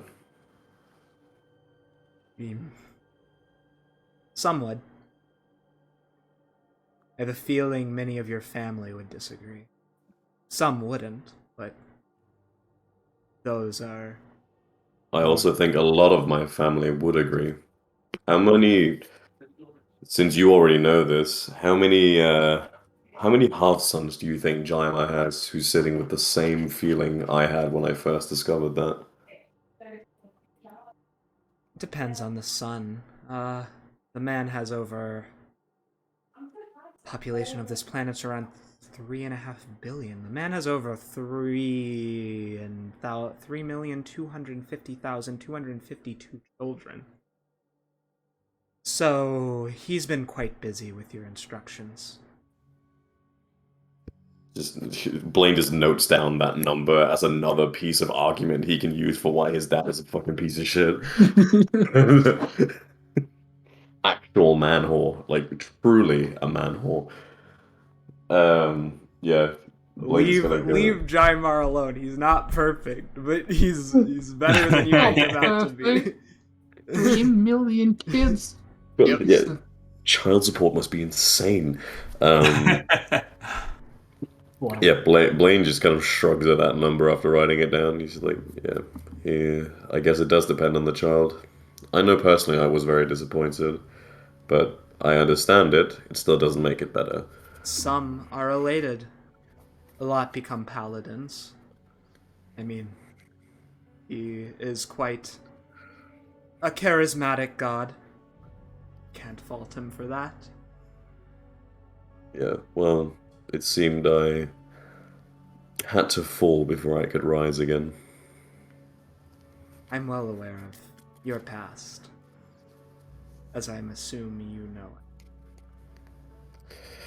I know. Which is why I I, needed confirmation that you were his son, because usually it would be in your makeup not to fall, but I need to find out more information about your former mistress.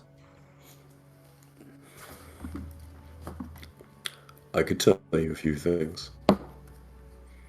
That is for later, and you all need to get your rest. I They're was all just thinking, at least you have a dad.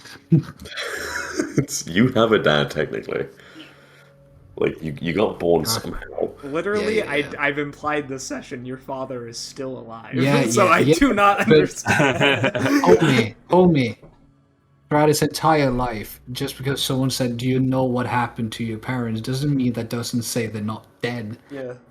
For Gilrock, he just maybe not. He doesn't know what happened to him. Shira's specific question was, so are you pretending that your parents are dead? That's what she said, just FYI. That is what she called you.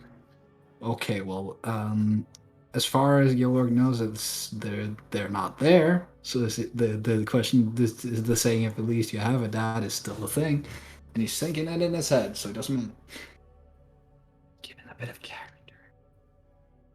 Okay. I'm just trying to make sure you understood what I was implying. Yeah, I got that. Okay. Just as far as Gilrock knows, his entire life he hasn't had parents. So. And she'll kind of just pause and she'll say, I have a gift for you, Gerald. Oh, yes? Indeed. I believe you have a struggle against this issue. A job well done deserves a reward. And she will hand you a small silver ring. I believe this should help with your predicament about constantly having people in your head. And he'll reach out and take the ring with genuine thanks in his eyes. It's just going to say, yeah, it's been constantly something that myself and my people struggle with. So I am aware of your struggles. genuinely, thank you. I sympathize.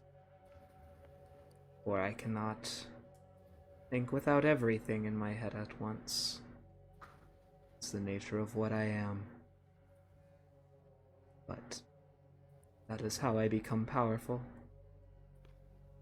Your story moves me. Regardless, I will be off. Use the spider to contact me if you need something. And remember the rules. No lying. Theron and Mina and any dynastic polity must not know. And a third one. You cannot tell the gods of my location. You see her melt into the ground as a puff of smoke disappears, leaving you alone as the stars are emerging in the night sky. The river, beautiful with its many lilies, reflects the crystalline, limpid stars in its surface. You are left with your thoughts. Does anyone say anything to one another?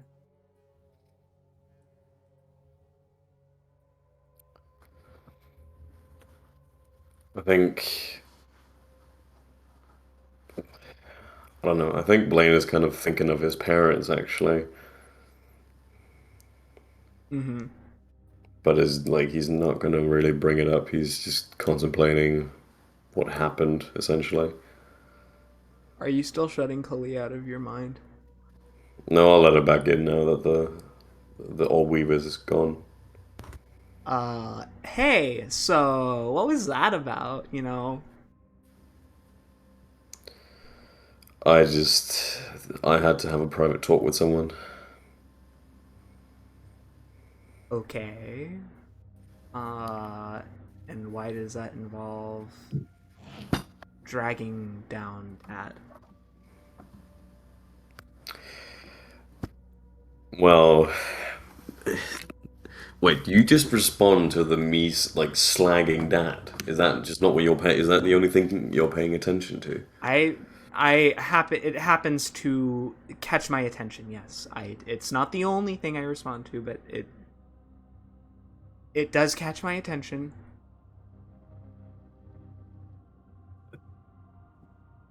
Leah, my lovely sister.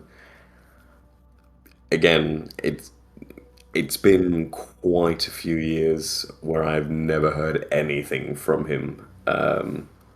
I'm still a bit bitter. I'll get over it in time, but still pretty bitter over He's the fact. planning on coming to your wedding. You know I it. know, I know, He went around and he's been telling people he is their dad. I know.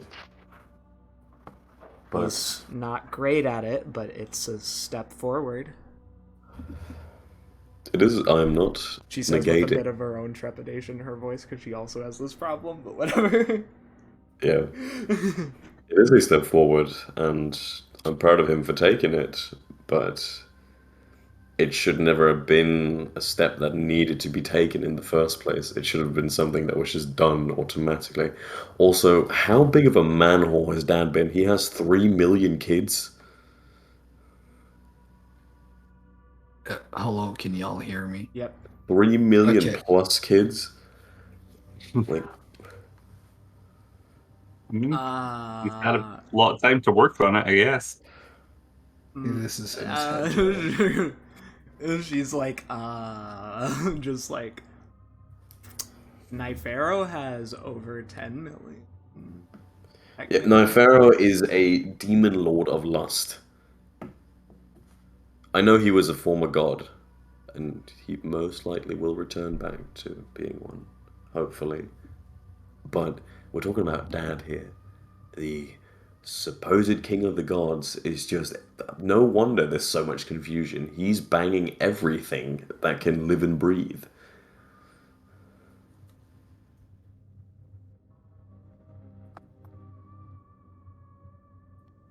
Does Kalia have no response to She that? can't, because she has the same problem as her father. What is she gonna say? Yeah.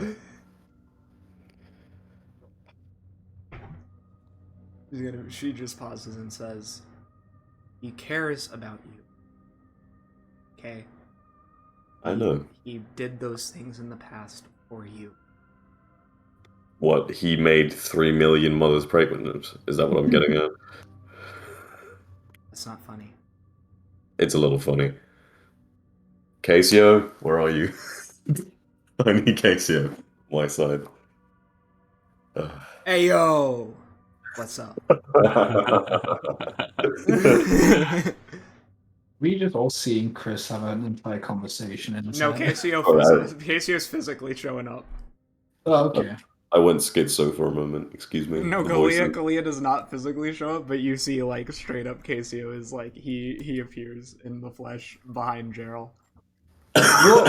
You'll just be like, whoa! Give me a What second, the- let me change picture.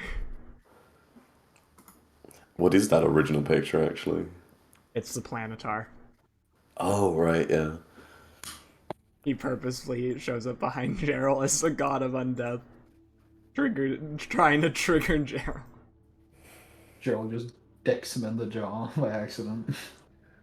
Yeah. Gerald starts and, There we go. There he is. trying not to be obvious about it, edges around, Yeah, Gil will be like, getting as "Whoa, far away as possible. hey, Oh, man." if it isn't my favorite peon of my older sister, he purposely flies over and puts one of his 8 arms around your shoulders. One of my very tense shoulders. Yes. Ah, what's up? I heard my name, little bro. I was just discussing with Sister Kalia. Can I hold out my hand so she appears as like, a little fire spirit or whatever? Mm-hmm. Yeah. I made a joke because we were talking about the fact that Dan has been a massive man whore. He's got 3 million kids. Um, she said he did all of this in the past for you, and I said, what? He smashed 3 million mothers, like, and she said it wasn't funny, and I said I need a case here because he would probably find it funny. You'll But laugh at that. You will. Yeah, that is pretty fucking funny. Also based. Also, get ratioed dad. Casio L dabs. plus ratioed. Okay, he's just a zoomer. It's Yeah, Casey see. just a zoomer. Yeah, I mean, I feel like I made that obvious. He's a cosmic zoomer. I hate that so much. Like Kalia's a bit of a valley girl. He's a bit of a meme lord. Didn't get that from the Ayo. Yeah. Um, he'll kind of, and then he'll look at Kalia, who is giving a stern expression, and be like, fine. He tries his best. You keep saying that, and I get that, but like even though someone's Casio trying clearly doesn't mean it. yeah, no, I'm mainly talking to Kalia in this case. Like you keep on saying that, like he's doing his best, and I get that he is doing his best, but that doesn't mean you can't complain when he, fucks something up. Well, I mean, I think she's probably a little bit more, upset about it because, her own. And then you see, like, as if out of magic, his lips become stitched together and he, like, tries touching his mouth and folds his arms in annoyance. Right. I get it. You don't want to talk about it, Kalia, and I feel like we're just discussing the same thing right now. So I thought we had this resolved last time. I thought we had gotten to the point. I can bring Dad here. Do you want to have a conversation with him? We can talk to him instead.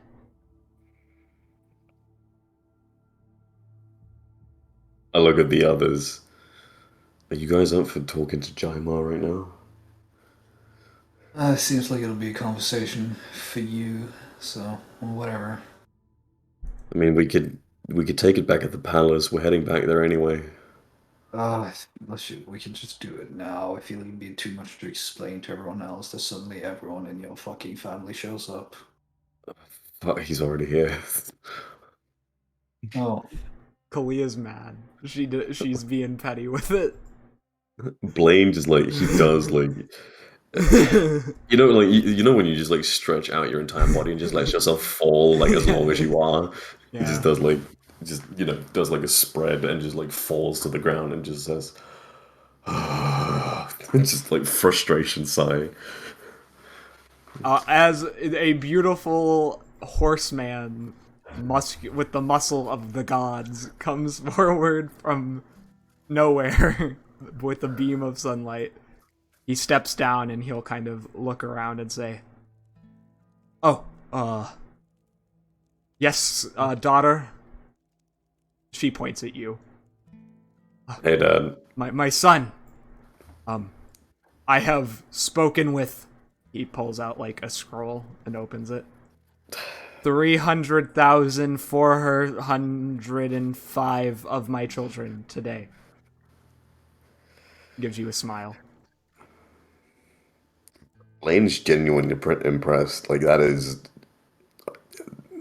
a huge amount of people to speak to. Unlike then again, he could probably just project his voice into everyone's head.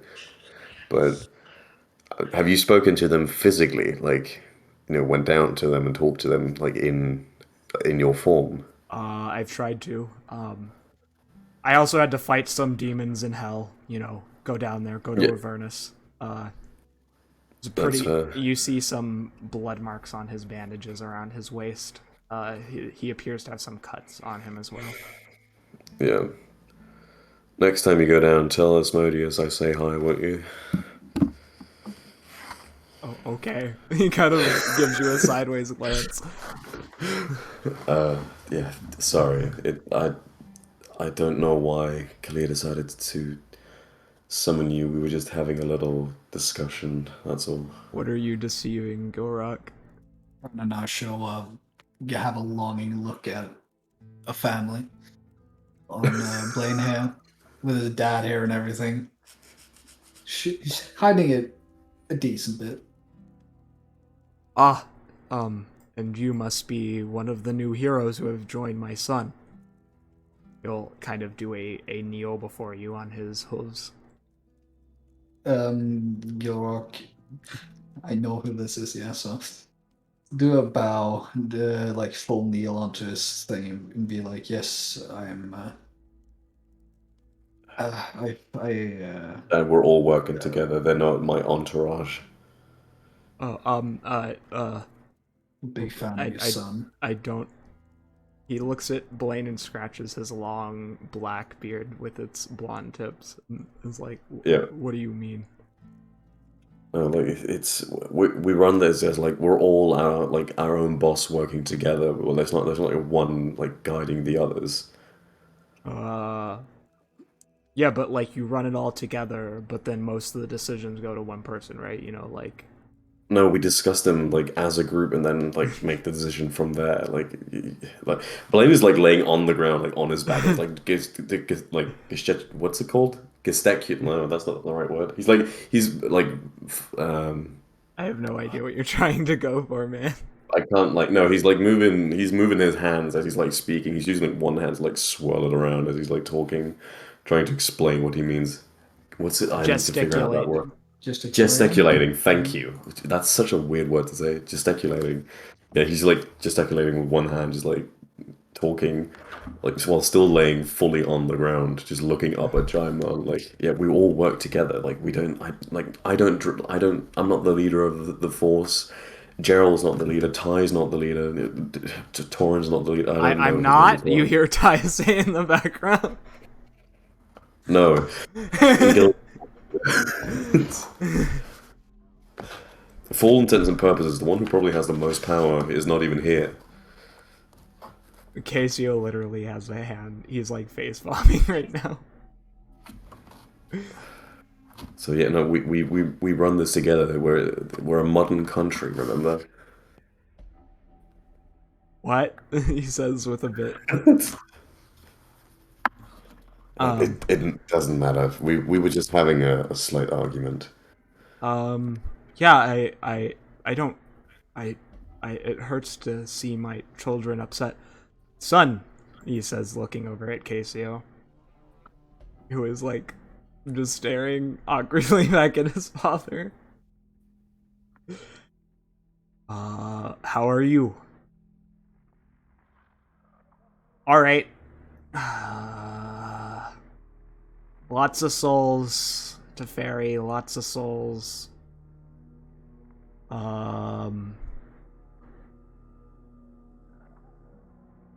They just stare at each other. Can I message Jaima Yes.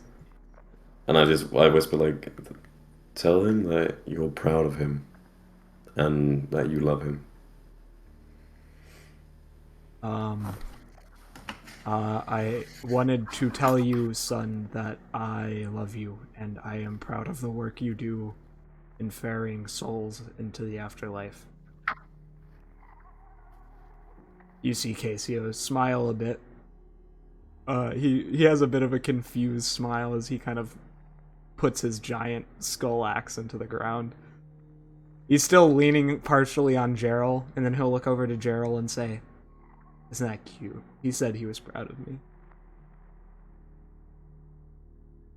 Gerald get this like thin smile. He'll look the other way. Oh, I have a gift for you. Like, yeah. Casio says, "Oh, I have a gift for you." By the way, Is it more far jokes? no. Uh, uh, Casio's just triggering Gerald. He's trying to be an asshole.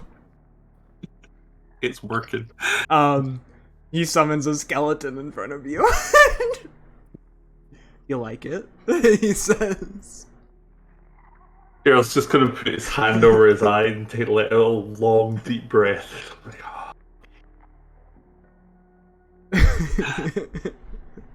Go get him, Gerald. Kill the skeleton. Woo! Is he gonna do it? That would be a stupid move.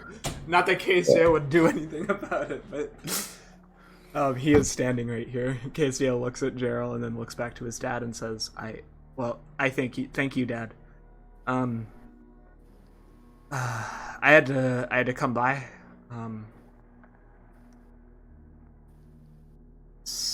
Can I look at Casey as he's like basically being bumbling and awkward and tell him you love him back? I love you too. I know I don't say it enough. I love you just as much as I love Mom. And I'm sorry that sometimes I say mean things about you. Bye. He yeets himself out of existence. Oh no, Gilrocket's open crying. Yeah, exactly. Geller starts crying and turns around and goes over here. Just full sobbing. Skeleton will come over to you and offer you a handkerchief. Oh, thanks, man. That doesn't notice it's a skeleton the first second. Doesn't check. Thanks, man. You're a real friend. Takes the handkerchief. You hear rattling noises as it can't speak. And Jaimar will say, well, I look forward to seeing you, son. Me and Sultana will be at your wedding. She's going to try to be positive. We'll try not to upstage your outfits, but wear something very nice. Otherwise, she'll upstage your outfits. I mean it. I will. Could I get you to make a promise? What is it? No matter who shows up, no big family fights. Oh, I don't want... A lot of different people are going to be showing up. I don't want there to be clashes due to differentiating opinions and whatever else there might be. I want this day to be a day of happiness. You see Jaimar take his finger and he scratches an X on his chest.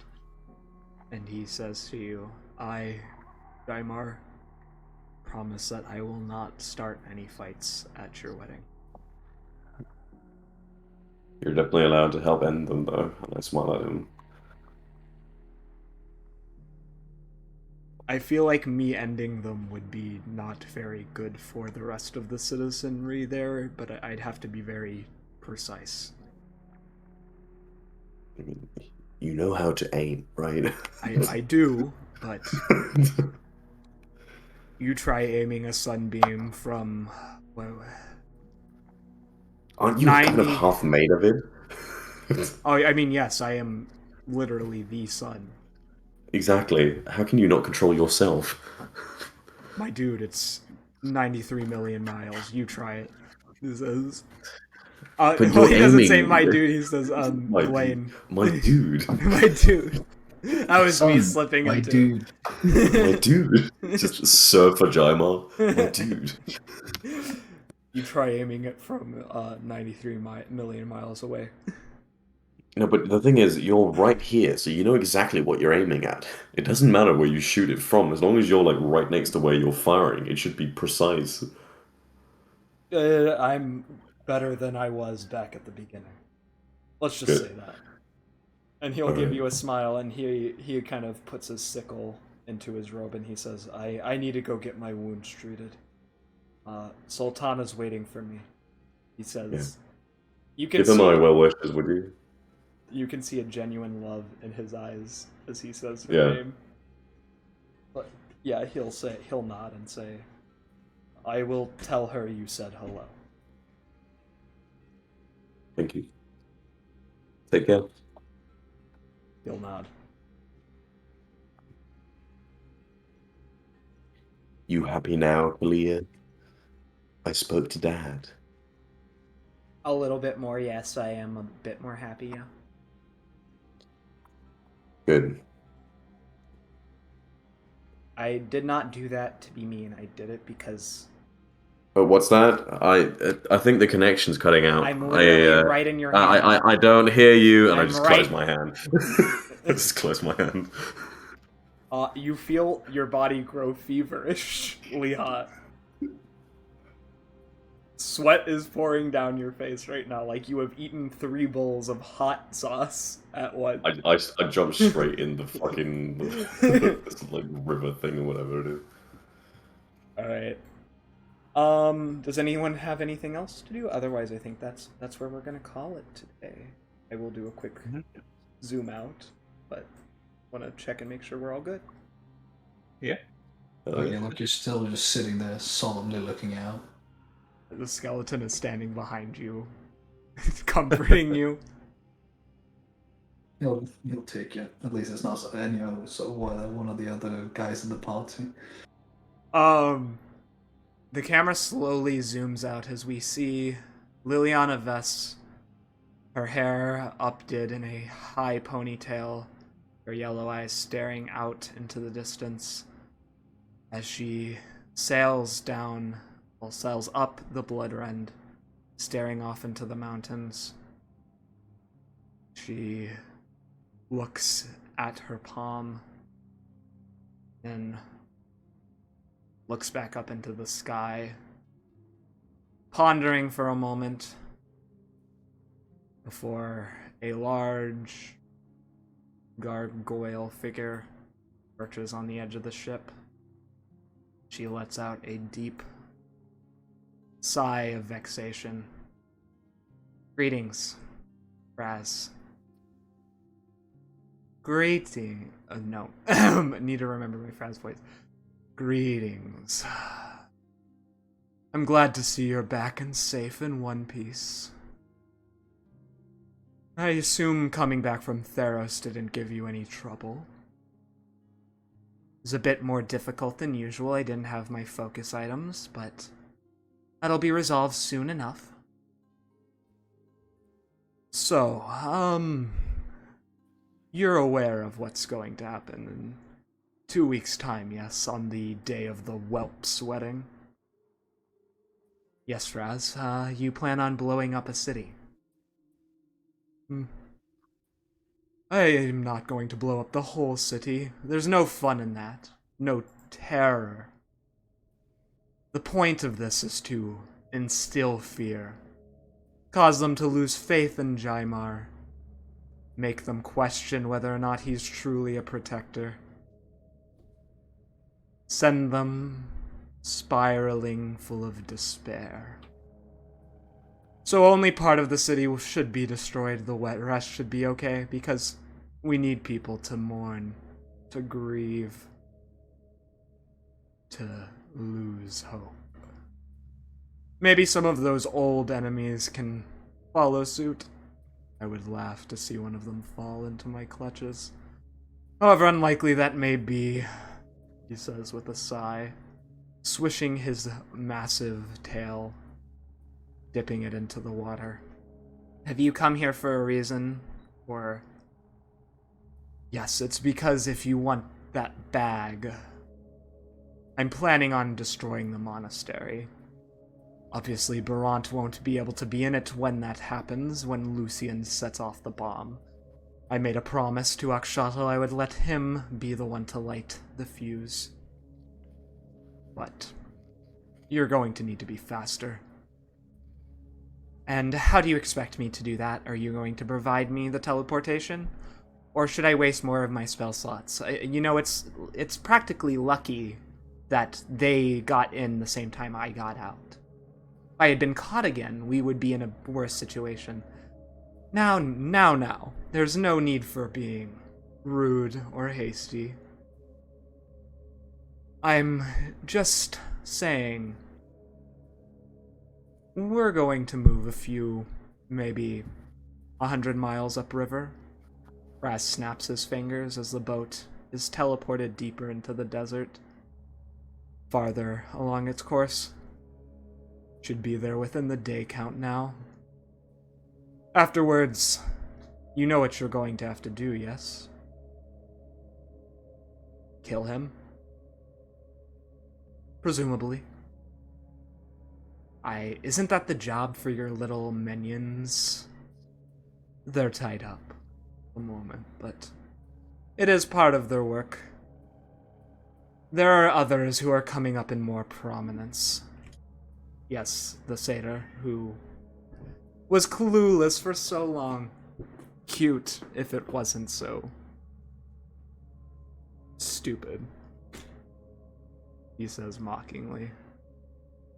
You know, Fraz, even though I made that joke first, it takes some people years to master the art of planeswalking. Something you can't do? The Demon Lord just smirks and says, get the wand. That's all that matters. And when the explosion goes off and they can see it over the mountains to the east, I will be watching from the clouds, watching Blaine Kanawe, Gilrock Flarehands, Torin, and Gerald, Ty, Mina, all of their faces turn into frowns on what is supposed to be his happiest day, as his joy turns to ash in his mouth. It'll be like candy. You're a real joy to be around sometimes, you know that? I don't know what you've expected. I wear who I am on my sleeve, unless I don't.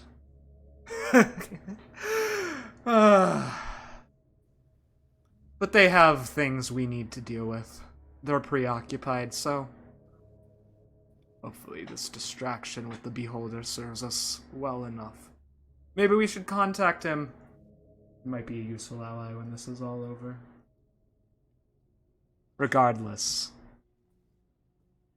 don't get any ideas about getting any humanitarian tendencies at this point. I want to be clear. Liliana. I wasn't going to. Regardless of whether or not I think this is a good idea. Good. Then we're square. I have some people to go spy on, an orb weaver to spy on. You know, infiltrate her network and all that. It's really easy. She should really do more vetting on her people. It's kind of funny. Have fun. And the camera cuts to black as Liliana stares into the night. And Fraz transforms into the form of Shira and disappears. That's the end. Yes, I would like to say thank you to all of my lovely players. Rob, please check out his website, Eye of Wonder Artistry, for, Rob, you're probably better at this than me. Go ahead. Yeah, iwonderartistry.com. That's EYE, wonderartistry.com, which has pretty much now got all of my projects and stuff up there, including art, original art, modules for TTRPGs, and other things that are going on with the company. So yeah, any chance you get to go across there and check out what I'm doing, much appreciated. And again, EYEWonderArtistry.com. Yes, and we will be hopefully getting a business card that I can put up on screen in the future. Yes, I will send that to you. Okay. We also have Chris. Yeah, I'm not giving out my socials. I'm Chris. That's it. I don't need you to, but thank you. We have Casper. Yo, it's your boy. My guy got to be a bit of a main character this episode. Let's go. You were the main character this episode. Own it. Say you. Hey! Yeah, own it. My guy was fucking owning. He was like Freddie Mercury up in this bitch. Yes. Had a good cry at the end. Yes. And Jai will be back with us in 2 weeks. Next week is off. I am taking vacation for the autumn equinox as a holiday. However, we will be back with more demons as they try to unravel the mystery of Xernakthes, stop him, and then we build up to Blaine's wedding, where, as we can see, there's a lot of things in motion. And hopefully the party do not use the information I just gave them to metagame, but whatever. No metagame. Guys, we should look out for bombs just for random reasons at this wedding. Just to make sure. Maybe we should do the wedding the day before. Scheduling. Anyways, big thank you to the artists who make Nightmares Incarnate, a conspiracy of demons possible, including Fuji Apple's Principles 1212, Caribou, and others. Caribou actually made some new art for the Olivine family, which should come up next episode when they are more heavily involved. Particularly Beja, Laren, I corrected myself, and Akarsi now have full art, so wanted to give a particular shout out to her this week. And we have a new poster coming. Otherwise, stay tuned. We will be keeping an update. The gaming schedule is likely to change in October. Otherwise, yeah, that's everything from me. Thank you for watching. Goodbye. Thank you. Bye-bye.